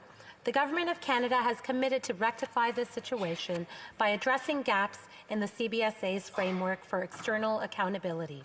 With the introduction of Bill C-3, the government is delivering on that commitment. It builds on recent action taken by the government to strengthen accountability on national security matters. That includes passing legislation to establish the National Security and Intelligence Committee of Parliamentarians. It also includes the creation, through Bill C-59, of the new expert review body, the National Security and Intelligence Review Agency. These two bodies are now in operation, and they are doing extremely important work in terms of reviewing the national security activities of all departments and agencies, including the CBSA. Bill C-3 would go further by establishing a review and complaints function for CBSA's other activities.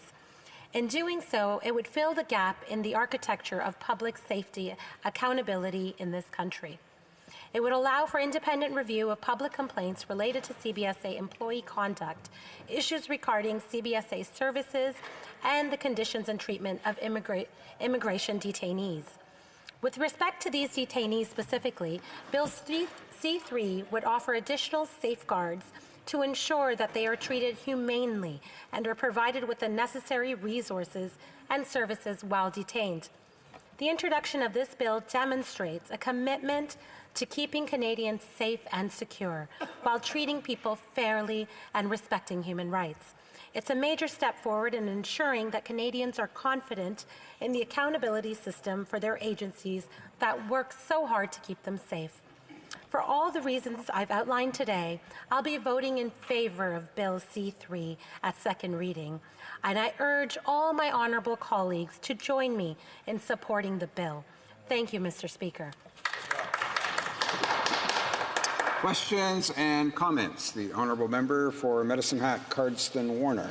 Thank you very much, Mr. Speaker, and I thank my friend across the way for her presentation today. And I also want to thank her for we had the privilege in the last session to serve together on public safety, and I appreciate her perspective on many things. I'm just kind of curious from your understanding of this bill, Mr. Speaker. I'm wondering whether my colleague could answer two questions for me. I know there's the minister spoke about $25 million being allocated over 5 years for this expansion. Now, what accountability measures will be in place to ensure that this new commission, this review body, has the appropriate people and the appropriate resources to do their job? So that's one. And secondly, what recourse would Canadians have should the commission decide to not hear a complaint, and what accountability does the commission have when that happens? And how does that mechanism work? If they could describe that for me, that'd be great. Honourable member for Brampton North. Mr. Speaker, I'd like to thank my colleague, and I also share in his sentiments. I had enjoyed my time working with him on the Public Safety Committee last term. In terms of accountability, this review body itself is a way to create more accountability. Currently, the process we have in place, there's nothing is made public. Any complaints that are made are handled internally, and that itself is unacceptable at this point. We've had review agencies for the RCMP. We worked on that in committee as well with my colleague, and I understand his concern about accountability, but we also have to understand that this is another layer of accountability in and itself. And all the determinations that are made by this commission would be made public. And I believe if something was to seem distasteful or incorrect, the public would then have the right to know about it and then can raise the issues to the government and public. So I definitely share your concerns, but this is a step towards accountability in itself. Questions and comments? Question commentaire. The Honourable Member for St. John's East. Thank you, Mr. Speaker. I'd like to thank the member for her comments, member for Brampton North. And I do have a concern, though, as has been mentioned earlier, that there are exemptions in this legislation for the ability to make complaints. And one is the action of CBSA agents in trying to identify in public suspected illegal immigrants. And there's been allegations of actually identifying people based on profiling and asking them to prove that they're a Canadian citizen, that sort of thing. And the second exemption that's been raised here today is the fact that the powers to detain and sometimes indefinitely children and their families without the oversight that this legislation would provide. Does the member for Brampton North have any concerns that these type of activities, which are part of the enforcement provisions by the agents of the CBSA, will be unregulated in the sense that complaints cannot be considered by this complaint committee, and they're very serious matters that do need oversight because complaints have been made about them. Member for Brampton North. Yeah, I'd like to thank my member for raising the issue. Of course, when things like that occur and are brought to our attention, they are alarming and disturbing. However, in terms of detainees, this body would be able to hear complaints when it comes to the treatment of detainees, so I don't believe that to be an exception. I believe this body would be able to handle complaints of that matter and that nature. It's the decisions of the officers that they would not be able to bring to this agency itself, because there are other mechanisms, there are other places before the tribunal where they could review those matters. But the conduct and treatment of people at the border, detainees, that would all lie and fall under, according to my understanding, within this body. Thank you. Before we go to resuming debate and the Honourable Member for Bonavista, Burin, Trinity, I'll let him know that there are only about 5 minutes remaining in the time for government orders today, so he'll have 5 minutes for the first of up to 10 minutes that would normally be allocated, and of course he'll have the remaining time when the House next resumes debate on the question that's before the House. And I'll give him the usual indication when we're getting close to the time of interruption. Resuming debate, the Honourable Member for Bonavista, Burin, Trinity. Thank you, Mr. Speaker. I'm grateful for the opportunity to rise in the House and add my voice to this debate as well on Bill C-3, which proposes to establish an arm's-length review and complaints function for the CBSA. This would build on action our government has recently taken to strengthen accountability and transparency in the public safety and national security sphere. As honourable members know, we passed legislation to create a National Security and Intelligence Committee of Parliamentarians. That committee has now been established. Following the passage of Bill C-59, we also created a new National Security and Intelligence Review Agency. The goal of both of these bodies is to provide accountability for the national security work of all Government of Canada departments and agencies, including the CBSA. Strong internal and external mechanisms are in place to address many of the CBSA's other activities. For example, certain decisions in the immigration context are subject to review by the Immigration and Refugee Board of Canada. Its customs decisions can be appealed to the Canadian International Trade Tribunal as well as to the federal court. The glaring gap that remains has to do with the public complaints related to the conduct of and service provided by CBSA employees. There is simply no independent place to which people can turn when they have a grievance about the way they were treated by someone representing the agency. Without an independent body specifically tasked to hear complaints, it's easy to see how people can feel uncomfortable voicing any concerns.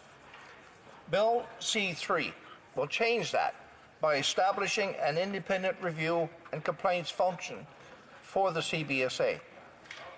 That new tool will be incorporated into and benefit from the expertise and the experience of the existing Civilian Review and Complaints Commission, or the CRCC for the RCMP. To reflect its new CBSA responsibilities, the CRCC will be renamed the Public Complaints and Review Commission, or PCRC. Members of the public who deal with the CBSA will be able to submit a complaint either to any officer or employee of the agency or to the PCRC. The CBSA will conduct the initial investigation into a complaint, whether it's submitted to the CBSA or to the PCRC. However, the PCRC will have the ability to investigate and any complaint it considers to be in the public interest. It could also initiate a complaint proactively, in the event that a complainant were not satisfied with the CBSA's response to a complaint. He or she could ask the PCRC to review the CBSA's response. The PCRC will also have a mandate to conduct overarching reviews of specified activities of the CBSA. All of this would bring the CBSA in line with Canada's other public safety organizations, which are currently subject to independent review. And it would allow Canada to join the ranks of peer countries with respect to having accountability functions for their border agencies. Recourse through the PCRC would be available to anyone who interacts with CBSA or the RCMP employees. That includes Canadian citizens, permanent residents, and foreign nationals, including immigration detainees. Most of these detainees are held in CBSA-managed immigration holding centers. When that is not possible, CBSA detainees are placed in other facilities, including provincial correctional facilities. The CBSA has established agreements with BC, Alberta, Ontario, Quebec, and Nova Scotia for detention purposes. Thank you, Mr. Speaker. Of course, the honourable member for Bonavista Burin Trinity will have about 5 minutes remaining in his time, should he wish to take it, when the House next gets back to debate on the question.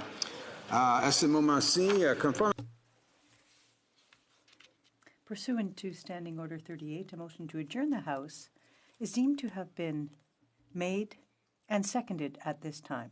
Therefore, the question is that this House do now adjourn. For Bow River. Thank you, Mr. Speaker. I appreciate the opportunity to stand in this House. It's always a privilege to speak in this place, and it is a great place for Canadians to be able to see us represent them. So just a couple things to start with is, in my community, resource sector is a huge and critical important industry. There are many businesses that have closed, many businesses that have gone out of business, and it is horrendous in the sense of what the shutting down of the fossil fuel industry by this government has done in my riding. But here a week ago we had some of the coldest temperatures in Canada for a solid week. So as the energy for Alberta was reported, there was 0.000 grid came in from solar, and we have hundreds and hundreds of acres of solar. We have thousands of big windmills, and it came in at 0.004 to the grid. So for a solid week, the only way we survived in Alberta was with fossil fuels. We live in a northern climate, and without those fossil fuels, we won't survive. This is a critical industry in this country, and it's one that needs to be valued and increased in the sense of ethical and economically produced resources. Some other things the government can do, as they did, for example, with the Iranian missile crisis when it was shot down and Canadians were killed, they reacted very quickly. Great. But there was a plane that crashed with 18 Canadians killed recently, about months ago. And what is the government doing following up with the families for those? Sometimes the government can respond, but sometimes it doesn't. But another area that it needs to respond to is with the area of cystic fibrosis. Over 4,300 Canadians are living with cystic fibrosis. The median age is 22. The median age of survival is 52. They need access to medicine. They need a real effective national rare disease policy. We talked about this for months. We need drug approvals for rare diseases like CF, and we need it streamlined. We need the government to take leadership to work with the province to make this drug available to Canadians that desperately need them. I want to read a letter that I recently received a couple of days ago. We are writing to you on behalf of our dear son, who, as you know, is suffering from the fatal genetic disease cystic fibrosis.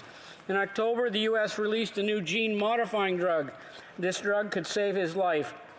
He's an engineer, well-educated, and a very intelligent man. Martin is currently living with reduced lung function and doesn't have years to wait for this drug to come to Canada. I can't imagine the struggle he has on a daily basis, knowing that drugs are available which can improve the quality of his life, but are just out of reach. We are shocked to learn that Canada is the only developed nation in the world that has failed to approve access to sustaining this drug, to sustaining CF. Australia, Denmark, England, Scotland, Ireland, France, Germany, Netherlands, Austria, Italy, Sweden, Norway, Greece, Spain, Luxembourg, and the United States are all providing public access to this gene modulators for CF, while Canadian patients suffer needlessly. This disheartens me and makes me ashamed of my province and country. Why should our son suffer when the rest of the world is celebrating? This is just incomprehensible. With hope and anticipation, Hank and Jenny. We need this drug approved. The federal government can take the lead on this. We need it approved so they can work with the provinces so this drug is available for 4,300 Canadians. It needs to be done, and it needs to be done quickly. Thank you, Mr. Speaker. The Honourable Parliamentary Secretary to the Minister of Environment and Climate Change. Well, thank you very much, Mr. Speaker. And I'd like to thank my honourable colleague for sharing with us this evening the importance of the energy sector for the prosperity of people living in his riding. And I'd like to reassure him and all the members of this House that we've been at the table with our support for this job-creating industry, including through a $275 million investment to support the single largest private sector investment in Canadian history, the LNG Canada project, Mr. Speaker. Now let's remember, this is a project that when completed will not only be the cleanest of its kind in the world, will also allow sustainably produced Canadian natural gas to displace dirtier sources of energy currently in use around the world. And a project that will create up to 10,000 good, well-paying jobs at the height of its construction. Mr. Speaker, this is a clear win-win for growing the economy and for protecting the environment. Our government has also participated in recent trade missions to places such as Japan and the United Kingdom, and we did so to promote Canadian LNG as a reliable and competitively priced source of energy, Mr. Speaker. This reflects what Canadians told us through Generation Energy, the largest national discussion on our energy in our country's history. We invited Canadians to imagine their energy future, to think about what the world might look like when their kids and grandkids are grown, and what we should be doing now to get there. Mr. Speaker, more than 380,000 Canadians shared their vision with us, and we listened. What emerged from Generation Energy was a compelling and inspiring vision. Canadians told us they want a thriving, low-carbon economy. They want us to be leaders in Canada's transition to a low-carbon economy by investing in innovation and delivering economic growth, competitive industries, and clean jobs while protecting the environment, Mr. Speaker. Canada's LNG industry will help us tackle global greenhouse gas emissions while helping to ensure energy remains affordable for Canadians, that we create good, well-paying jobs, and that we build a stronger, more sustainable economy. It's also why we're providing support where it's needed most. That's why we are working with our provincial partners to develop Canadian LNG in a sustainable way. We've signed a new memorandum of understanding to affirm our joint commitment to power British Columbia's natural gas production and liquefied natural gas sectors with clean energy. By moving to clean power, a process referred to as electrification, we will avoid emissions and position Canada as a supplier of the world's cleanest natural gas. It will also help British Columbia achieve its climate change commitments and support projects that will create jobs and opportunities in rural and Indigenous communities across the province. Because of the potential and how tremendous it could be for communities such as my honourable colleagues, the opportunities are there and we are taking them. Thank you, Mr. Speaker. Well, member for Bow River. Thank you, Mr. Speaker. There's another issue in my community that is getting worse, and it's called rural crime. In a community of Carsland, there's a post office that was broken in twice, and the little store in the community broken into. What is really sad is that Post Office Canada has closed that building. It is now 45 minutes to a half hour for those people to get their mail, and they say we won't do a temporary post office for another 2 months. We now have a community because of rural crime. Seniors can't get their mail. They can only go to another community at least a half hour away during business hours to get their mail, as well as anybody else.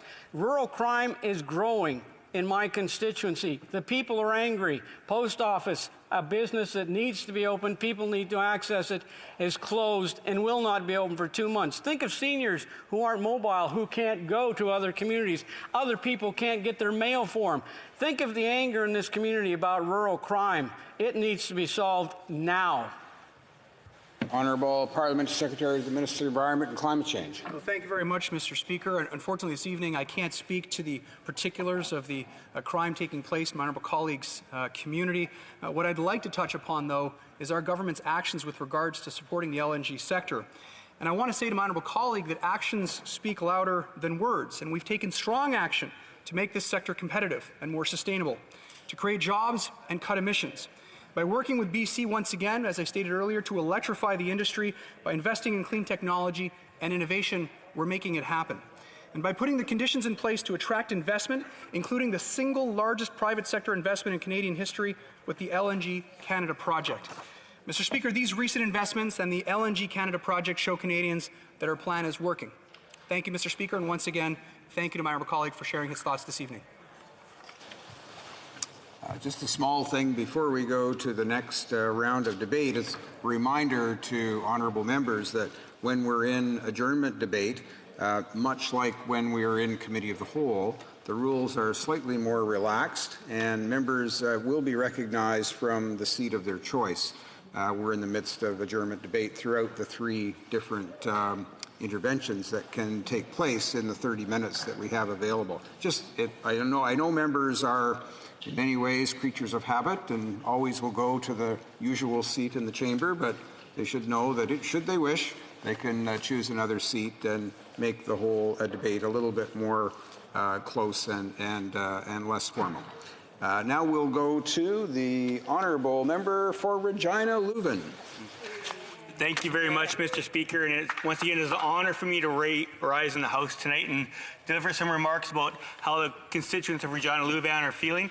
These debates are an opportunity to ask further questions from when we've had the conversation in question period. So I'd just like to start by reiterating the question I had in question period. And I asked the Honourable Minister of the Environment or the Prime Minister to answer me this question. I said, there are families across Western Canada suffering. Throughout my campaign, many constituents would tell me their stories about losing their jobs, and many of their homes had for sale signs on the lawns. I would ask the Prime Minister, what does he say to these men and women that are out of work because of his Bill C-69, and how will he ensure these hard-working families across our country can get back to work in our world-class oil and gas sector? Mr. Speaker, Deputy Speaker, this is an issue that faces people throughout Western Canada, and I've heard the member opposite talk about the BC LNG project and other projects. Well, that doesn't help the 150,000 people that have been out of work in the oil and gas sector in Alberta and Saskatchewan. Right. And we were sent here to their voice and talk about what options going forward they have. And I haven't heard from any members opposite bringing forward ideas of how to get some of those Western Canadian hardworking men and women back. Many that are my family, my friends that I grew up with have been out of work for a very long time. And I asked members opposite, is there ways we can work together? There was 187 amendments brought forward to Bill C-69 from the Senate. The members opposite didn't want to listen to any of those amendments. There are 9 provincial premiers. Every territorial leader have issues with Bill C-69. Yet we haven't seen this government move at all on their stubbornness to not listen to Western Canadians. I remember very well on the election night, the Prime Minister said, and which I hope was heartfelt, I'm listening to Western Canadians. I hear their frustration. I hear their anger. We will work together to make things better in provinces like ours in Saskatchewan and Alberta. But I've seen nothing, no action whatsoever to back up those words. So tonight I'd like to have a couple of solid recommendations on how we can work together to get the hardworking men and women in Saskatchewan back to work. I just came back from an opportunity to talk with some of the leaders of the USW, United Steelworkers. They're here tonight and having some ideas of they're very concerned with the LNG project. Are they going to use Canadian steel? Are they going to make sure that that project is using Canadian steel instead of steel that maybe comes from other countries that is not as high quality? I hear about the environment all the time from members opposite. I can tell them without a doubt in my mind, the steel made from recycled materials at Everest Steel is the most environmentally safe, reaches the highest environmental standards of any steel in the world. So if they're worried about the environmental and worried about emissions, I have the solution. We have the best steel made in this country, in the world, and I'd like to work together to ensure those hardworking men and women at Everest have jobs now going into the future, that we get pipelines built in this country, that we can get the expansion done with TMX, we can use Canadian steel, and we can use hardworking men and women across Western Canada, put them back to work. So I'm looking forward to hearing from my honourable colleague across the aisle and hopefully getting a better answer than we received when I first asked this question. Thank you. Honourable Parliament Secretary to the Minister of Environment and Climate Change. Well, Mr. Speaker, I'd like to thank my honourable colleague from Regina Louvain for not only sharing his personal stories, but also sharing the concerns of his constituents and also sharing some ideas on how he thinks we can move forward together. I'm pleased today to respond to his question to reiterate our government's commitment to work together with the provinces and territories in implementing the Impact Assessment Act in the best possible way. The Government of Canada recognizes that the provinces are an integral part of the impact assessment and regulatory process and is committed to ensuring that the implementation of the Impact Assessment Act is done as effectively as possible and to working closely with the province to ensure that good projects continue to move forward in a timely and environmentally responsible way. I'd like to acknowledge the time and the resources that have been put in place by the provinces and how they've invested in the development of Canada's federal impact assessment regime. Provincial and territory contributions throughout the review of the federal environmental assessment process was integral into the success of the development of the new Impact Assessment Act. Developing the Impact Assessment Act and its regulation was a collective effort, Mr. Speaker, and the government has been diligent to balance the many viewpoints that it has heard over the course of the past 3 years, including those of the provinces and territories. And this is why the implementation of the legislation might also be a collective effort. I acknowledge the concerns raised by the provinces and reassure my honourable colleague and all members of this House that the Government of Canada shares the goals of an efficient, predictable system that balances environmental protection and economic development and respects provincial jurisdiction. And while I recognize that there are still outstanding concerns from the provinces about the Impact Assessment Act, I think that it's very important to note that during Parliament's consideration of this legislation, the government supported numerous amendments to limit ministerial discretion, including providing the Impact Assessment Agency of Canada authorities to align timelines with those of the provinces in support of the one project, one assessment. These were done in response to concerns raised by the provinces and other stakeholders. And our government continues to assess and work to address any outstanding concerns related to the implementation of the Act. As the Prime Minister has recently indicated, The Government of Canada is committed to ensuring the implementation of the Act is done as effectively as possible and welcomes any advice on the implementation of the legislation and will work together to address provincial concerns.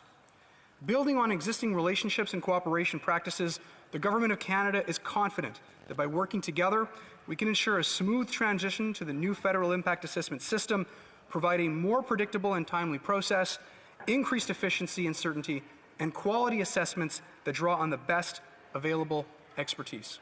Thank you very much, Mr. Speaker. The honourable member for Regina Luban. Thank my honourable colleague for those remarks, but there wasn't many answers there. My problem is what he calls the Environmental Impact Assessment Act. We call it the No More Pipelines Bill, because it's virtually going to kill pipelines being built in this country. And that's one of the problems that I have. They talk about having meetings and collaborating with provincial leaders and territorial leaders. Not once have they had a good conversation with the premiers in Alberta and Saskatchewan and listened to some of their suggestions moving forward. And they're talking about ensuring that resource development is done moving forward. I guess I'd ask them one last question.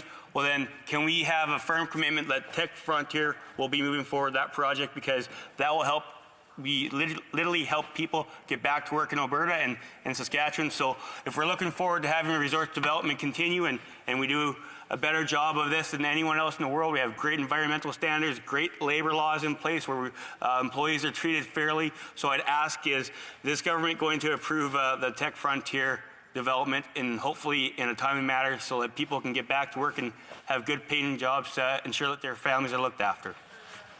Honourable Parliamentary Secretary. Well, thank you, Mr. Speaker, and thanks to my colleague again for that question. The one thing that I want to make clear tonight is that Canadians told us loud and clear they want a system that protects the environment, the health of our communities, and supports economic opportunities and growth. And the Impact Assessment Act does just that and creates a new, fairer, and more balanced system for reviewing and approving major projects. Something that is vitally important, Mr. Speaker, for growing the economy in Alberta and Saskatchewan and all across the country, for protecting the environment, and for improving the quality of life for Canadians. And while our intention is not to reopen the legislation for amendments, we are open to constructive suggestions and discussions moving forward as we look to implement the new law. And I'd just like to add that if my honourable colleague would like to meet with me and have a frank discussion, I would very much welcome that. His passion came through tonight. I know that people in his riding are having a hard time, and in the entire province are having a hard time, and it would be a pleasure to sit down at the time of my honourable colleagues choosing to discuss that further and figure out how we can do better. Thank you, Mr. Speaker. The motion to adjourn the House is now deemed to have been adopted. Accordingly, this House stands adjourned until tomorrow at 10 a.m. pursuant to Standing Order 24-1.